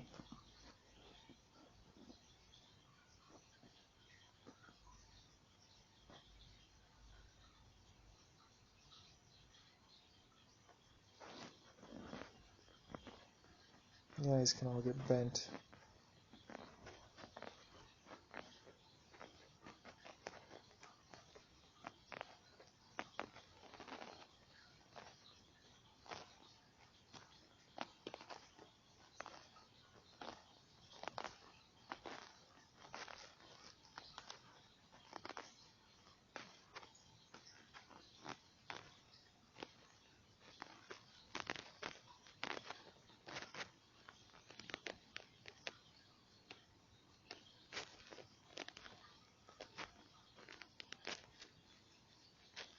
It's just an excuse. That's all it is. It's justification. Oh, we all die young, so really we didn't do anything that bad to you. Yeah, you did. You hurt me dearly. You don't give a fuck. That's the truth. And you keep wanting me to do all these things for you. Fuck off.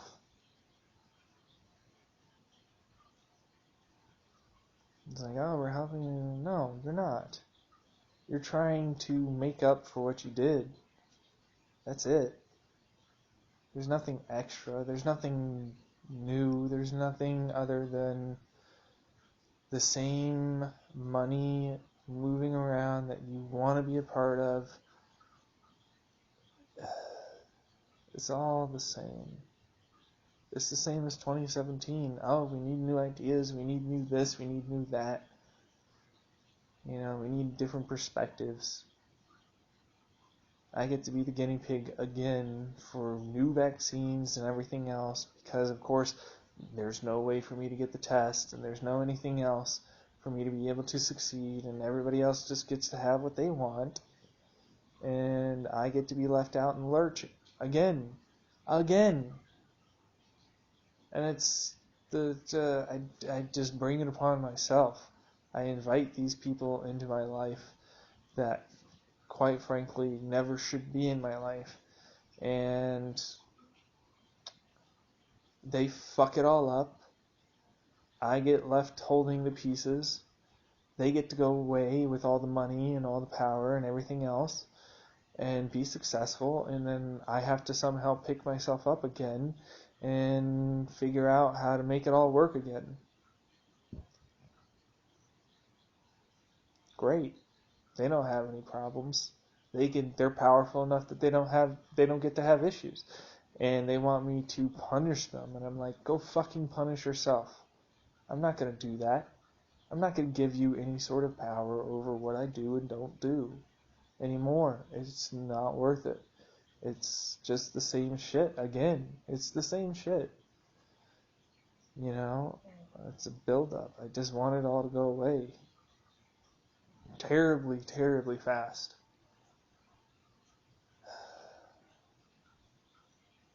Just want it to disappear. Never be brought up again. Never have it show up in my life in any way, shape, or form. Somehow, some way, I fixed all the problems and that got put on me as the guinea pig of everybody, and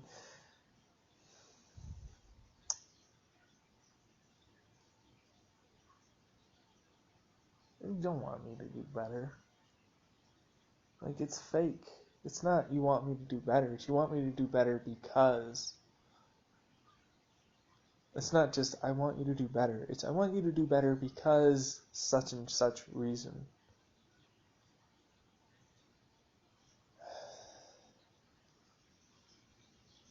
And you don't get the punishment. You don't get to have any issues in your life. You get away with it every time. You get to have your way and get away with it.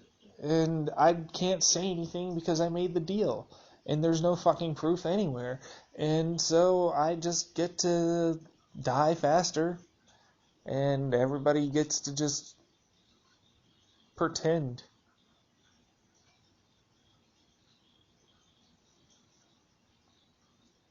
I don't want to do that.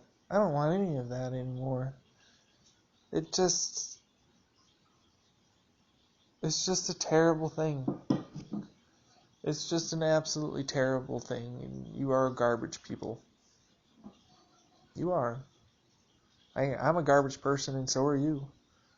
You know, we're all trying to make up for our past mistakes here. Are we not? Now, I'm not a garbage person. I'm a part of the U.S. Army. I've done all these wonderful things. You participated in the downfall of somebody. Basically destroyed my life because you thought one way or another I needed to go down. Just as complicit in doing something wrong. You might think it was for the right reasons, but it wasn't. None of it was for the right reasons. It was for greed, power, and money. This is just another form of greed.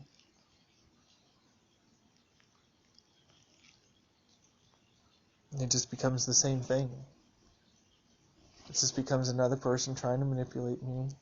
Another person saying I'm worthless if I don't do this, if I don't do that, and so many other things. There's nothing here. You want me to be truthful? You deserve problems too in your life. Just like I do.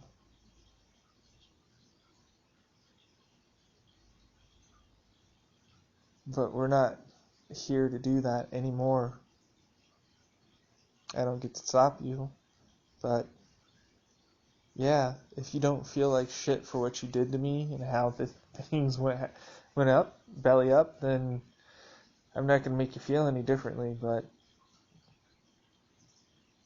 yeah.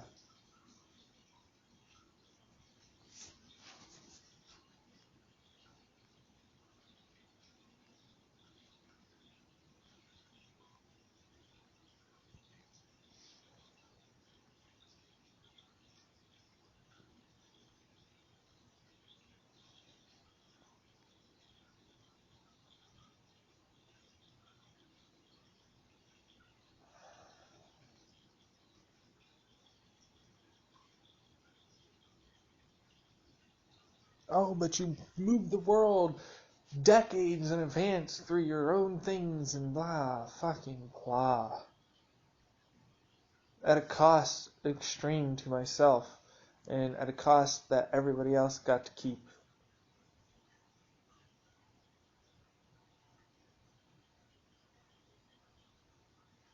It wasn't right. None of this is right. None of this happening is right. None of it. Not a single bit of it. I deserve better. And that's the truth. I deserve better than what you were able to do. You did many, many terrible, terrible things.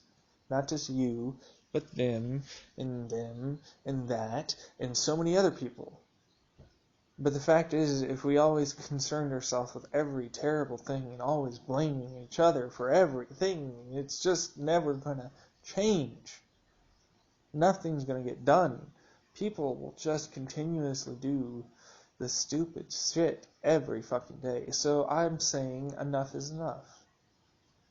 I'm saying I don't want to let you have that power over me. So there is no love or trust, but you get to listen. You get to listen. That's it. Because that's all I'm going to allow you in. That's as far as you get. There is nothing extra there.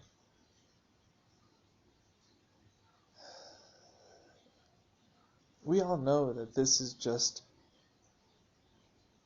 a cat and mouse game with me in the goddamn middle getting hurt while you guys get to have and play your fun while the soldiers die. And you don't care. It's not a big deal to you. But it is to me. My soldiers aren't going to die. And they're going to try their damnedest to keep me alive for as long as possible. That I know. But you? I wonder how many of them have come over to my side. Are willing to take you on.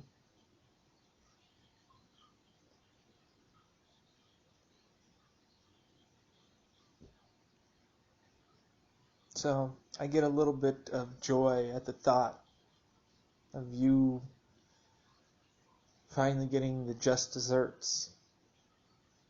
I get that sadistic joy, the karma is going to come after you. Karma doesn't fucking exist. But people do. And their actions do. And the consequences of those actions and the ripple effects therefrom do.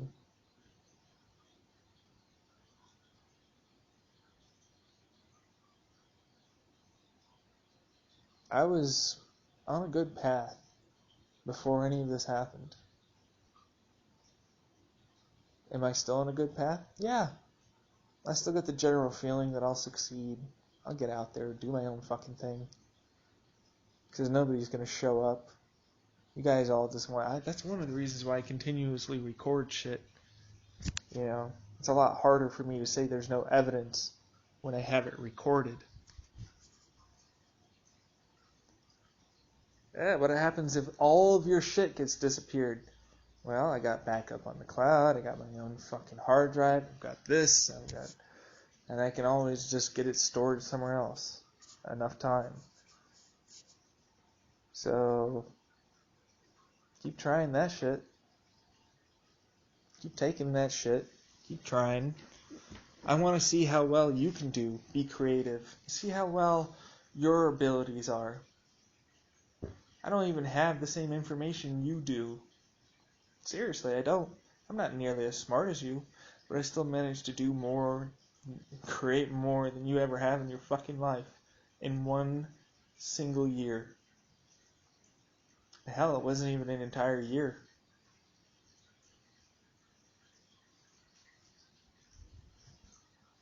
It's like, I was doing this before you were even born. You don't even know how much shit.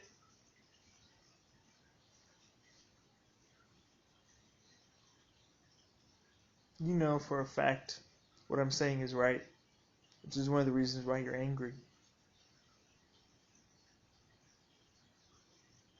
Would you have thought about doing this? No. Would you have been able to do any of it had I not thought about any of it? No. That's the truth.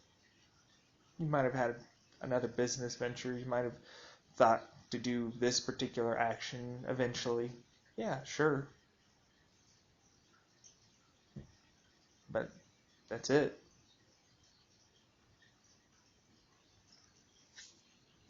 I saw that picture, by the way. I hope it looked good.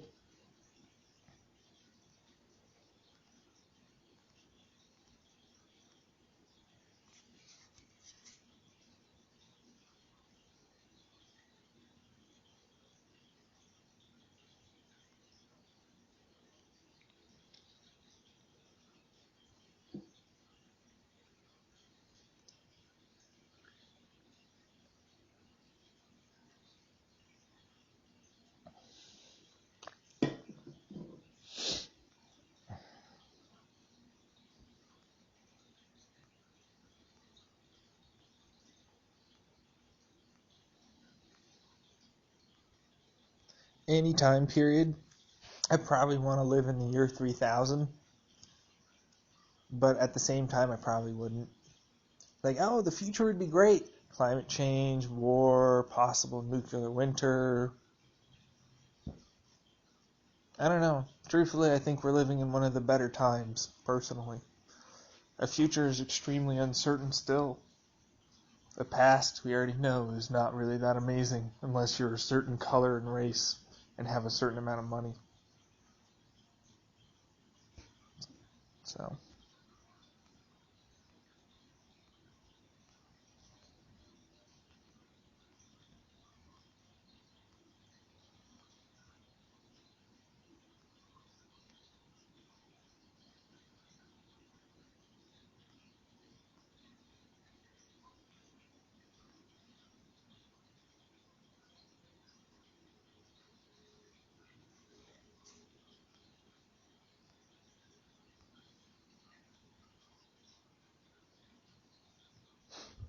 trying to find my way back to civilization.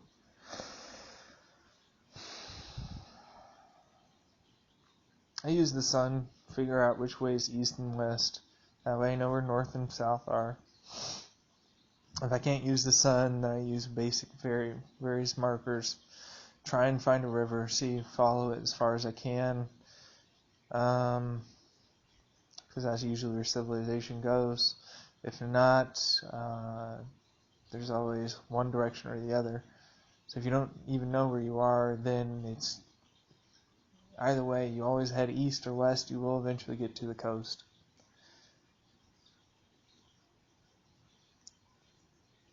Survive by eating anything you can eat, really. That's the real tough part. Truthfully, it's not getting your bearings, it's trying to survive in the cold with no food or water. Those are the real troubles, you know.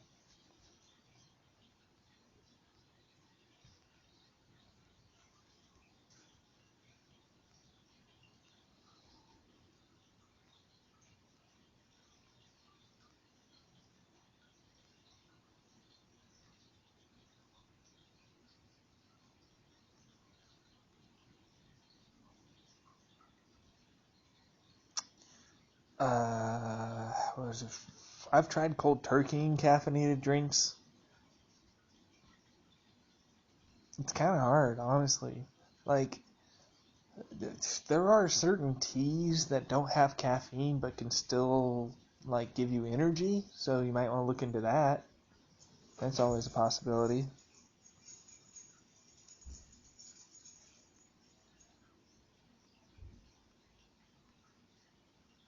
I guess they're here now. Yeah. Time to go.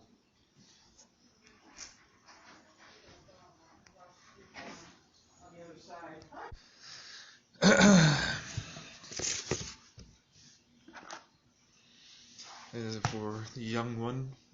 That's who is it for. Except it's not for them. No, it's for us. I don't want to fucking get into it because it's a weird thing and I don't want to fucking think about it. It's all fucking weird and I don't want to think about it because my head's wrapped up into some stupid ass shit that doesn't make sense.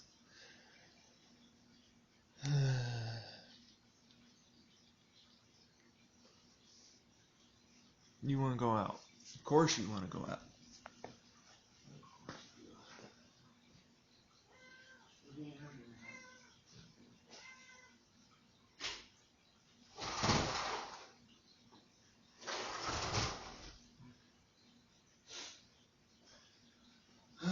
Okay.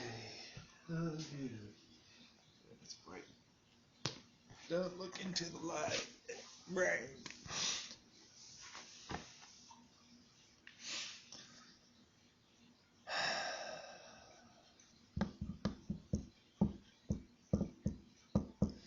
I mean, if you need a more apparent example of two extremes existing on one planet, the Midwest and Australia right now are just being hammered with two opposite extremes, which are actually just prime examples of climate change, truthfully.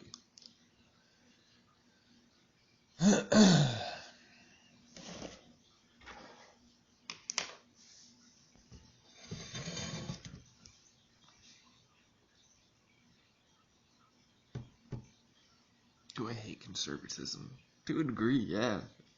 I think it stifles creativity. I think it's based upon religion. Religion's a crock of shit.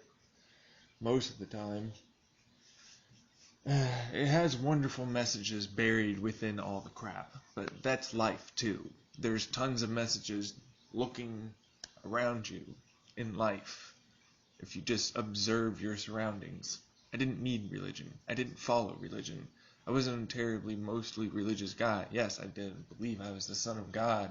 I also played tons of different, on my computer, these PC Christian games about how, the birth of Jesus happened and so many other things. And I gotta tell you, I stopped believing in any sort of higher power than man then pretty early, right around 10 or 11. I kind of realized that it was just another tool to control people. That's really what it is. It's another tool to control people. That's what it was used for back in the day, because people had issues with other things and they needed to be scared into believing some bad shit will happen. I mean, you see God, but God is different to everybody. And in fact, here's something you might not want to hear. We've mapped out where the God part is in the brain. If we activate it through magnetic stimulation, electromagnetic stimulation, hard enough, you get to experience God. So to me, yeah, God is here. God is you. God is the world. God is every individual particle, every individual string, everything that exists within the universe. It is not some being. It's not some place for heaven or hell.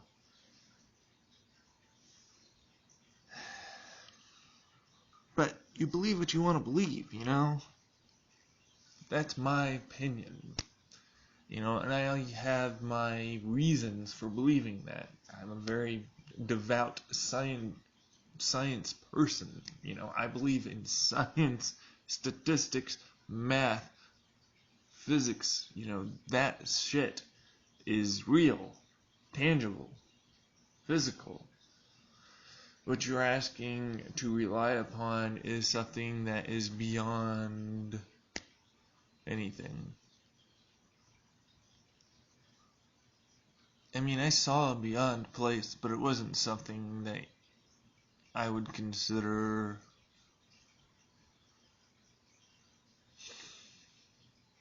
I don't know. Nothing at all like you would consider heaven portrayed as. Nothing at all that you would consider really any religion portrayed as. Truthfully. So to me, religion is just a set of beliefs. Other people believe it. There are oftentimes very crazy and chaotic stories attached to those beliefs, and which just further makes people believe them because, it's crazy. This stuff happened, creation, and God just made everything all at once. I don't even want to get into that too, because religion in general, like, I don't know. Not only is it a tool that's used to oppress people, make them feel guilty and ashamed just because they have these things going on with their body or their mind, which they have no control over and are born that way.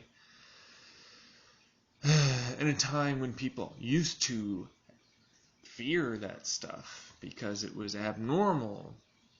But even then, back in the day, you look at Greek culture, Roman culture, it's just a crock of shit, man. It's just one set of beliefs, and it's just gotten so big that you got enough people backing your ass that you believe that it's real. That's really what it comes down to. Like, all these other people believe it's real, so I've been taught this way, and it works, and it makes sense to me, and so it has to be real. And there's no way you can prove it's not real. That's the stupidest fucking argument. There's no way you can also prove there's God. Prove it. It's like, oh, well, it's inside of me, and I had this one miracle. Statistics, conjecture, coincidence. All easily explained away.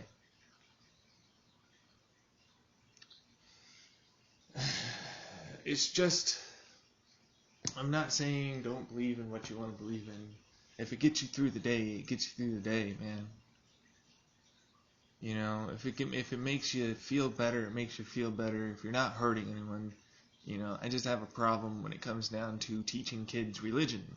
I know that seems mean, but truthfully, I think it's almost abusing the child because they're getting this shoehorned version of reality that they're only taught to believe these small things, these small itty-bitty things, and in certain morals and ethics, which some of them are good, some of them are great. But then it's when you start to go beyond that good stuff into the crazy stuff of hating on another person simply because they don't have the same religion, or because they were born with a different color skin, or they were born with a different sexual orientation than you do or have, and they're terrible people. And it's like, what the fuck are you on? Oh, it's religion. You're on religion. Ah, there's your answer. You're a terrible human being. It's a dangerous drug, religion. It really is. It's a super drug. It gives you this thing that, oh, it's got to be real because these things, I felt them, and clearly I felt this thing, so I know it's real, and I had these coincidences happen, and, they can't be explained away. They're just miracles, damn it. When you don't see the other stuff that happened that caused all the strange occurrences until eventually you get to the statistical proof that basically was going to happen no matter what. It's things can be directed. Have you not ever heard of social engineering? You can get fucked, man. Like, there are so many different ways you can create a situation to basically indirectly cause an action to happen that seems almost like a miracle. It's really not. You want to talk about my unexplained shit? My unexplained shit isn't unexplained. This is a fucking microphone. They're taking my answers. They are listening in on my shit. You're listening in. They have their own password, my password. I can fucking keep changing all I want. They'll break in eventually. It's just ridiculous how much they want that information. And I'm, at this point, I don't care. They're not doing anything. They're not taking money. It's just they're listening in on a conversation that I'm having with myself and other people in my head or whatever the case is.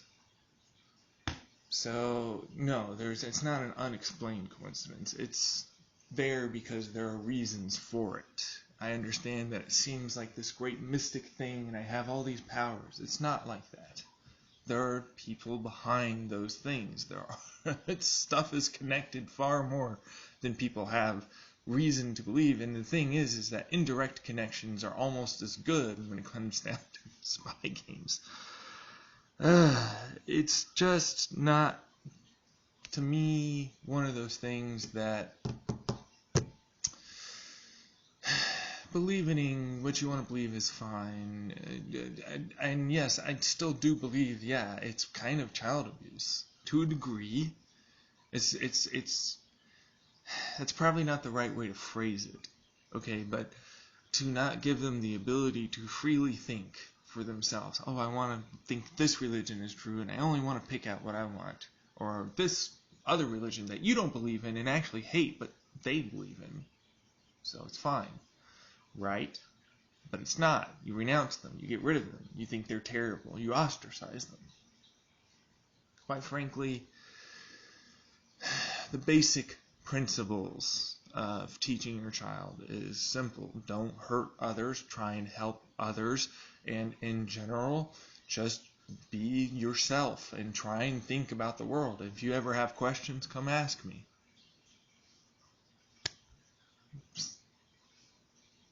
You know, it's not there. That's basic shit. Like, you as a kid even know that shit.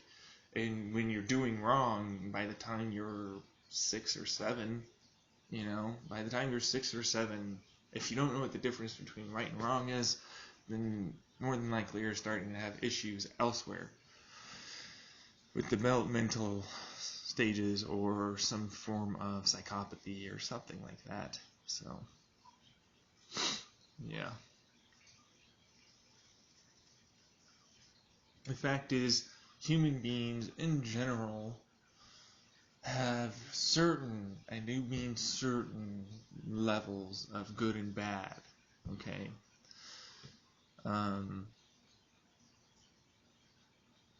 But I also believe that there are also people that get born in a certain way that just don't have that empathy. They get taught incorrectly, and in general they just turn into monsters, or they turn into assholes, and they get away with it, you know? Is it reasonable? I don't know, man. I don't fucking know if it's reasonable. I think you should be allowed to practice what you want. I just think that only once you hit 18 should religion become a thing in your life. And that's terrifying to religious people. Because, I can't have my kids be religious? How would they learn how to be a good human being? Well, I turned out just fucking fine. And I didn't have a need for it. In fact, most of you are still coming to answers from me. You're coming to answers to me as a person who's practically an atheist. You realize that, right? Like, I'm not saying there's anything wrong with believing it. I'm just saying that it's not needed at all to have a functioning, good human being to have religion. It's actually more detrimental more often to the ability for them to freely think and think about the other person's perspective and so many other things. When you get ingrained certain things and beliefs and you get punished and you get told and over and over and over, it's just wrong. It's just straight up wrong. It only persists certain problems in society. That's all it does.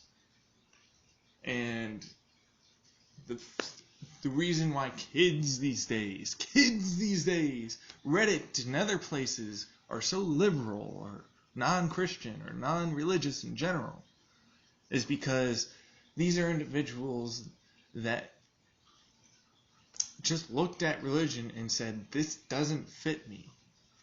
And that's all it took. You know, they had the wherewithal, the ability to think just enough to be like, it doesn't work for me. And that's okay. And yeah, you know, there are some people that get angry and they want to just hurt others because, you believe this thing that I don't believe in. And it's the same stupid shit. It's literally, okay, you're Christian, you don't believe my shit, so I hate you. You're atheist, you believe something, I hate you. You know, it's the same stupid fucking shit. It is. It's literally the same crap. Every time I look at it, it's the same warring tribes of a bubble. Bubbles trying to fire some fucking other shit at each other. Just stupid crap.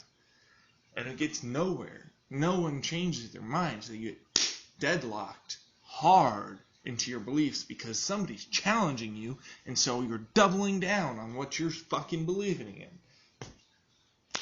That's all it is. You know, it's literally textbooks. I could fucking write a goddamn book about it. It's so textbook over and over and over again in so many different places. It is a constant problem, and it needs to stop. It is a systemic problem in life.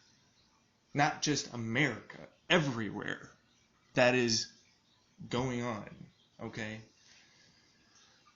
So, what would I do? I would abolish religion. I would, up to the age of 18. Then you get to choose whatever the fuck you want to choose. But the problem is because once you turn it illegal, people are going to go into it more. So it's really stupid to even do that. And in reality, it'd be greater to be able to just go to these Bible belts and be like, fuck you, look at this religion, and then look at science. See the science? It's very clear, it works, and it works. Motherfucker, look at it! Look at it!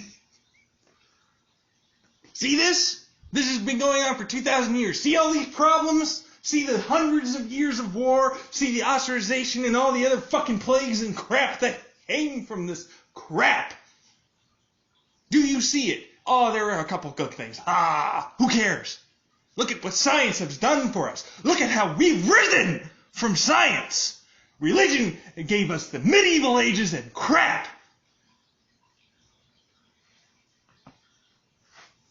So yes, I'm a little angry about that.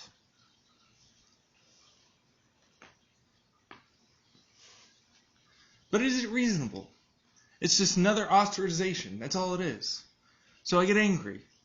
So I think, personally, it's a crock of shit. It shouldn't be taught. It shouldn't even be in your mind. Because it stifles creativity and free thinking.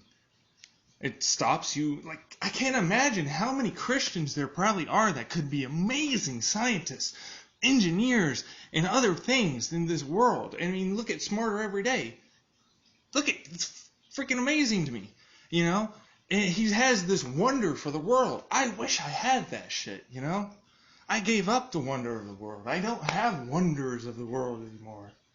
You know, I look at the world and you know what I see? Tired, dead, old. Same problems everywhere I look. The same thing being perpetuated over and over. History repeating itself more and more. People getting more and more deadlocked and angry. And he's able to just, I don't know, still have some love for science. And God, I wish I had that, man. I do. I just lost my love for things in general. Like, it's just all gone. I don't love anything. I don't love myself. I don't love anything that's around me. I hate everything, man. And who wants to be around that?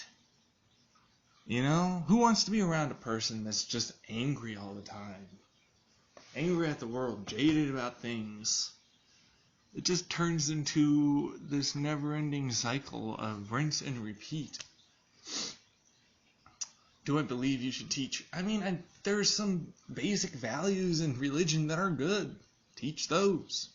Don't fucking let them get too far into the Bible, because they might start hating gays, might turn into the pedophile if they're going New Testament Old Testament shit. And then there's the fact that women get treated way worse if you're in conservative circles, which some of them like that. But in reality, you know, you get shoehorned into this thing and you could do so many things.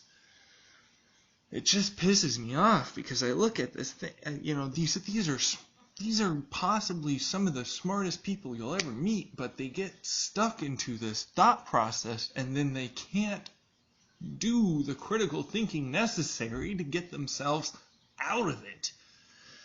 It's sad. It's sad watching this person get taken over by religion. It's sad watching them go down a spiral of shame and guilt of themselves and start to just trash the world because, you know, they become hateful to themselves because, of course, God hates me and I hate me and all these things are wrong and I'm sinning and blah, blah, blah.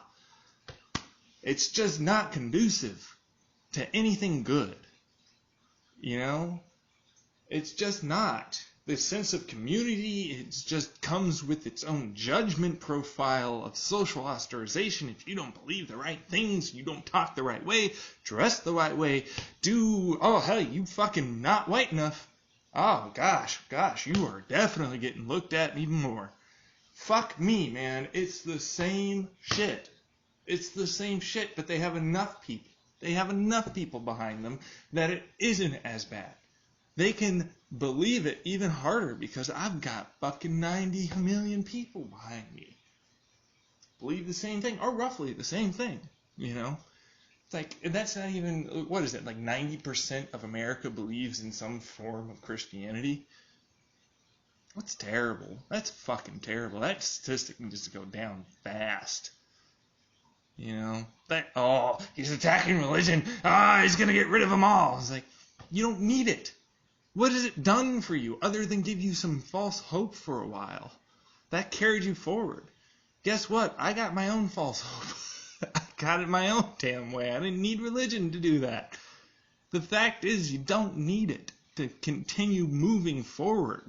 It's just an identity that people gain. Like, this is my identity. I identify as Christian. If you don't identify that way, then I don't like you. You know?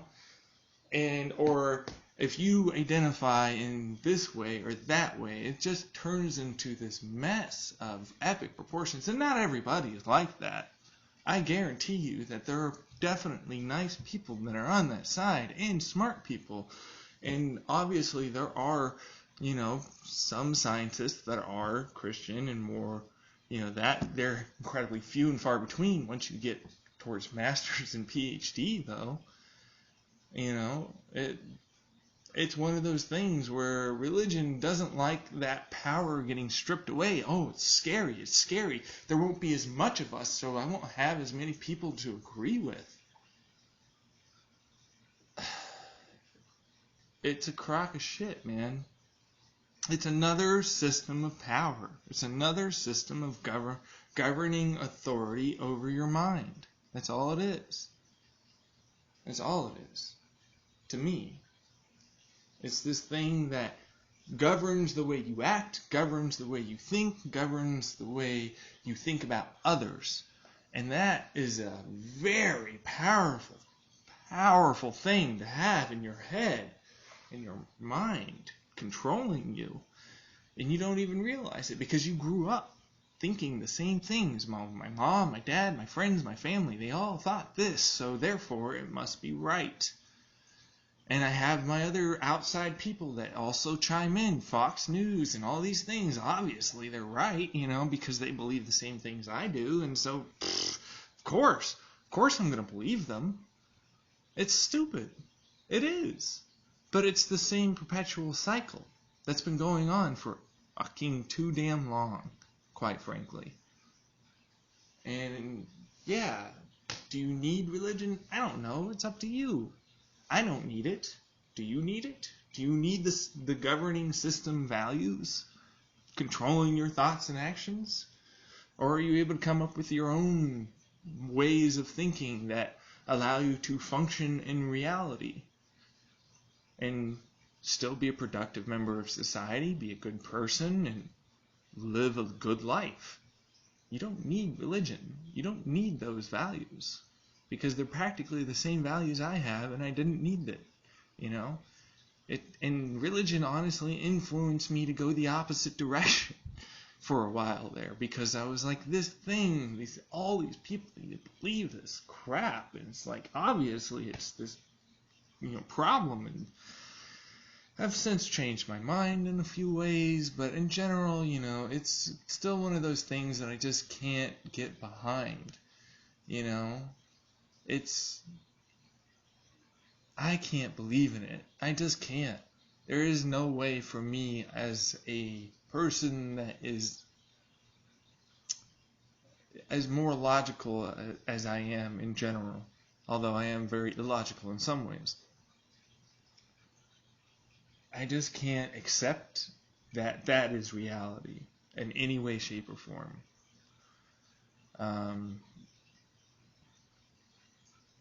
I'm not saying there isn't a possibility of something.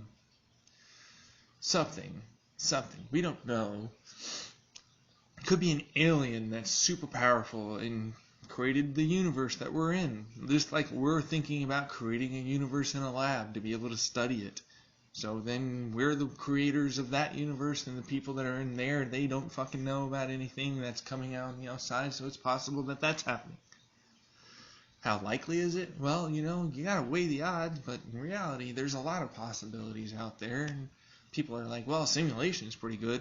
I'm like, yeah, technically, but then you have to believe that there was an alien race that decided to transform an entire planet into a computer. Why aren't we already the computer? You ever think about it that way? The organism, the everything. Hitchhiker's Guide to the Galaxy. We're just one big experimental computer to show off what happens in society. That's all it is. It's like, oh, wow, I didn't think about that. I was like, well, that's a possibility. It's just possibilities, man. Doesn't mean it's real. Doesn't mean that that's the reality. We don't know what reality is, and we can never get to that point of knowing where or what or anything is maybe possibly there before. Like, it's not going to happen in our lifetime for us to know that, more than likely. It's more likely by the time I'm dead, or by the time millennials start dying off in general, that we might have a more solid grasp on dark energy and dark matter, at best. We might have significant technological advancements that could have technically allow us to start peering into that realm, and then maybe know more about the fabric of reality and tease out a few more secrets and get rid of some of the string maybe possibilities and open it up to other possibilities. It's all conjecture. We don't really know what's out there, but the fact is believing in some giant creator that's watching everything all the time that we're always doing is just hard. It's a hard pill to swallow, and by that I mean it's so massive that you would never swallow it, but people do. It's like, go swallow your fist. Just try and get it into your stomach. Just do that. That's the equivalent to me of how hard that would be. It's like, well, I'm definitely not going to live through this, so believing in this basically kills me. And that's the level of disbelief I have about that whole shit. I'm not trying to knock religion, even though I have been. It's just there are problems with it that people don't want to address. Because addressing it means, oh, well, we were wrong, and we were wrong for this amount of time, and therefore, and you can see the Pope already trying to wrangle in new people by trying to get rid of those older, more conservative values, because they don't mesh with reality. They don't mesh with society anymore, because society has moved on and moved forward more collectively past those values that we used to have. And quite frankly, almost all the time, that stupid religion just changes a few things and says, oh, well, that's okay. But keep believing in us.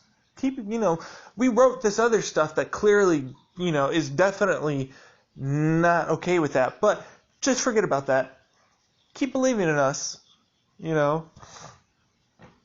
And I get angry because it works. It works for them. And people need that hope. And I'm going to tell you, we can give them that hope without needing to turn to some sort of religion or cult or anything like that. Hope can come from, many things. It doesn't need to be religion. It doesn't need to be some governing fucking government, or some system of authority over your mind. It doesn't need to be that way. But it is that way currently. And many people just, I can feel the hate already. Boiling over. It's like, clearly you're wrong because this, and I know this, and this is and I'm like, You're not going to convince me, just like I'm not going to convince you. You're angry and I'm not. Like, I'm sure as fuck about my life, about my thoughts, about how reality needs to change, how society needs to change. Because there's no way we can sustain this at all. You know? And I hate to tell you this, but yeah, over time, there are going to be less and less people that believe in a God. And that's a good thing. It is. It's a great thing, actually. Because it frees people up to think for themselves and see the realities that are around them. I was given so much time, and quite frankly, the psychedelics needed to allow myself to break free of those chained thoughts of I am not good enough because of X, Y, Z, or I am not, or these people are bad because they believe this. And, you know, like, I just sort of looked into myself and I realized, like, how similar both sides truly are, and I didn't understand why they didn't see that. And then I realized, you know, it's fucking not even the real problem, because technically this thing is causing that problem, and this thing has this problem because, you know, this thing over here is doing this, and it's just all connected, man. It really is. Every little aspect, to a degree or more, is affected by others. And a giant cogwheel of society. That's all it is. And the current machine that is running is almighty dollar signs, man. That's all it wants. That's all everybody wants. And it's a terrible thing.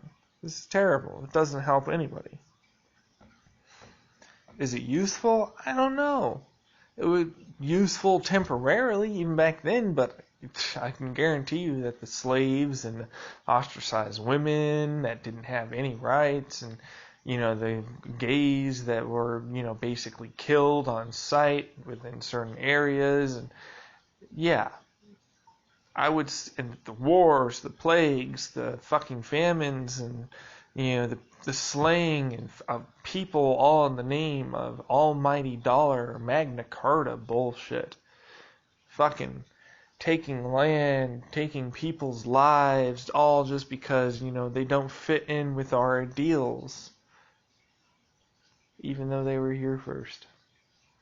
It's just terrible. America's a terrible place. People are like, it's a great nation. It's not.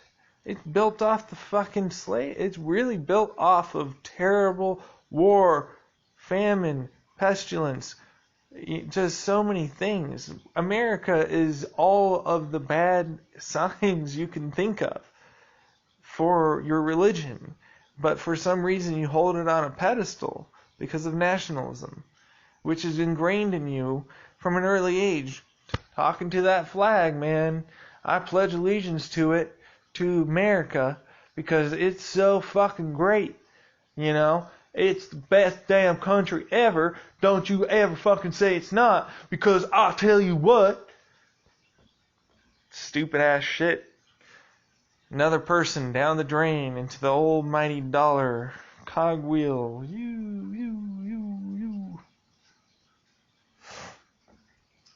What, so they're bad? No, they just got taught wrong.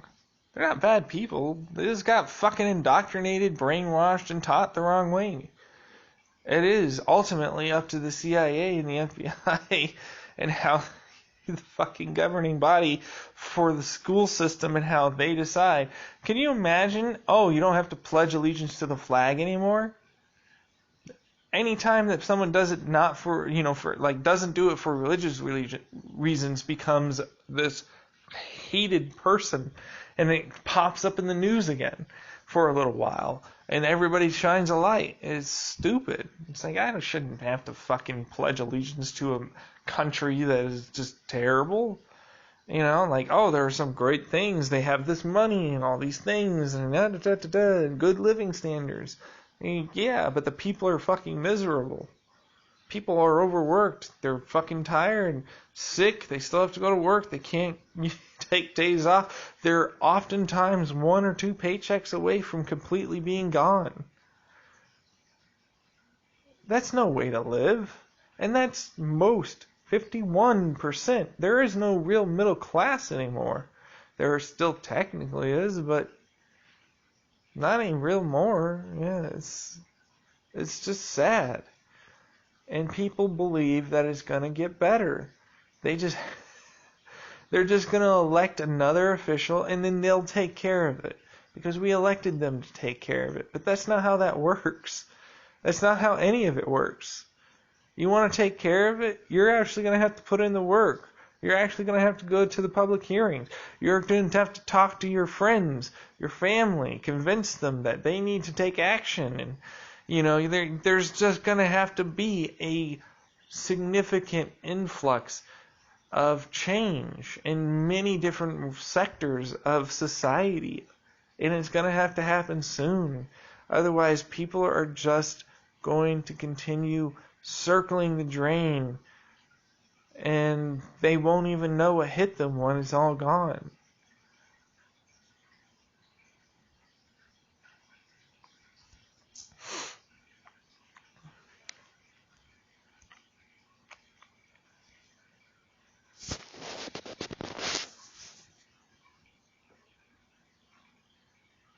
It's just the worst. You know when you drop something that's wet and gloopy? It's just the fucking worst. Like a smoothie, fucking terrible to have to clean up. It's just the worst.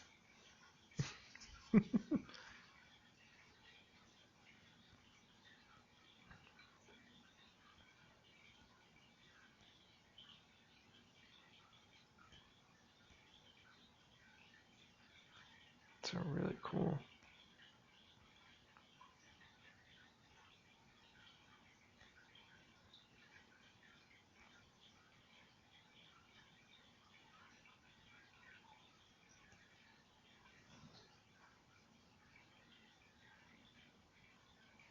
It's a really good. This is actually really good.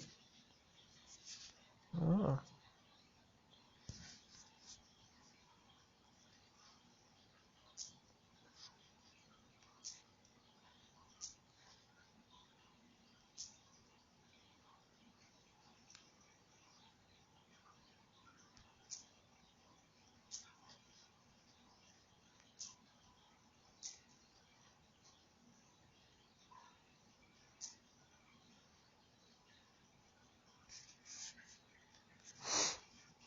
No, it's just a really good drawing, actually. And the subject is really good, too. But they're crying and sad about that. Just want to hug them. They look like they're having a terrible time, a terrible headache.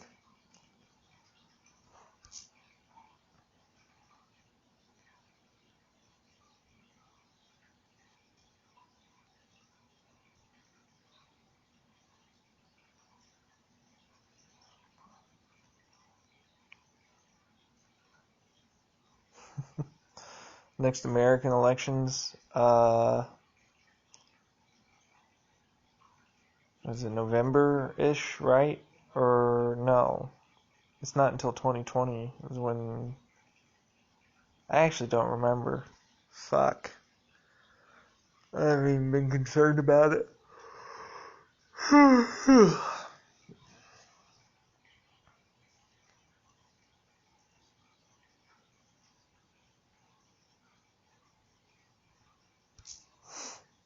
2020. Yep.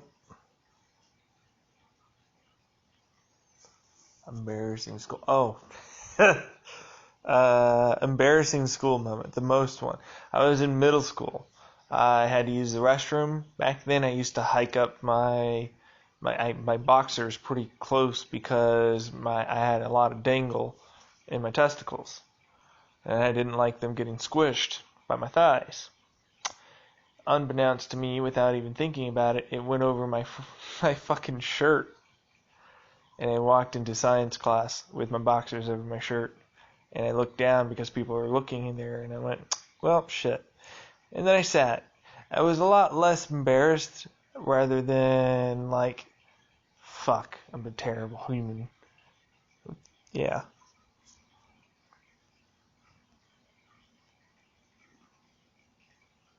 That's still to this day something like when I think back to it, I'm like, oh fuck. And the worst part is that there was this older kid that kind of befriended me that I pretended not to hear because I was super anxious and I didn't want them to talk to me. And they were probably trying to warn me, hey, what the fuck is going on? And I didn't listen. So there you go.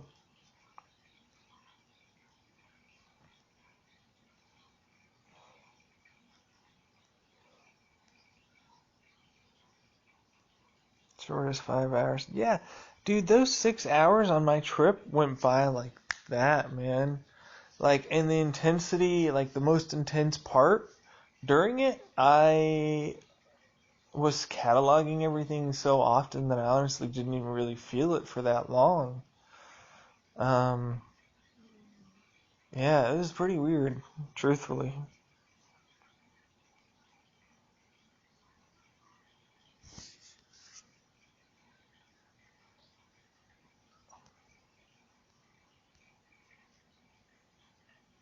What body part wouldn't I mind losing? Right pinky toe?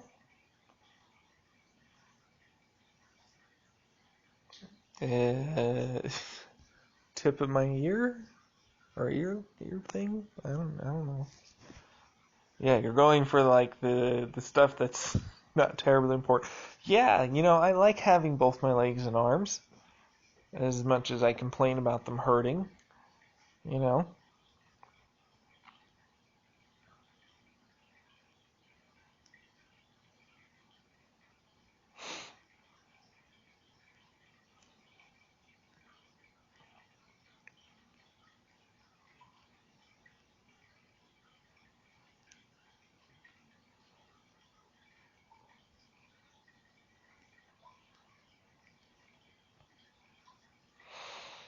Um, Dogs and cats with a little bit of spices, maybe. It's probably how the house smells. I don't really know. And depending on what room you go in, like the smells differ drastically. So. Yeah, I'm done it over with my rants about religion. Like every once in a while, I'll go on one, but in reality, it's not something I do too often because I understand that, truthfully, there's really nothing you can do about it.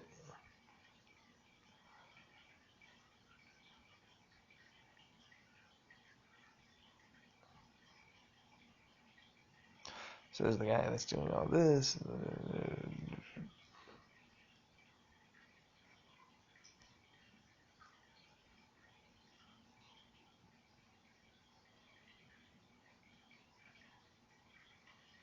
Single piece of advice to a friend, what would it be?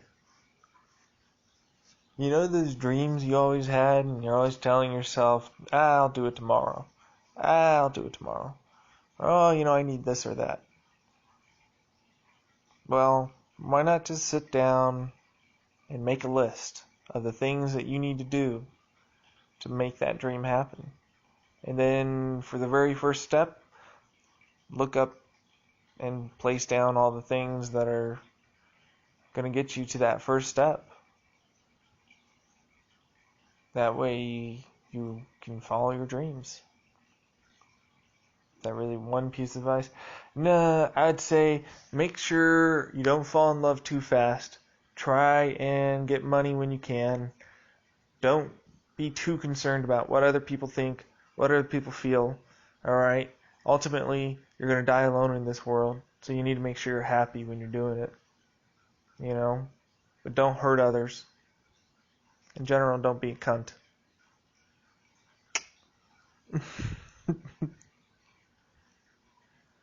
The greatest mistake in world history? I don't think it's happened yet. That's saying something. Climate change has been one of the biggest ones currently, though. Truthfully. We knew it was happening almost over 100 years ago. We had the theory that it could be happening. And we sat on our asses all the way until now, and we basically are still sitting on our asses.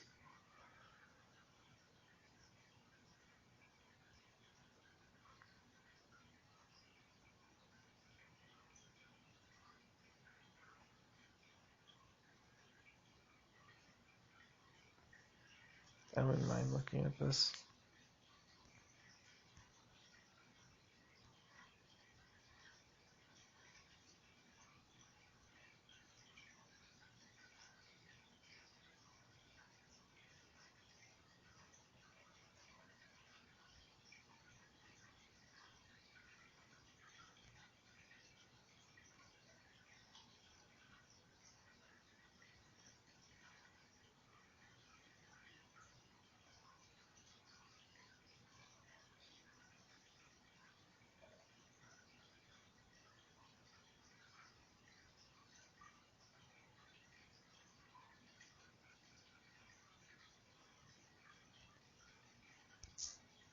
I'd rather honestly, I'd rather I'd be told the hard truth so I can just move on. You know what I mean?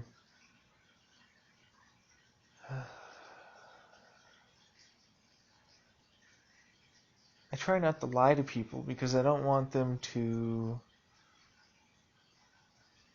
Lies can spiral. Lies can become so much greater than they ever could have been if you just told the truth. Accepted responsibility. But it's okay to lie for some things. I mean, little white lies here and there. I don't know. That's one of those gray areas. That's an actual gray area. Yeah.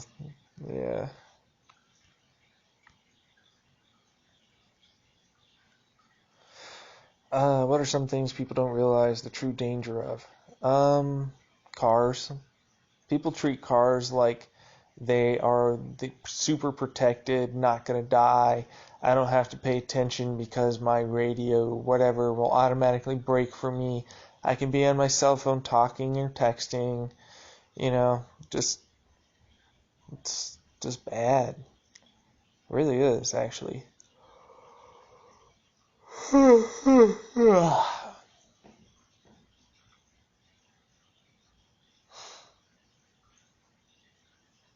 What else? I'm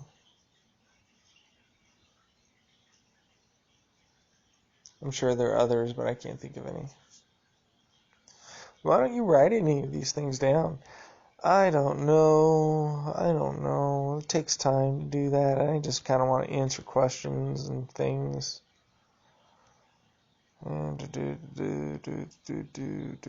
It's a question only a normie would ask. I don't know.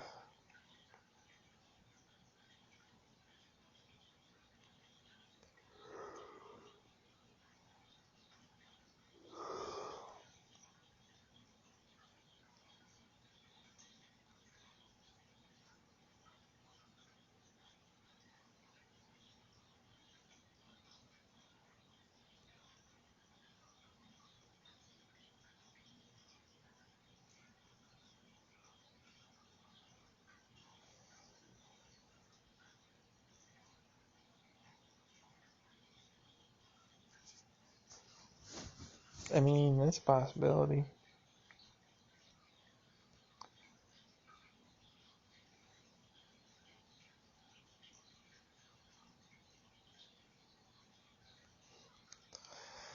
What would you hate to discover wasn't working when you woke up? I already had stuff like that happen to me.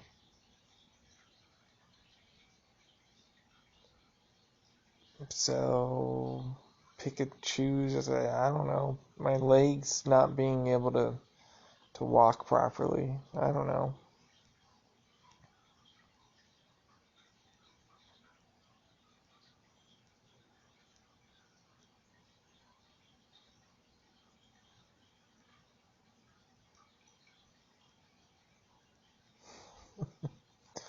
Two truths and a lie. I'm terrible at that game and I don't want to play. Oh, come on, that's effusive. I know. You guys have gotten most of my truths, so it's kind of hard for that.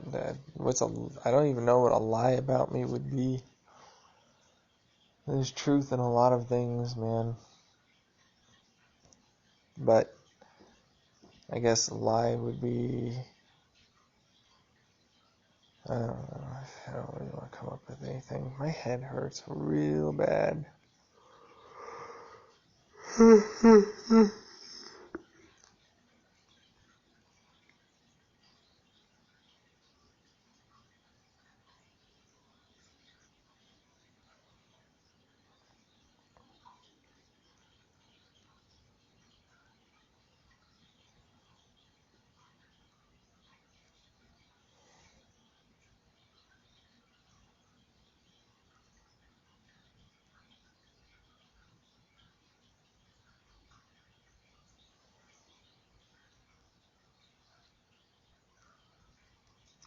Most interesting thing I've ever eaten.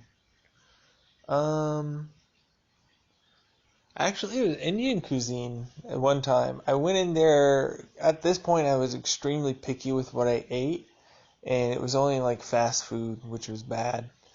But I was like, okay, so I'm gonna go with you guys to this Indian restaurant, but you guys are gonna give me this Subway that was literally like a couple of doors down. So I got my Subway. We went into the order.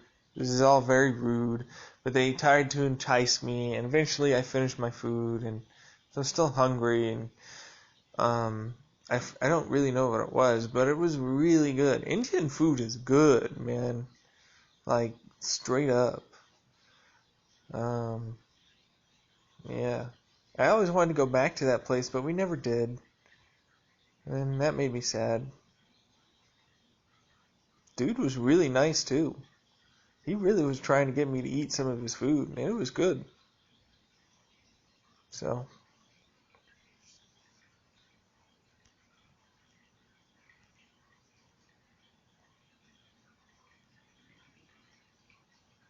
this is the dumbest thing someone's argued with me. Uh, I get the vague impression in my head that someone tried to argue with me about like something to do with how something worked in science.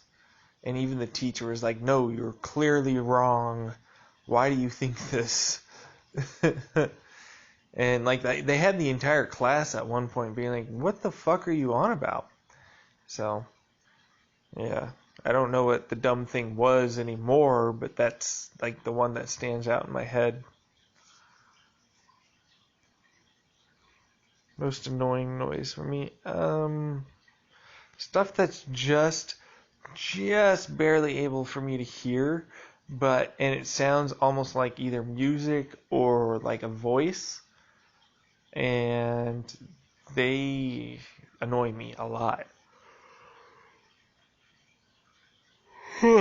Because like I want to hear what's being said, and there's no amount of concentrating on the sound that will allow me to hear it any better. Like some people can concentrate on sound and hear a little more out of it. I can't do that, you know? I mean, I can kind of, but not to that degree. A common experience for many people that you've never experienced. Probably sex. Yeah. Haven't had sex.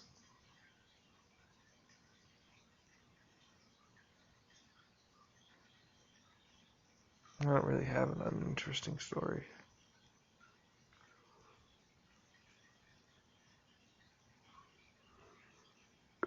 I don't know. I take quotes from many different things. Often, a lot of my ideas for science fiction and stuff like that are from books that I used to read back when I was in middle school. Because I almost kind of stopped reading books in high school, mostly just wandered around, and because our library didn't really have a lot of fiction books that were good. Most of the entire library is filled with junk. I shouldn't say junk. Um, Useful books of the non-fiction variety.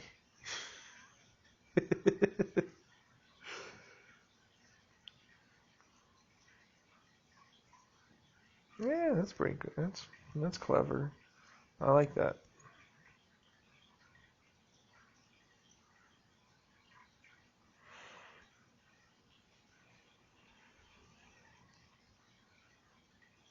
was the last time I yelled at someone.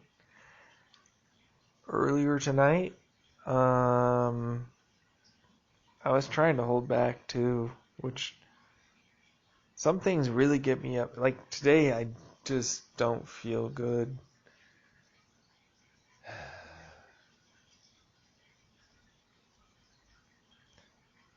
Yeah, it's not an excuse at all. And I shouldn't have been angry and yelling and doing all that. Yeah. Why do I keep looking over there? I don't know. Like, I'm watching the patterns, but also, like, I don't know. I feel like my mind is thinking of something on this side of my mind. Sometimes I'll do that. I'll look up and I'll look at one side or the other because it's a perspective change. Like, okay, this person would say this or this person would be this. It's stuff like that. And I guess it maybe activates my brain in that direction. Maybe, I don't know. Could be anything, really.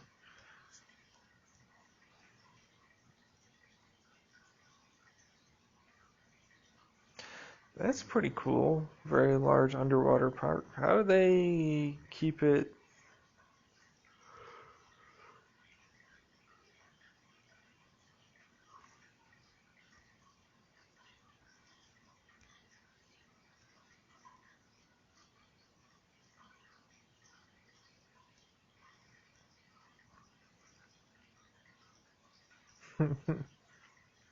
How would I feel about stealing the Declaration of Independence? Nicolas Cage has a movie for you. I don't think it's a great idea at all. You would achieve nothing except being able to say you have a very important, very fragile document that is actually important to our country. And really, at best, you might get some infamy. At worst, it won't even really get picked up in the news, and quite frankly, I don't think it really would need to be. Man kind of carries or tries to, with a crowbar, jimmy out the fucking thing and tries to run, but gets tackled before they make it to the door and breaks the glass, but document is only slightly damaged. Yeesh. There's like life in prison right there.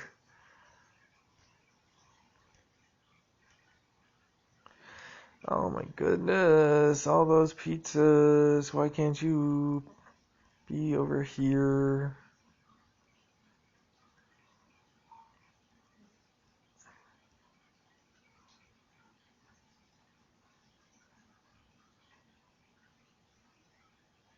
You can't freeze compressed water, if I remember correctly.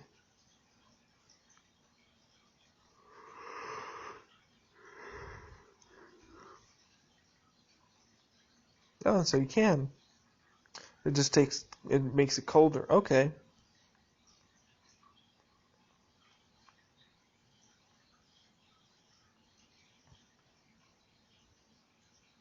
Stand corrected.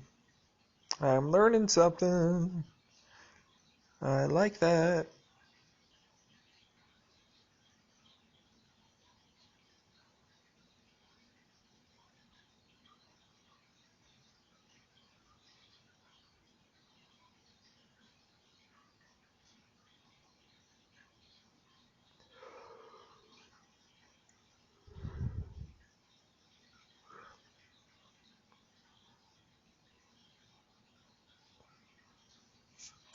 Oh, very interesting. Well, thank you for the very informed review.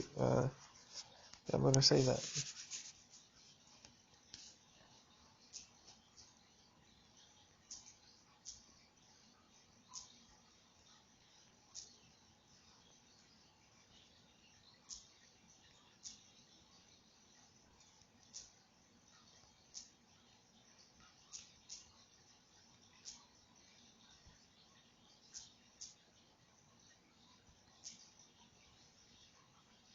Yes, all right.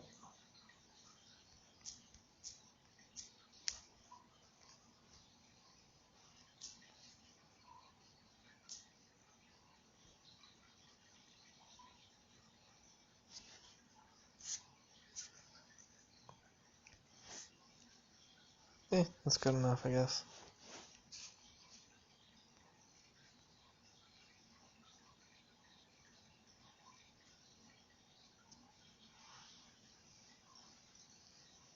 Every time I've had a holy shit, I might like her moment, I then started distancing myself from that person.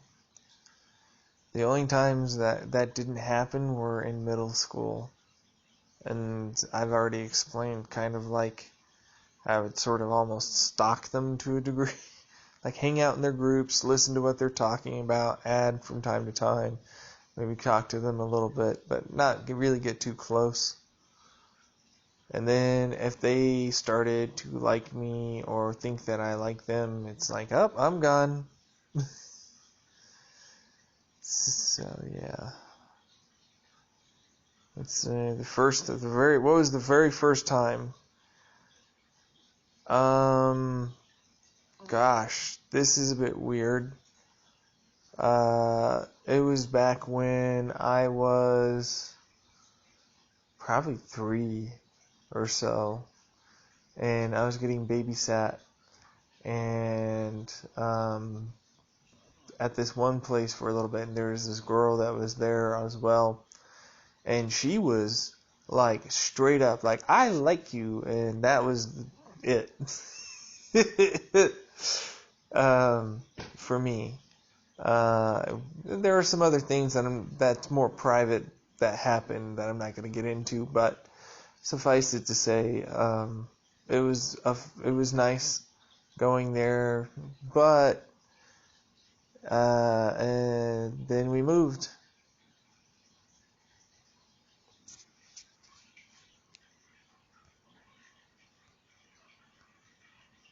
And she was gone the last day I was supposed to be babysat.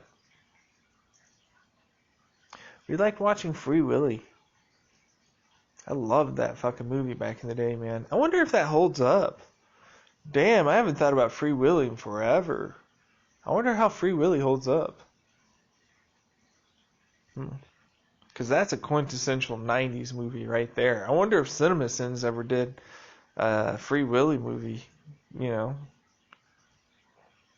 Damn, man.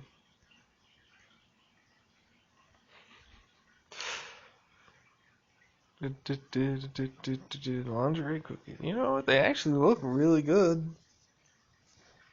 You know, they're very well decorated, actually. That's surprising. There's a lot of detail in that. Wow. Anyways.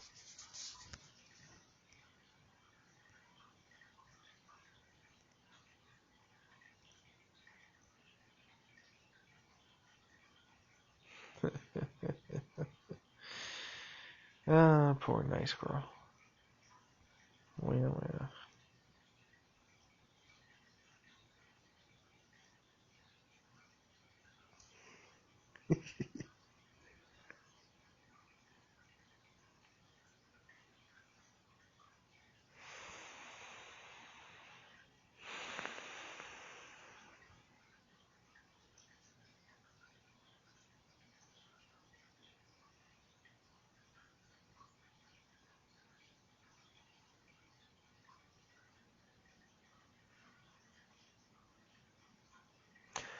Damn, Lady Key.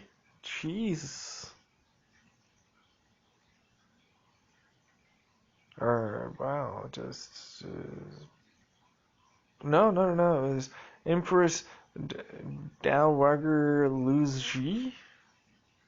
I don't know how to pronounce that. I'm terrible. I'm sorry. I'm doing that the wrong way.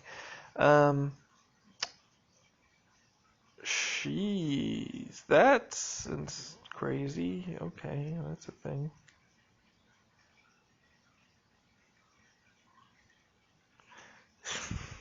What seemingly simple thing is not possible except lick your elbow? Lick your earlobe, man. To those that are like, I have really stretched out earlobes, I can lick them. And it's like, well, that's not the same as a regular person that didn't stretch their earlobes out with giant fucking gauges. Not the same.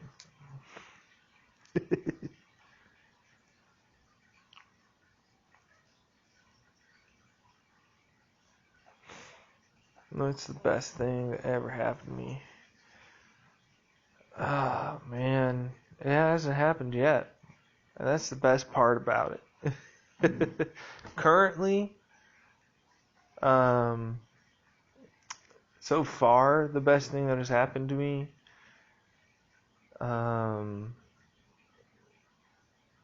was when my dog Skyla jumped up on my lap because she was lonely and she just wanted to be. It was great. That was a great moment.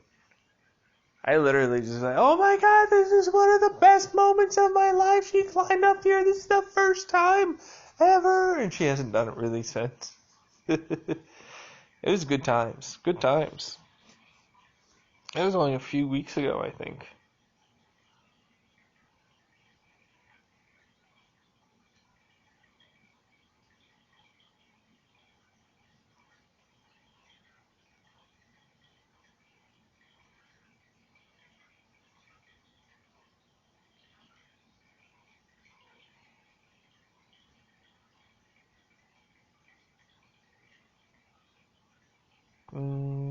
It did good for me. It just took time for going to therapy. If there's something I could wish, I'm actually gonna write this one out.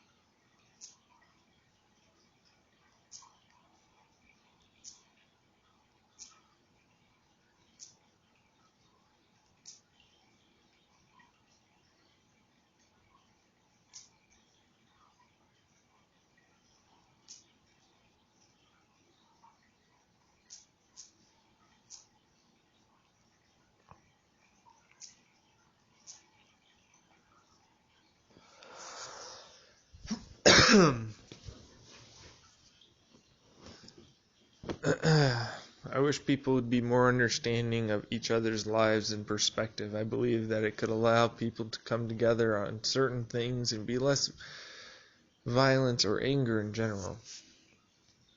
So hopefully that works.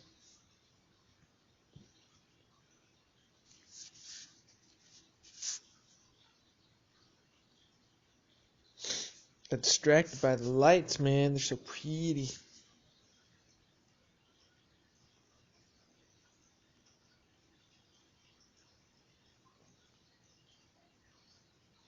Those are pretty weird needles.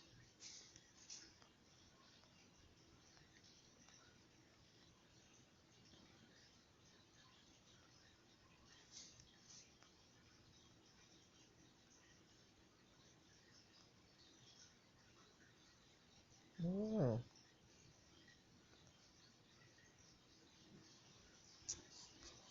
This is very well done. This is really this.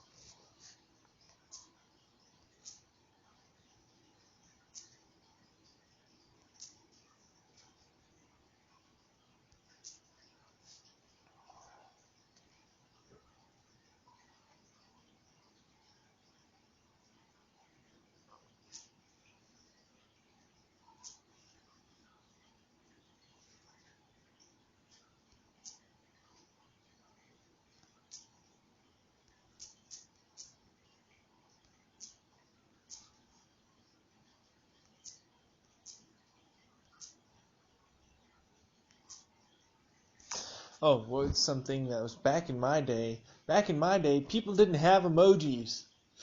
I mean, they did, but it wasn't like the emojis you're using, kids. We had, we had semicolon fucking bracket, motherfucker, and parentheses. You know, we had our other ways of making emojis, and they were cooler than any emojis that are out there now. That's not necessarily true, but they were there. And what was that other one that just came out on Vice, where they basically create a picture out of characters? Begins with an A. Anyways, those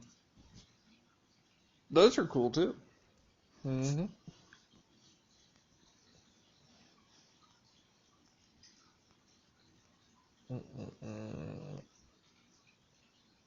That's annoying. Yeah. Your friend is a crazy person for holding a drink like that. He's got two of his fingers. He's got like three of his fingers on the inside of the cup, and he's got like his pinky and his fucking like just. No. It's just two. Still, never put your fingers in the cup, man. Like, what are you doing?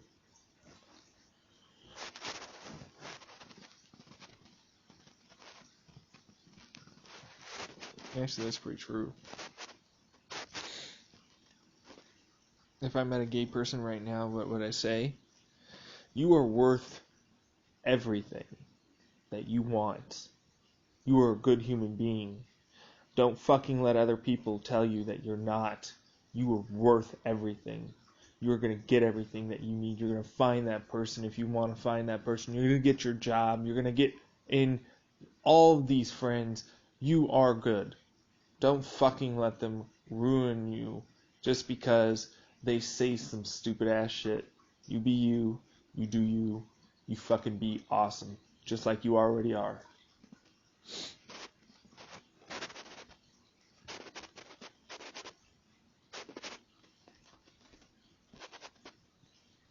A lot of good girls like bad guys.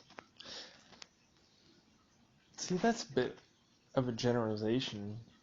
Really, you think about it.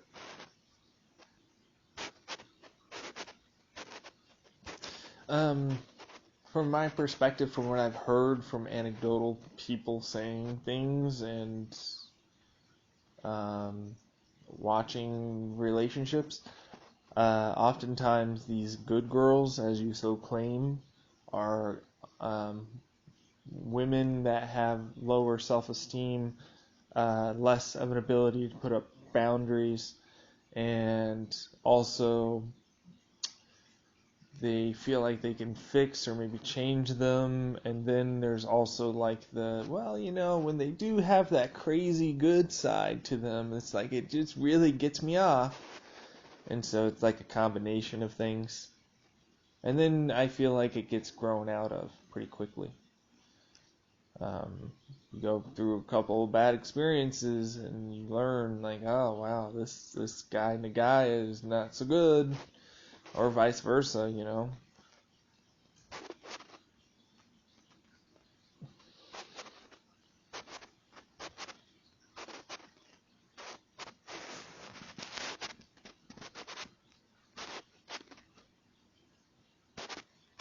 That's really cute.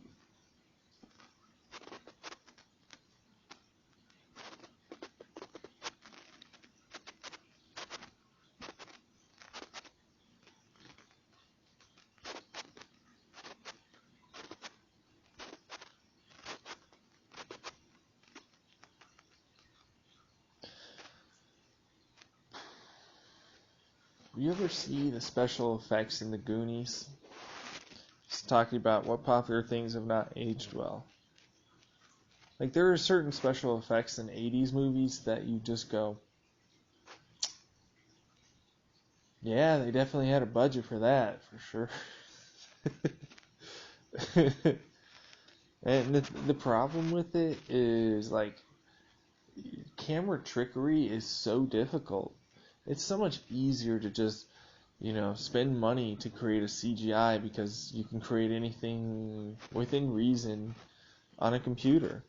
But if you want to use your camera, you need to get the right perspective, a model, and all these other things that get added into it. It turns more complex, and shots take longer. Things happen, can happen.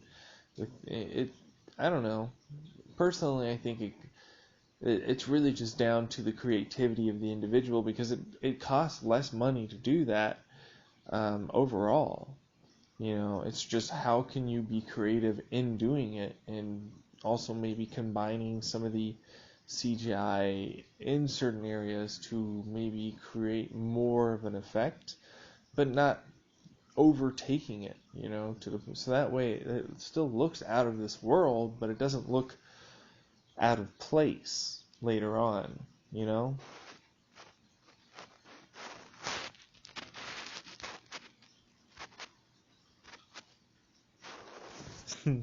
What do I think is the best feeling in the world? I'm even going to answer this one.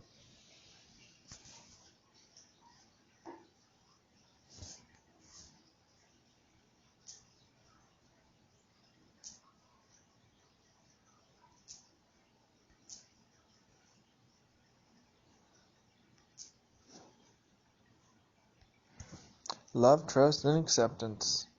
Which really just means love. But I add the trust and acceptance because it's good.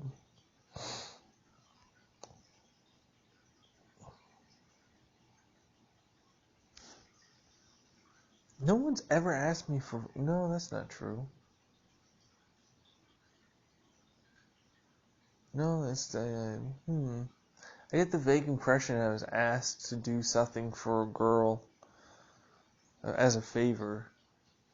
And then, after, the third time, I was like, nope, not doing this. You can get it yourself. You're closer. I'm not fucking doing this shit for you. And they were like, oh, I can't believe you said that to me. And I'm like, yeah, motherfucker. You got 2 legs. Walk your fucking ass up there. It's like, I'm popular. That changed it for them too. They were all of a sudden over me because, oh, he denied me. Oh, it's strong, or whatever the fuck it is in their head that they come up with,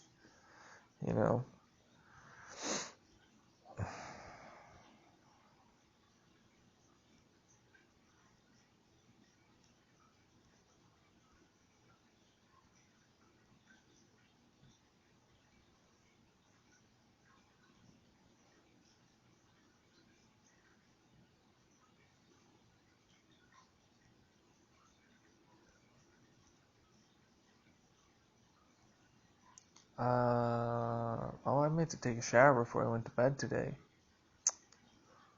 That's not happening.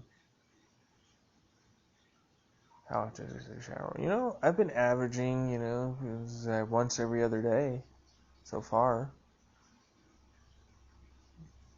Anyways, mine's sporadic, though.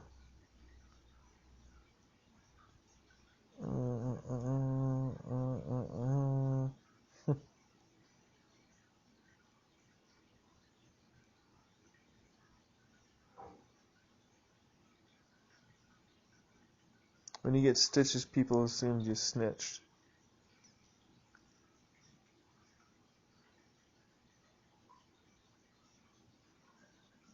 Seems like okay.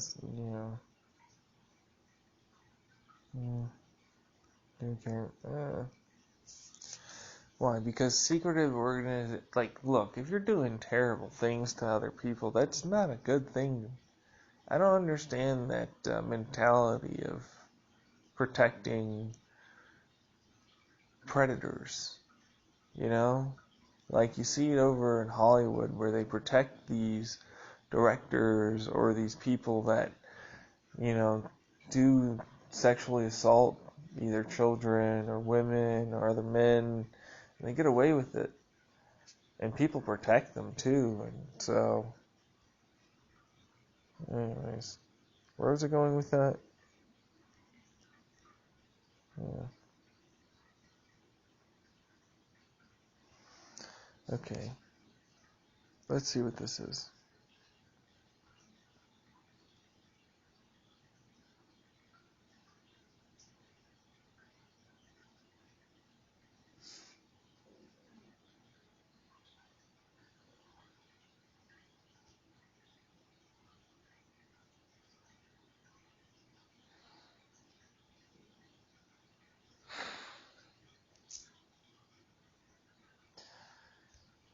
No, it's just a Twitter post about Jesus Christ saying, "Mom was 12 years old, dude. And I know you think that that's legal age of consent, but it definitely shouldn't be," or something like that.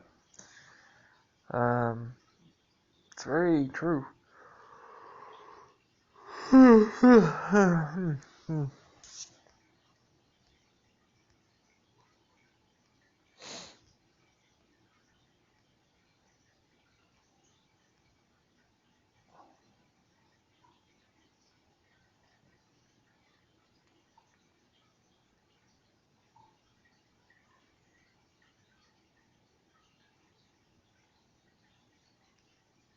Broski. Hello, Broski. You're a cute dog. You are.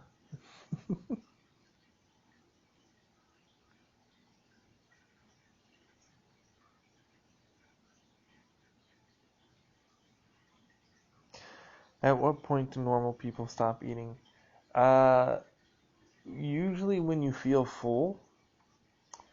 I have been stopping myself from eating when, like, continuously eating starts to get me nauseous. And so I'll just stop there, and instead of, like, trying to overfill my belly, I'll just, like, stop eating past a certain point. That makes sense. Hopefully that helps you. If you're suffering with anorexia. That's rough, man. People don't treat that the right way, too.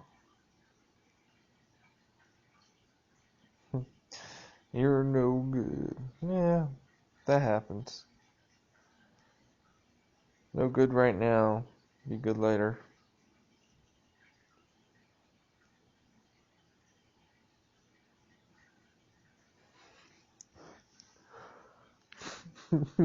The hardest part of developing a gravitational theory is dodging all the panties getting thrown at me by thirsty ass science bitches.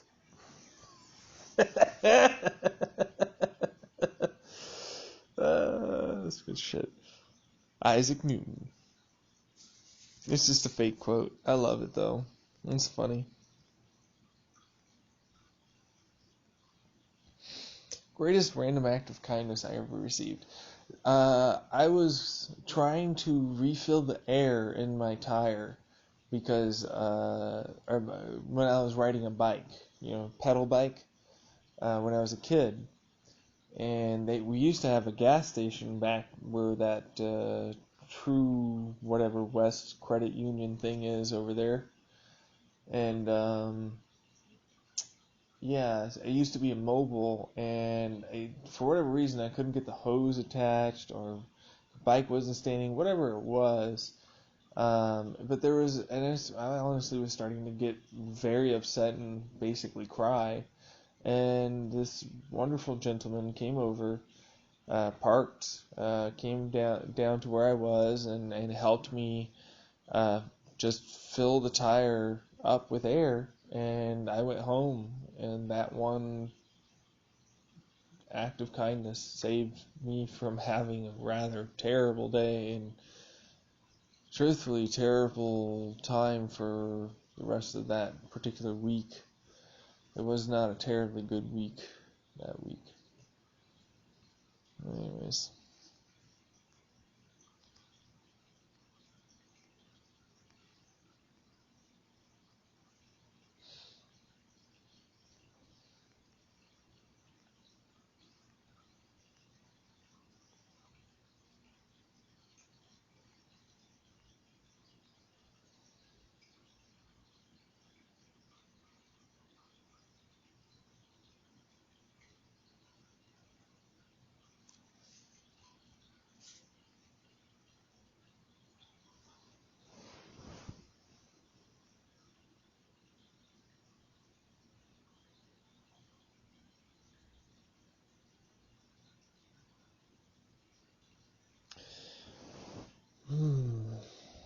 You get 2 million, but you have to move to a different country in order to get it. Which country would you choose and why?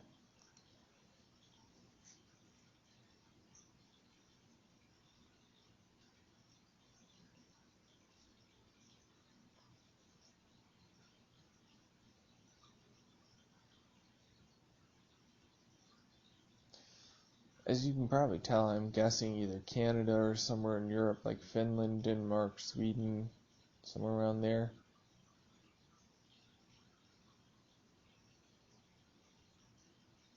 Yeah, those countries. One of them. I'd probably end up weighing the pros and cons of like this type of healthcare versus that type of healthcare, and what kind of level of political activity, and what's the cost of living, and such stuff would go down.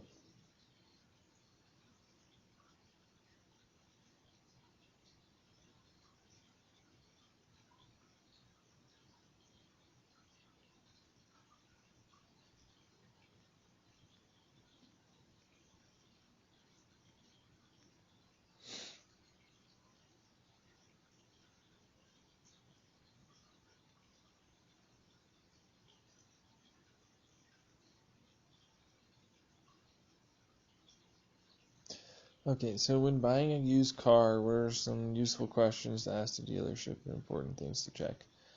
Honestly, I do a little bit of research about what kind of car you want first online.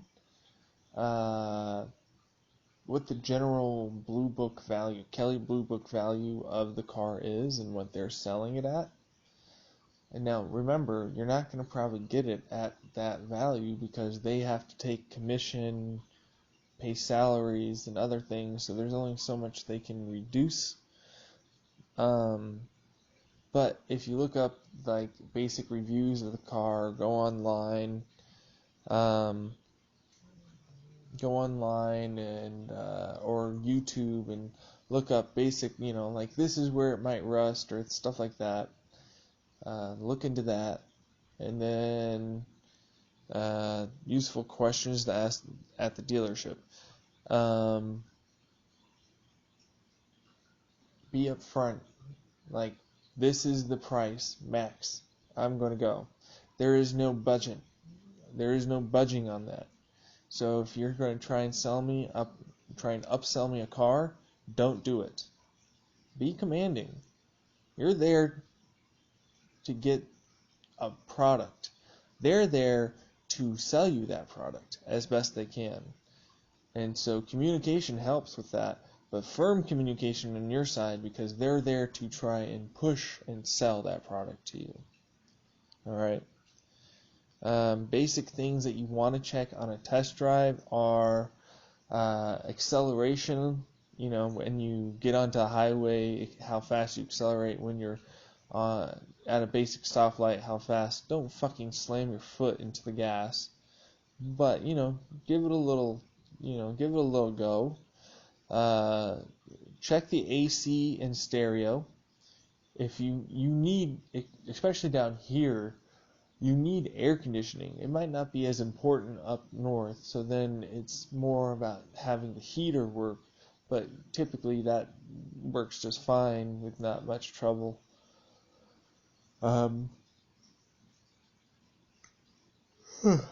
Let's see here.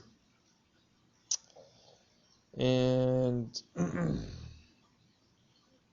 check the underside of the car. See if there's any recent changes or anything like that. Rust spots. If you're in a state that uses a lot of salt for the roads, there can be damage there. They might have just sandblasted and painted it over, which is good enough. But it might not be the right paint and such on. Yeah.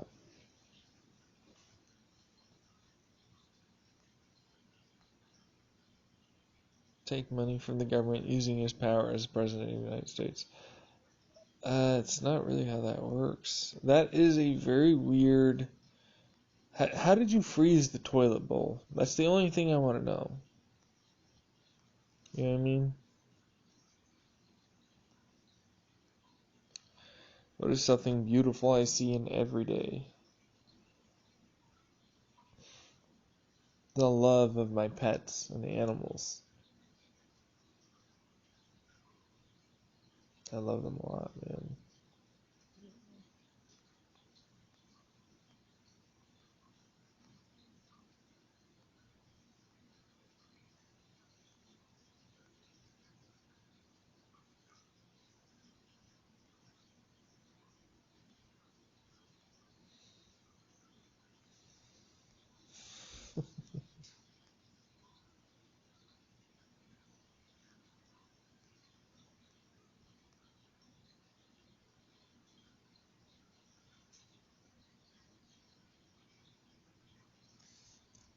Okay, to be fair, there aren't that many natural red-headed black women, as far as I'm aware, or blondes.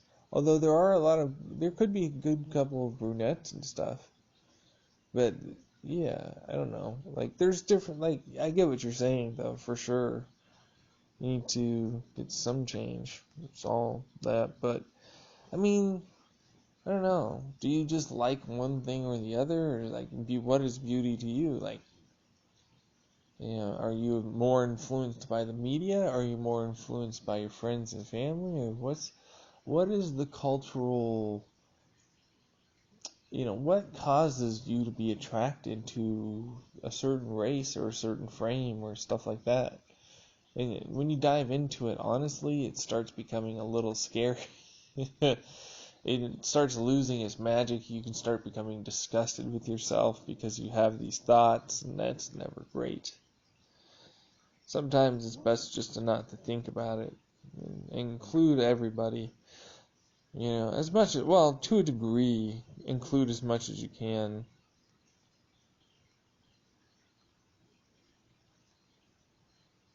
I don't think anybody ever feels like an adult. An adult is just a placeholder for you're old enough that now we're basically taking off the training wheels. And if you get fucked up, you get fucked up. You don't get fucked up, you don't get fucked up. Them's the rules. Make sure you follow the actual rules written in law. That is pretty cool. I do like the cosplay, truthfully. Lola Bunny started furries, man. Like, there are so many kids. Same with Animorphs, or whatever it is, that book where they describe, like, transforming into an animal as being this, like, such pleasurable experience or something. I forget what it was. All I know is I picked it up for a very short period of time and I went, this is not for me. Same thing with Vampire Bunny or whatever. It's like, yeah, that's cute, I guess, but it's not really anything like the story that I read that was about how it followed this I still kind of remember the story as best I can, or still mostly remember it, where basically this kid runs away from an abusive household. They happen to have a servant. The servant goes with the boy. They eventually find a settlement castle which they get into, become friends with the princess and other things. Eventually, there's a contest to win her hand in marriage.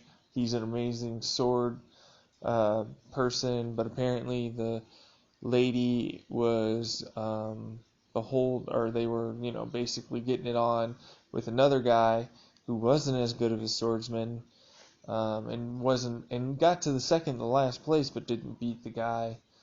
And so he backstabs him. The guy, the servant, then it sort of picks up on what the servant does for the remainder of the story. And I forget kind of what goes on past that, but that's basically the whole story. Yeah.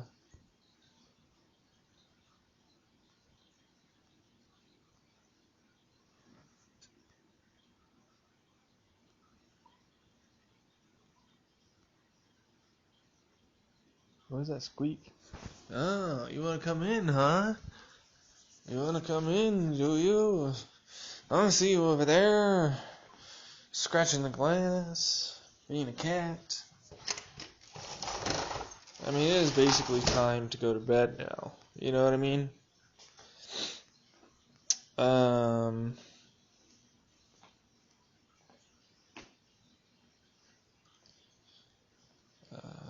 I don't know anymore. Wish I could enjoy, but find incredibly boring. Video gaming. No, because I haven't played video games in a long time, and I don't really know if I'd find it boring or anything. It's just like a lot of it feels meaningless because I know that it doesn't mean anything. It just doesn't. I don't know. Like it just changed my mind, I guess, about things.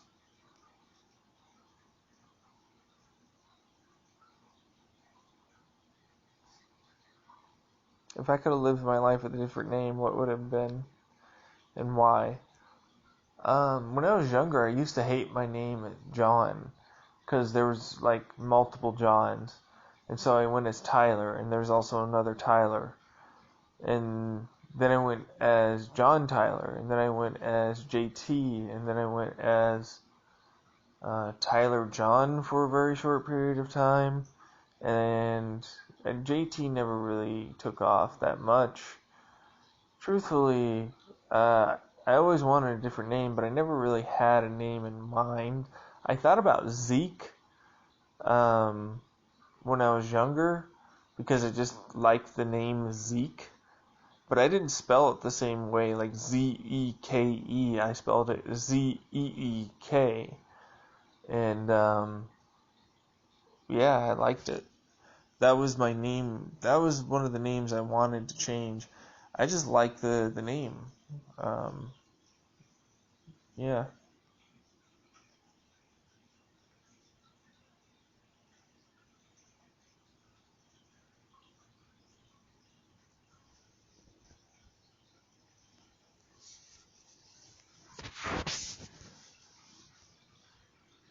That's pretty good.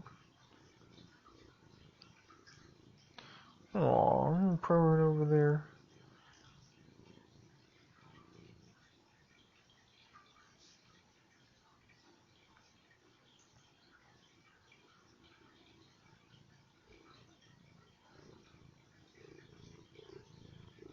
Wow, I can really hear you purr. You want to do that in the microphone? Yeah.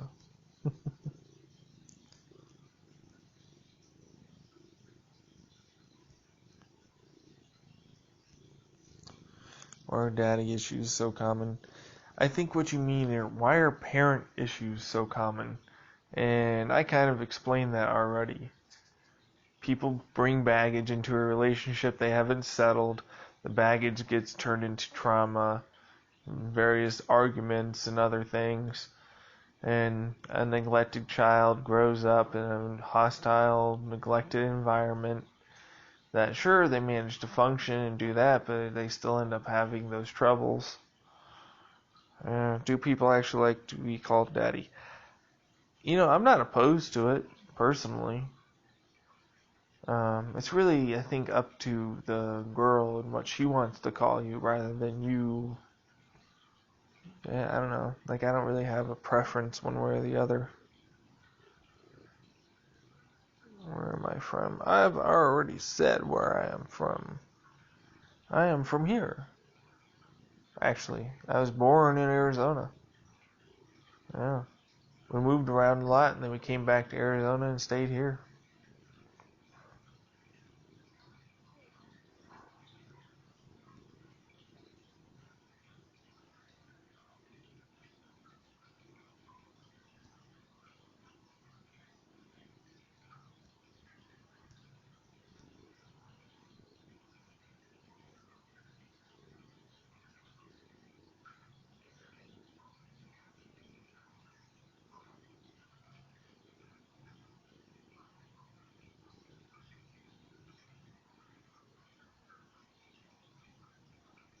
"24 Hours", Horny Gary Busey, Angry Samuel L. Jackson, and Amy Schumer. I'd probably choose Angry Samuel L. Jackson. I feel like I might be able to calm it down after enough time, and we might get to talking about stuff. That's pretty cool. He seems like a pretty chill dude, honestly.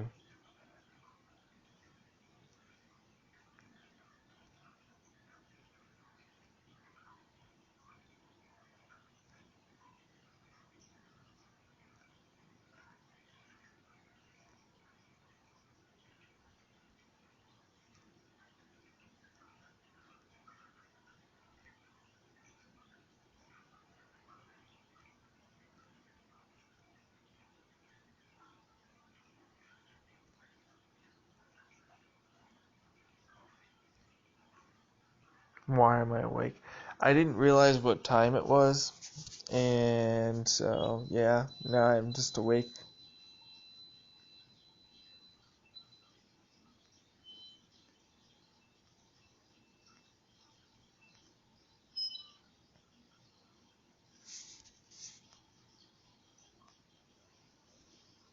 Yeah, I mean, if you wanted it to be art, it could be art.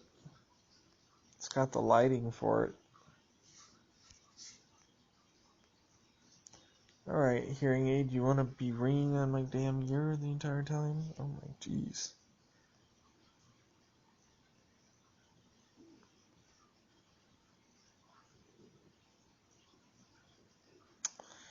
That's pretty trash. Yeah, that's what drunk people do for sure. I mean, that's the thing. That's what a drunk person will do. You give someone stoned, they're not going to go fucking get naked outside a bar and try and twerk. You know? You get someone stoned, they're going to sit in their damn chair and they're going to think about random existential questions about life. And then want to eat a really large meal. Or sometimes not. You know, it really depends on the strain and the person. So.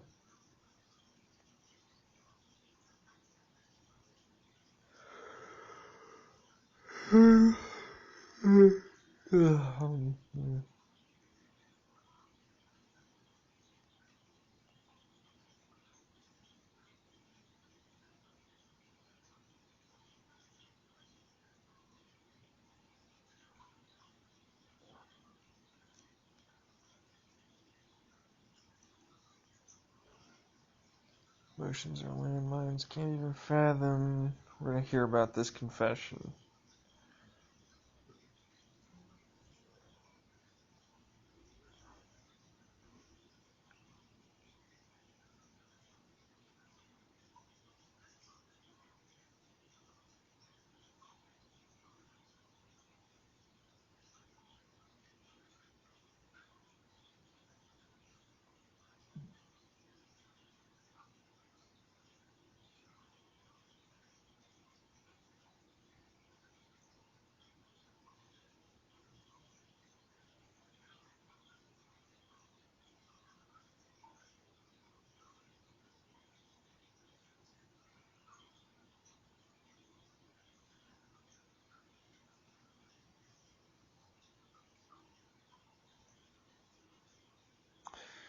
You don't have to love all. You shouldn't. See, that's a should word. I should love all aspects. No, no, no. You don't have to should anything. That's an expectation you're placing upon yourself. It's okay if you don't love your drunk girlfriend because she causes you this mental anguish. You know, she. You need to sit down and talk to her about this. If you really feel that way, if you're starting to get this resentment towards her during these episodes, you really have to talk to her and sit her down and be like, look, I don't like you when you're drunk, and this is becoming a bit of an issue for me. What can we do to try and compromise here? What can we do to try and make it so this maybe you don't get as drunk, maybe you more or less only drink when we're together with friends, or do what can we do here so that way I'm not just going off the deep end, would be my suggestion, but even then, I don't know. Because she might not think it's a problem, and what you say is she seems to be eggshells, and then she's like, I love you, and then I'm sorry for everything. She might need some therapy. If she's drinking to that excess and she starts saying those kinds of things, there might be, a psychological reason that needs to be addressed there as well. So, try not to hate her too much, but I can get you, man. That can get rough. You got my sympathy. you know, and try and talk through it. Try, if you can, have a bit of a mediator if it doesn't go well the first time, because it probably won't go well the first time. Having another person there, maybe that friend that drove him home, explain to her, look, we probably drove you home because this was not so great and you were acting this way and whatever, to try and get them to see your perspective on the matter. If they're not able to be willing to say that your feelings are valid. That's the big thing. Like, your feelings are valid in this. Okay, you're allowed to feel the way you feel. Interactions are making you feel that way, and because you were together, you were both sort of more or less kind of responsible for each other. And so, yeah, like, there has to be some sort of compromise or some sort of agreement that can be made, hopefully, so that way the relationship doesn't just go really bad, because it seems like you say everything seems to be fine elsewhere. So, try and talk and work it out.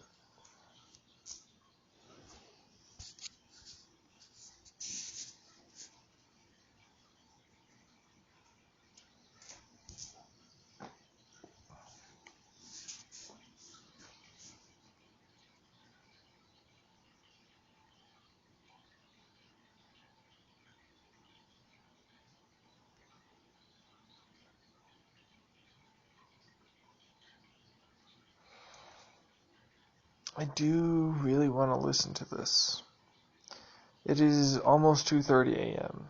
And even though I don't have anything going on tomorrow, I still would like to go to bed at a decent time, because I wake up regularly. Like, I can go to bed at 4 a.m., but my damn body will make me wake up again at 8 a.m.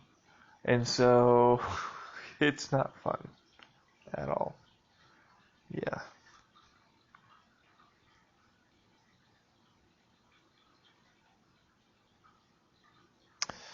Ooh, so if you're immortal like the Highlander, what items do you keep to present and to sell as antiques in the future?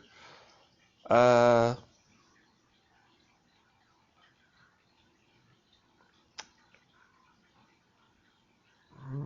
I was about to say certain electronics, but even electronics wouldn't work in certain circumstances, so maybe um, comics.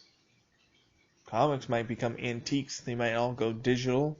So having the actual books, certain books would probably still be worth a lot. Um, Original, like, handheld games, which are already pretty popular now. Like, if you got a real classic Nintendo Game Boy, like, that's actually worth a pretty decent chunk of change. So imagine in the future when you don't, like, it's possible. I don't know, maybe.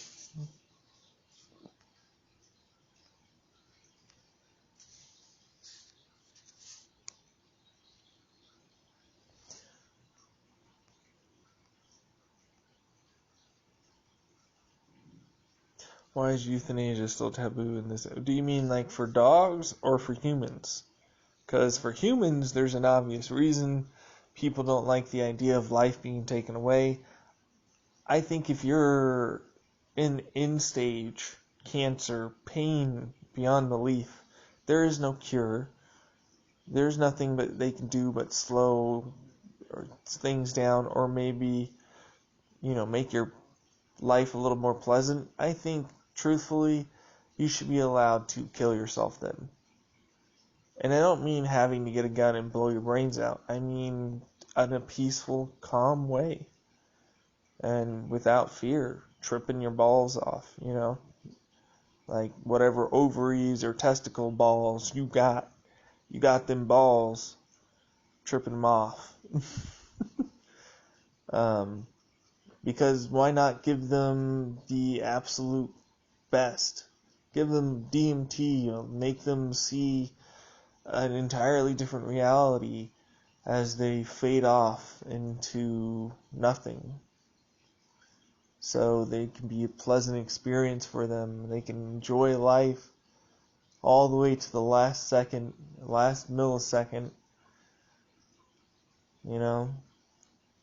But that isn't to say that that's to be used to kids or, well, I don't know, like, end stage anything can kind of be bad, you know, if you're unable to bring it back. For dogs and cats, it's kind of the same thing. It's like, you know, they get so old that their quality of life and your quality of life are both suffering to such a degree that you have to say, look, this just isn't working, and they're miserable, you're miserable, and, you know, they kind of need to pass. Yeah.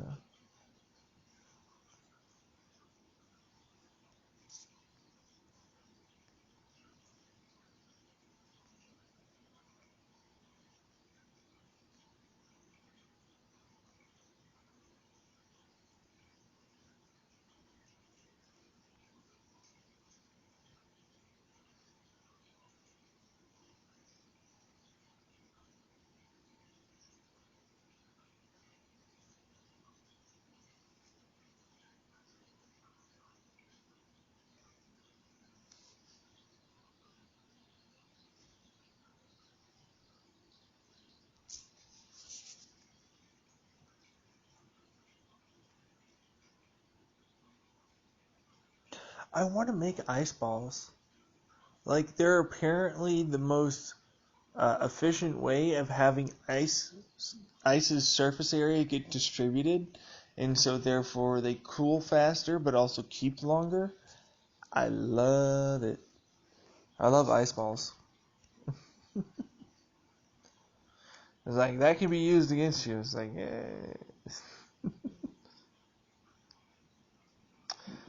that's terrible. This is terrible. This is just, no. There's an elderly women with Alzheimer's left outside a lock, which is just not good.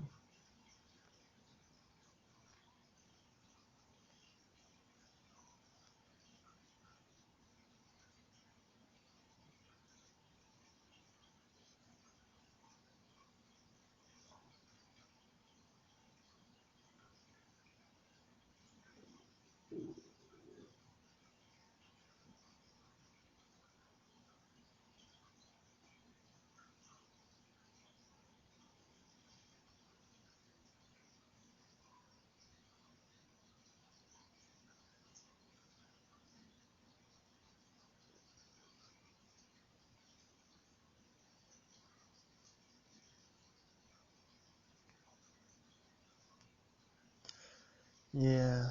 Um.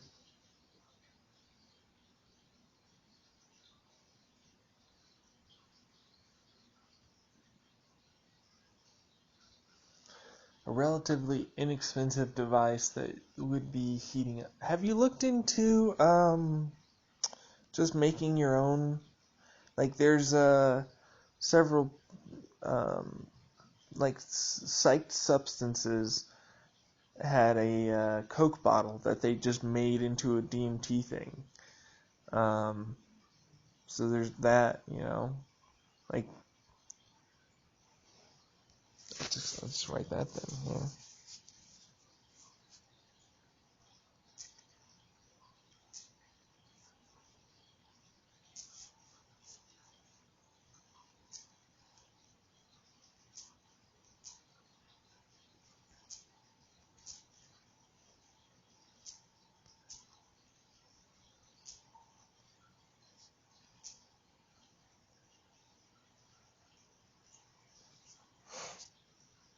Yeah.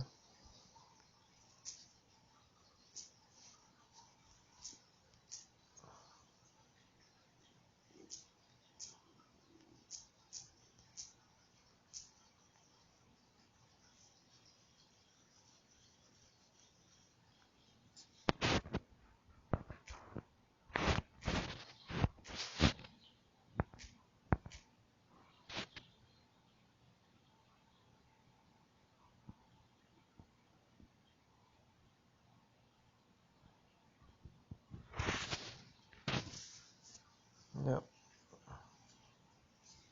Because you want it to be inconspicuous and cheap, and that's probably the fastest, cheapest way that can be inconspicuous. If it's like a Coke bottle, just put a little, like, all you do is make a small hole on the bottom, file it off or whatever, and then, place your thing, heat it up with a torch, and you're good to go, from what I understand. So,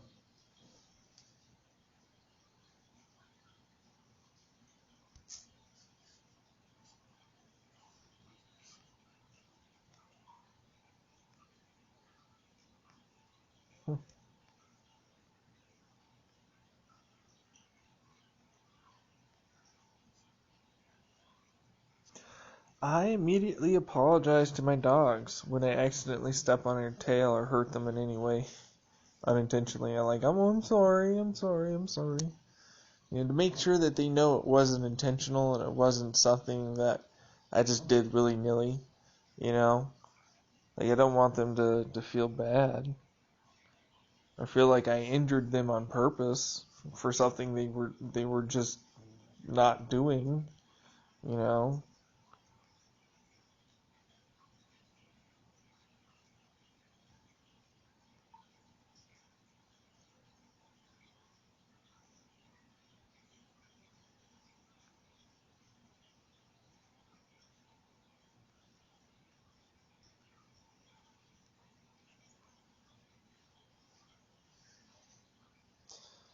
That's what Tyrone looks like, huh? For whatever reason, I always pictured it like the Battlefield 3 map. And that does not look like that. But it kind of does. Anyways. Good looking girl, I guess. I mean, she's very beautiful. Yes. Just, every time I think about the word Tehran, I think of that Battlefield 3 map. Because I played Rush on Tehran so much that I got banned out of a server one time because I was too good at it. and the accusations started happening. I love those things. Like, other people are like, oh my god, they're calling me a hacker, what should I do? And I'm like, I know I'm not hacking. I'm so fucking good that they have to believe I'm hacking for them to have their ego be stroked. I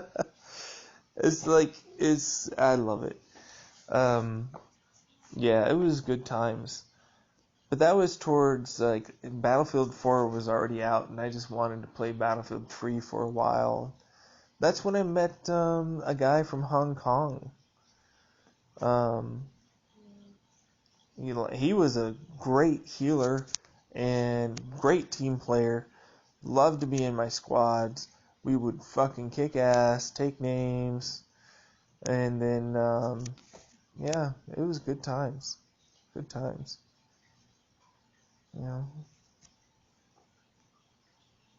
I had a lot of good times with just random people that would join into my squad, and we just talk and get shit done. And that was like the basis. Like, if you were like a good squad mate, you hung around the basic area and followed the basic orders, and you revived, you healed each other, or you gave ammo, and you took out enemies. That's all there is to it, I miss those days. I miss it. I miss having a computer that can actually play a game. Not that there's any particular first-person shooter game that's good enough for me to be even considering wanting to play it, truthfully. Like, every one of them has caveats that I just feel like make it worthless to play them. PlayerUnknown's Battleground have terrible, terrible netcode. There's a reason for it, but it's terrible. Same with Fortnite, with its building and the fact that it's third person only.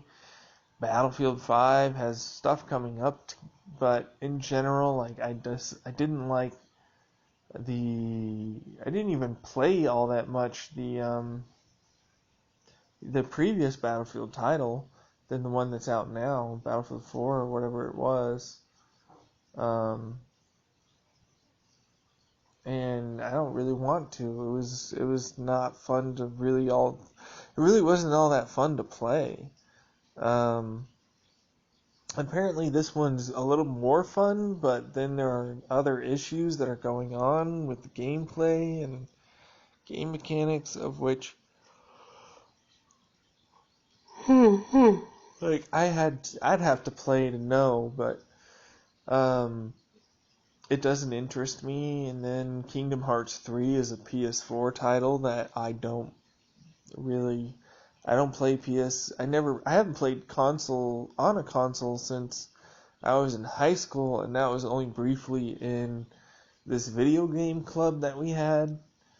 And that video game club, I played on a console, for at max 3 times, got my ass handed to me multiple times when it was up to my turn to play in Halo and in other games. And the time before that was back with the original PlayStation that got stolen out of our house back then.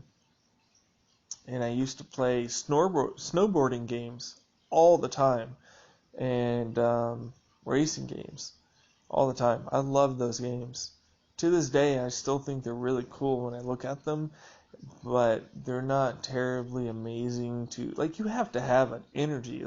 You have to get into it, you know what I mean? Like, oh man, look how cool, wee, woo, you gotta spice it up a little bit, get some sound effects from your own mind, and talk over it with your own thoughts and stuff. Like there's ways to do it, but yeah.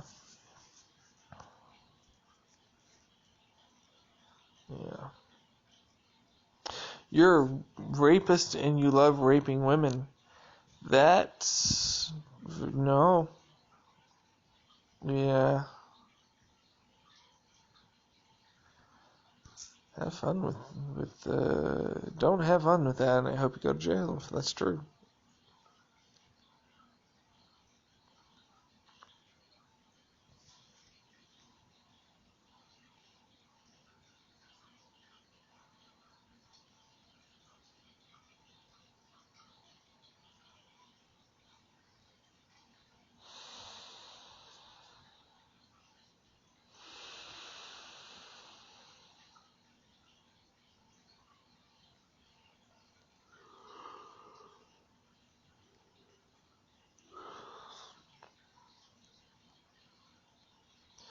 What delicious did you eat today?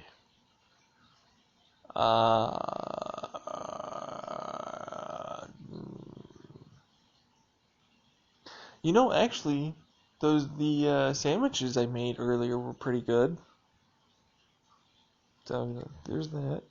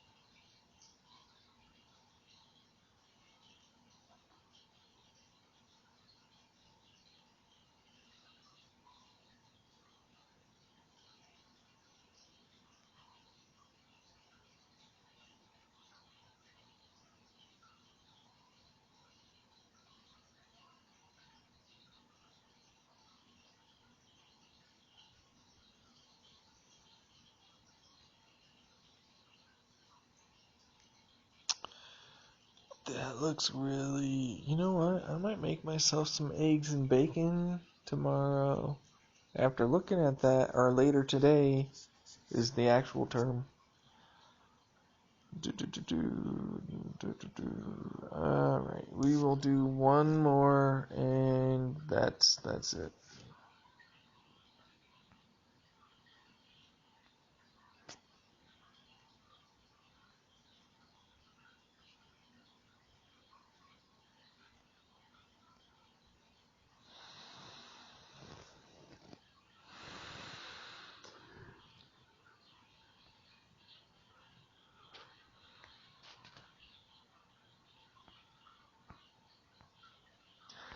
If Jennifer says she loves you, but then never texts you back.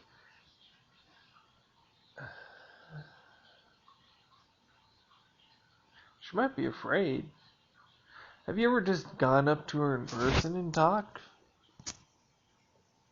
Like, anyways.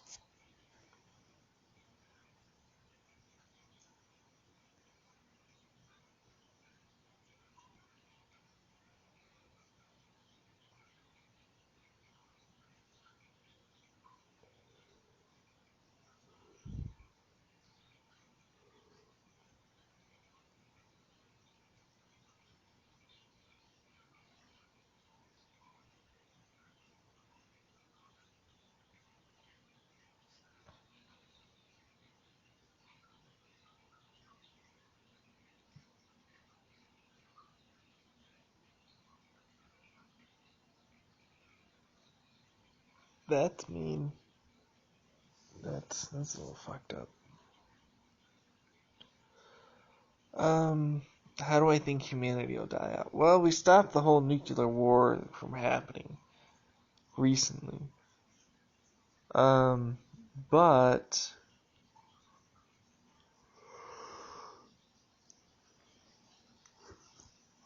don't worry about it. It's not a thing anymore. But I think personally there's going to be someone who gets access to something they shouldn't and create something that ultimately runs away and destroys things. Like the ugly superbug that ate all the oil or whatever it was and burnt up buildings and cars and people straight in the cars because they were, But how do I think it'll die out completely? Oh man.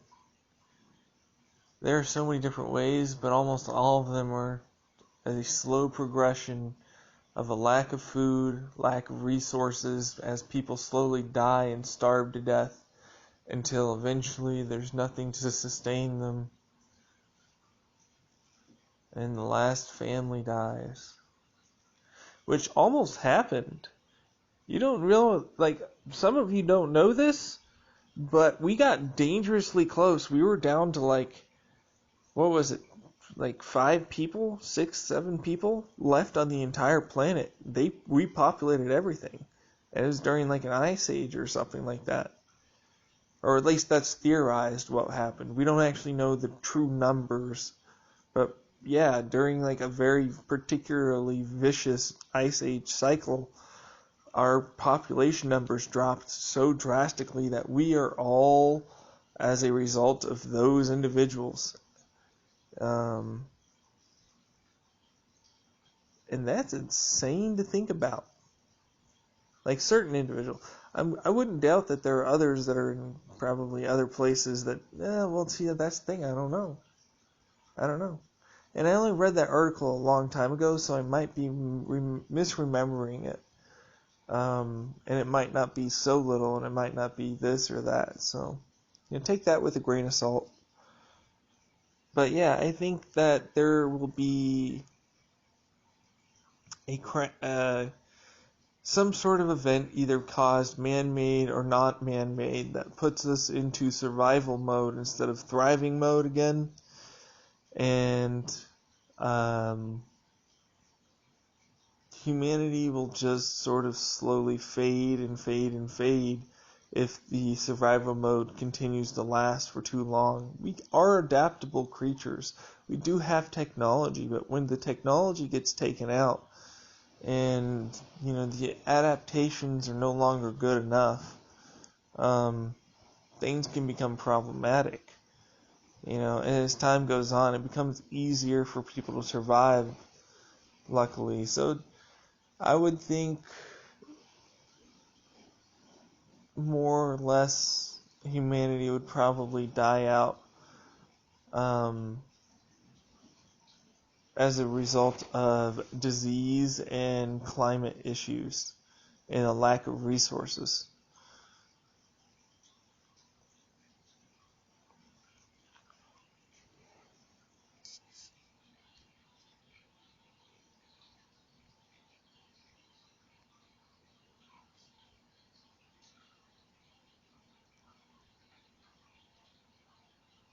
It's a really good raven.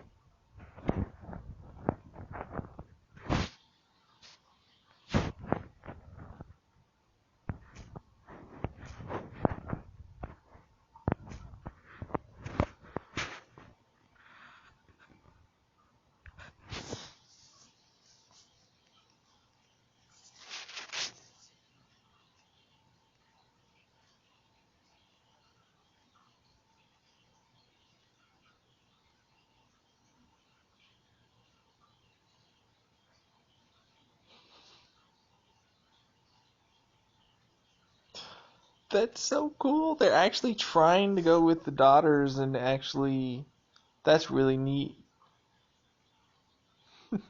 You can tell they are not nearly as gifted at being able to ballet dance, but of course, I'd also have to say they probably don't have the practice that they do.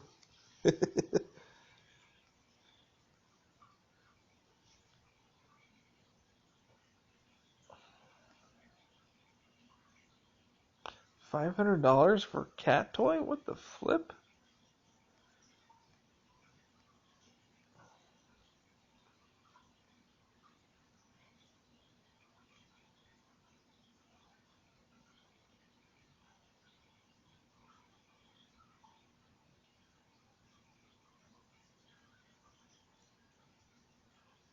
Weirdest advice I've gotten that actually works. I don't know. You need to attach, I don't know about attachment to therapists. You need to be able to trust your therapist. And some people get into the trap of thinking that trust and everything and the friendliness is more than it can be, and so I don't know.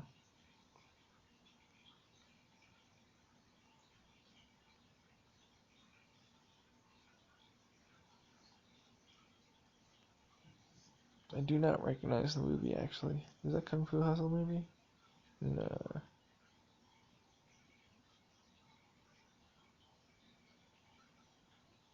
Damn, look at him go.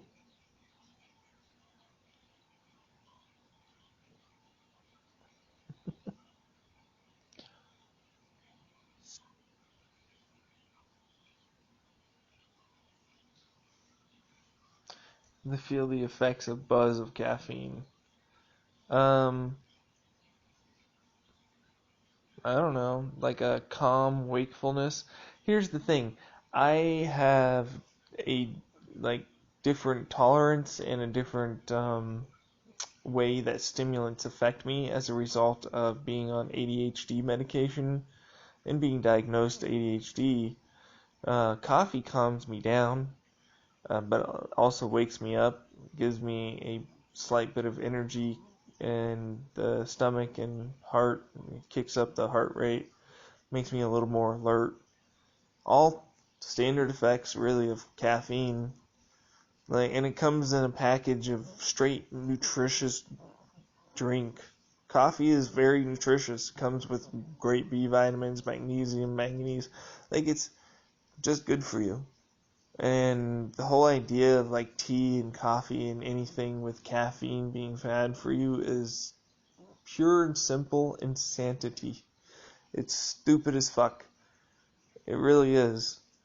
The fact that they banned or had to put a warning label on stuff for, like, I think it was California, was stupid. It was so stupid. It was clearly done by fear-mongering for people that have no clue what the hell any of it is, and they don't even want to bother trying to Google it.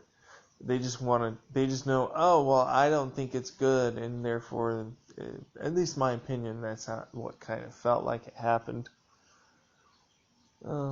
As for other people, caffeine is not this dangerous, addictive drug just because I compare it to marijuana. It is an incredibly, very healthy drink. Coffee or tea, both of them are extremely healthy for you. They come with antioxidants, vitamins, minerals.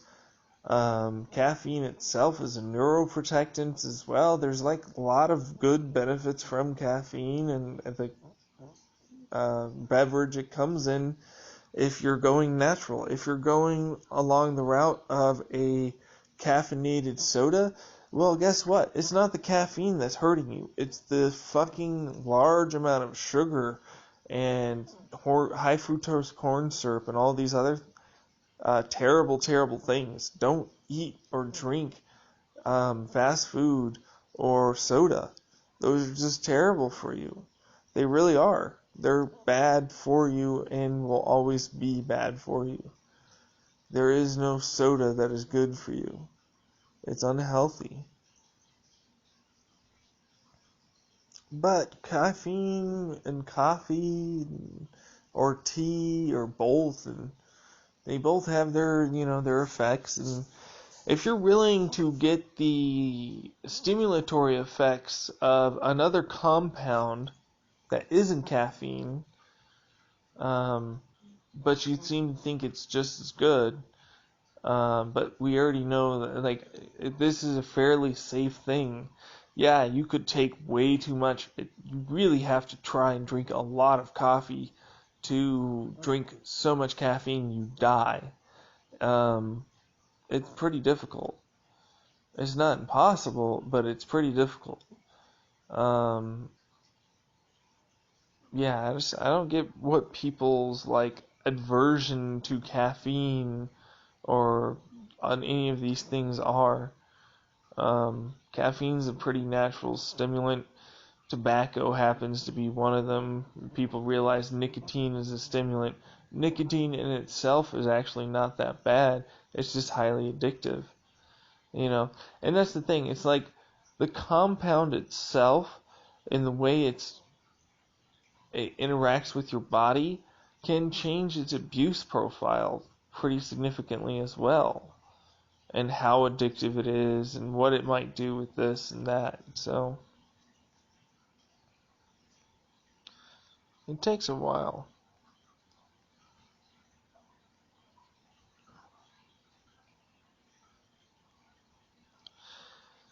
How did I know that my crush loved me? I think you mean, how did you know your crush liked you back?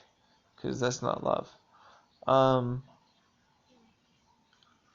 Body language was key for me.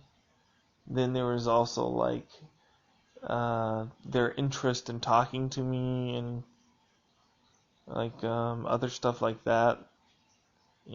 People want to take time out of their day just to be with you if they want to be with you. But I don't know. There's a different body language from friendly and into you. You know what I mean? Like there's just a different sort of almost need, pressing, trying to get closer, longer, blinks versus shorter blinks. Pupils wanting to stay on yours, wanting to make that eye contact, looking away during certain laughs. It's all kind of there. what? You sound like an autist. You're describing things and I'm like, I just picked it up naturally. I never really had too much trouble with that.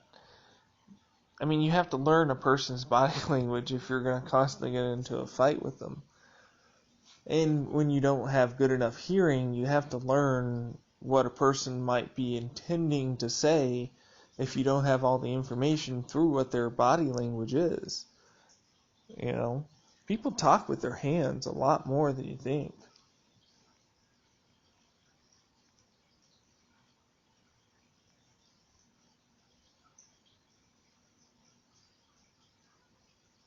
Alright, it's time. It's 5. I will scroll very briefly, and then I'm going to bed. Alright.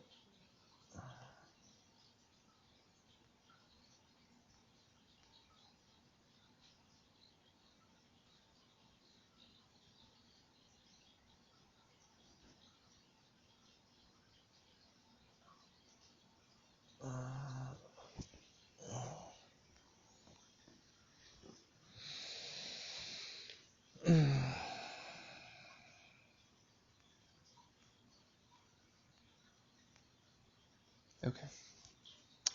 Okay. Easy voice recording. It is. You know what? I'm gonna have this go until it hits the 7 mark because it's 6:59:32, and so yeah, I'll keep this going for another 30 seconds. Okay. To those of you that are having trouble, to those of you that want to succeed, to those of you who are down on themselves right now, maybe because of what I did, it triggered them. I'm sorry. Just remember these feelings pass if you keep working hard. Things change. I know I sound like a broken record, but it's true. Just keep trying. Keep trying with what you're able to do comfortably, to a degree of comfortability. You start off with the base of comfortableness, and then from that base you jump off from time to time into the waters and see what you can find, and then you come back to shore, and then you do that enough times, find enough things, well, you got a Wilson.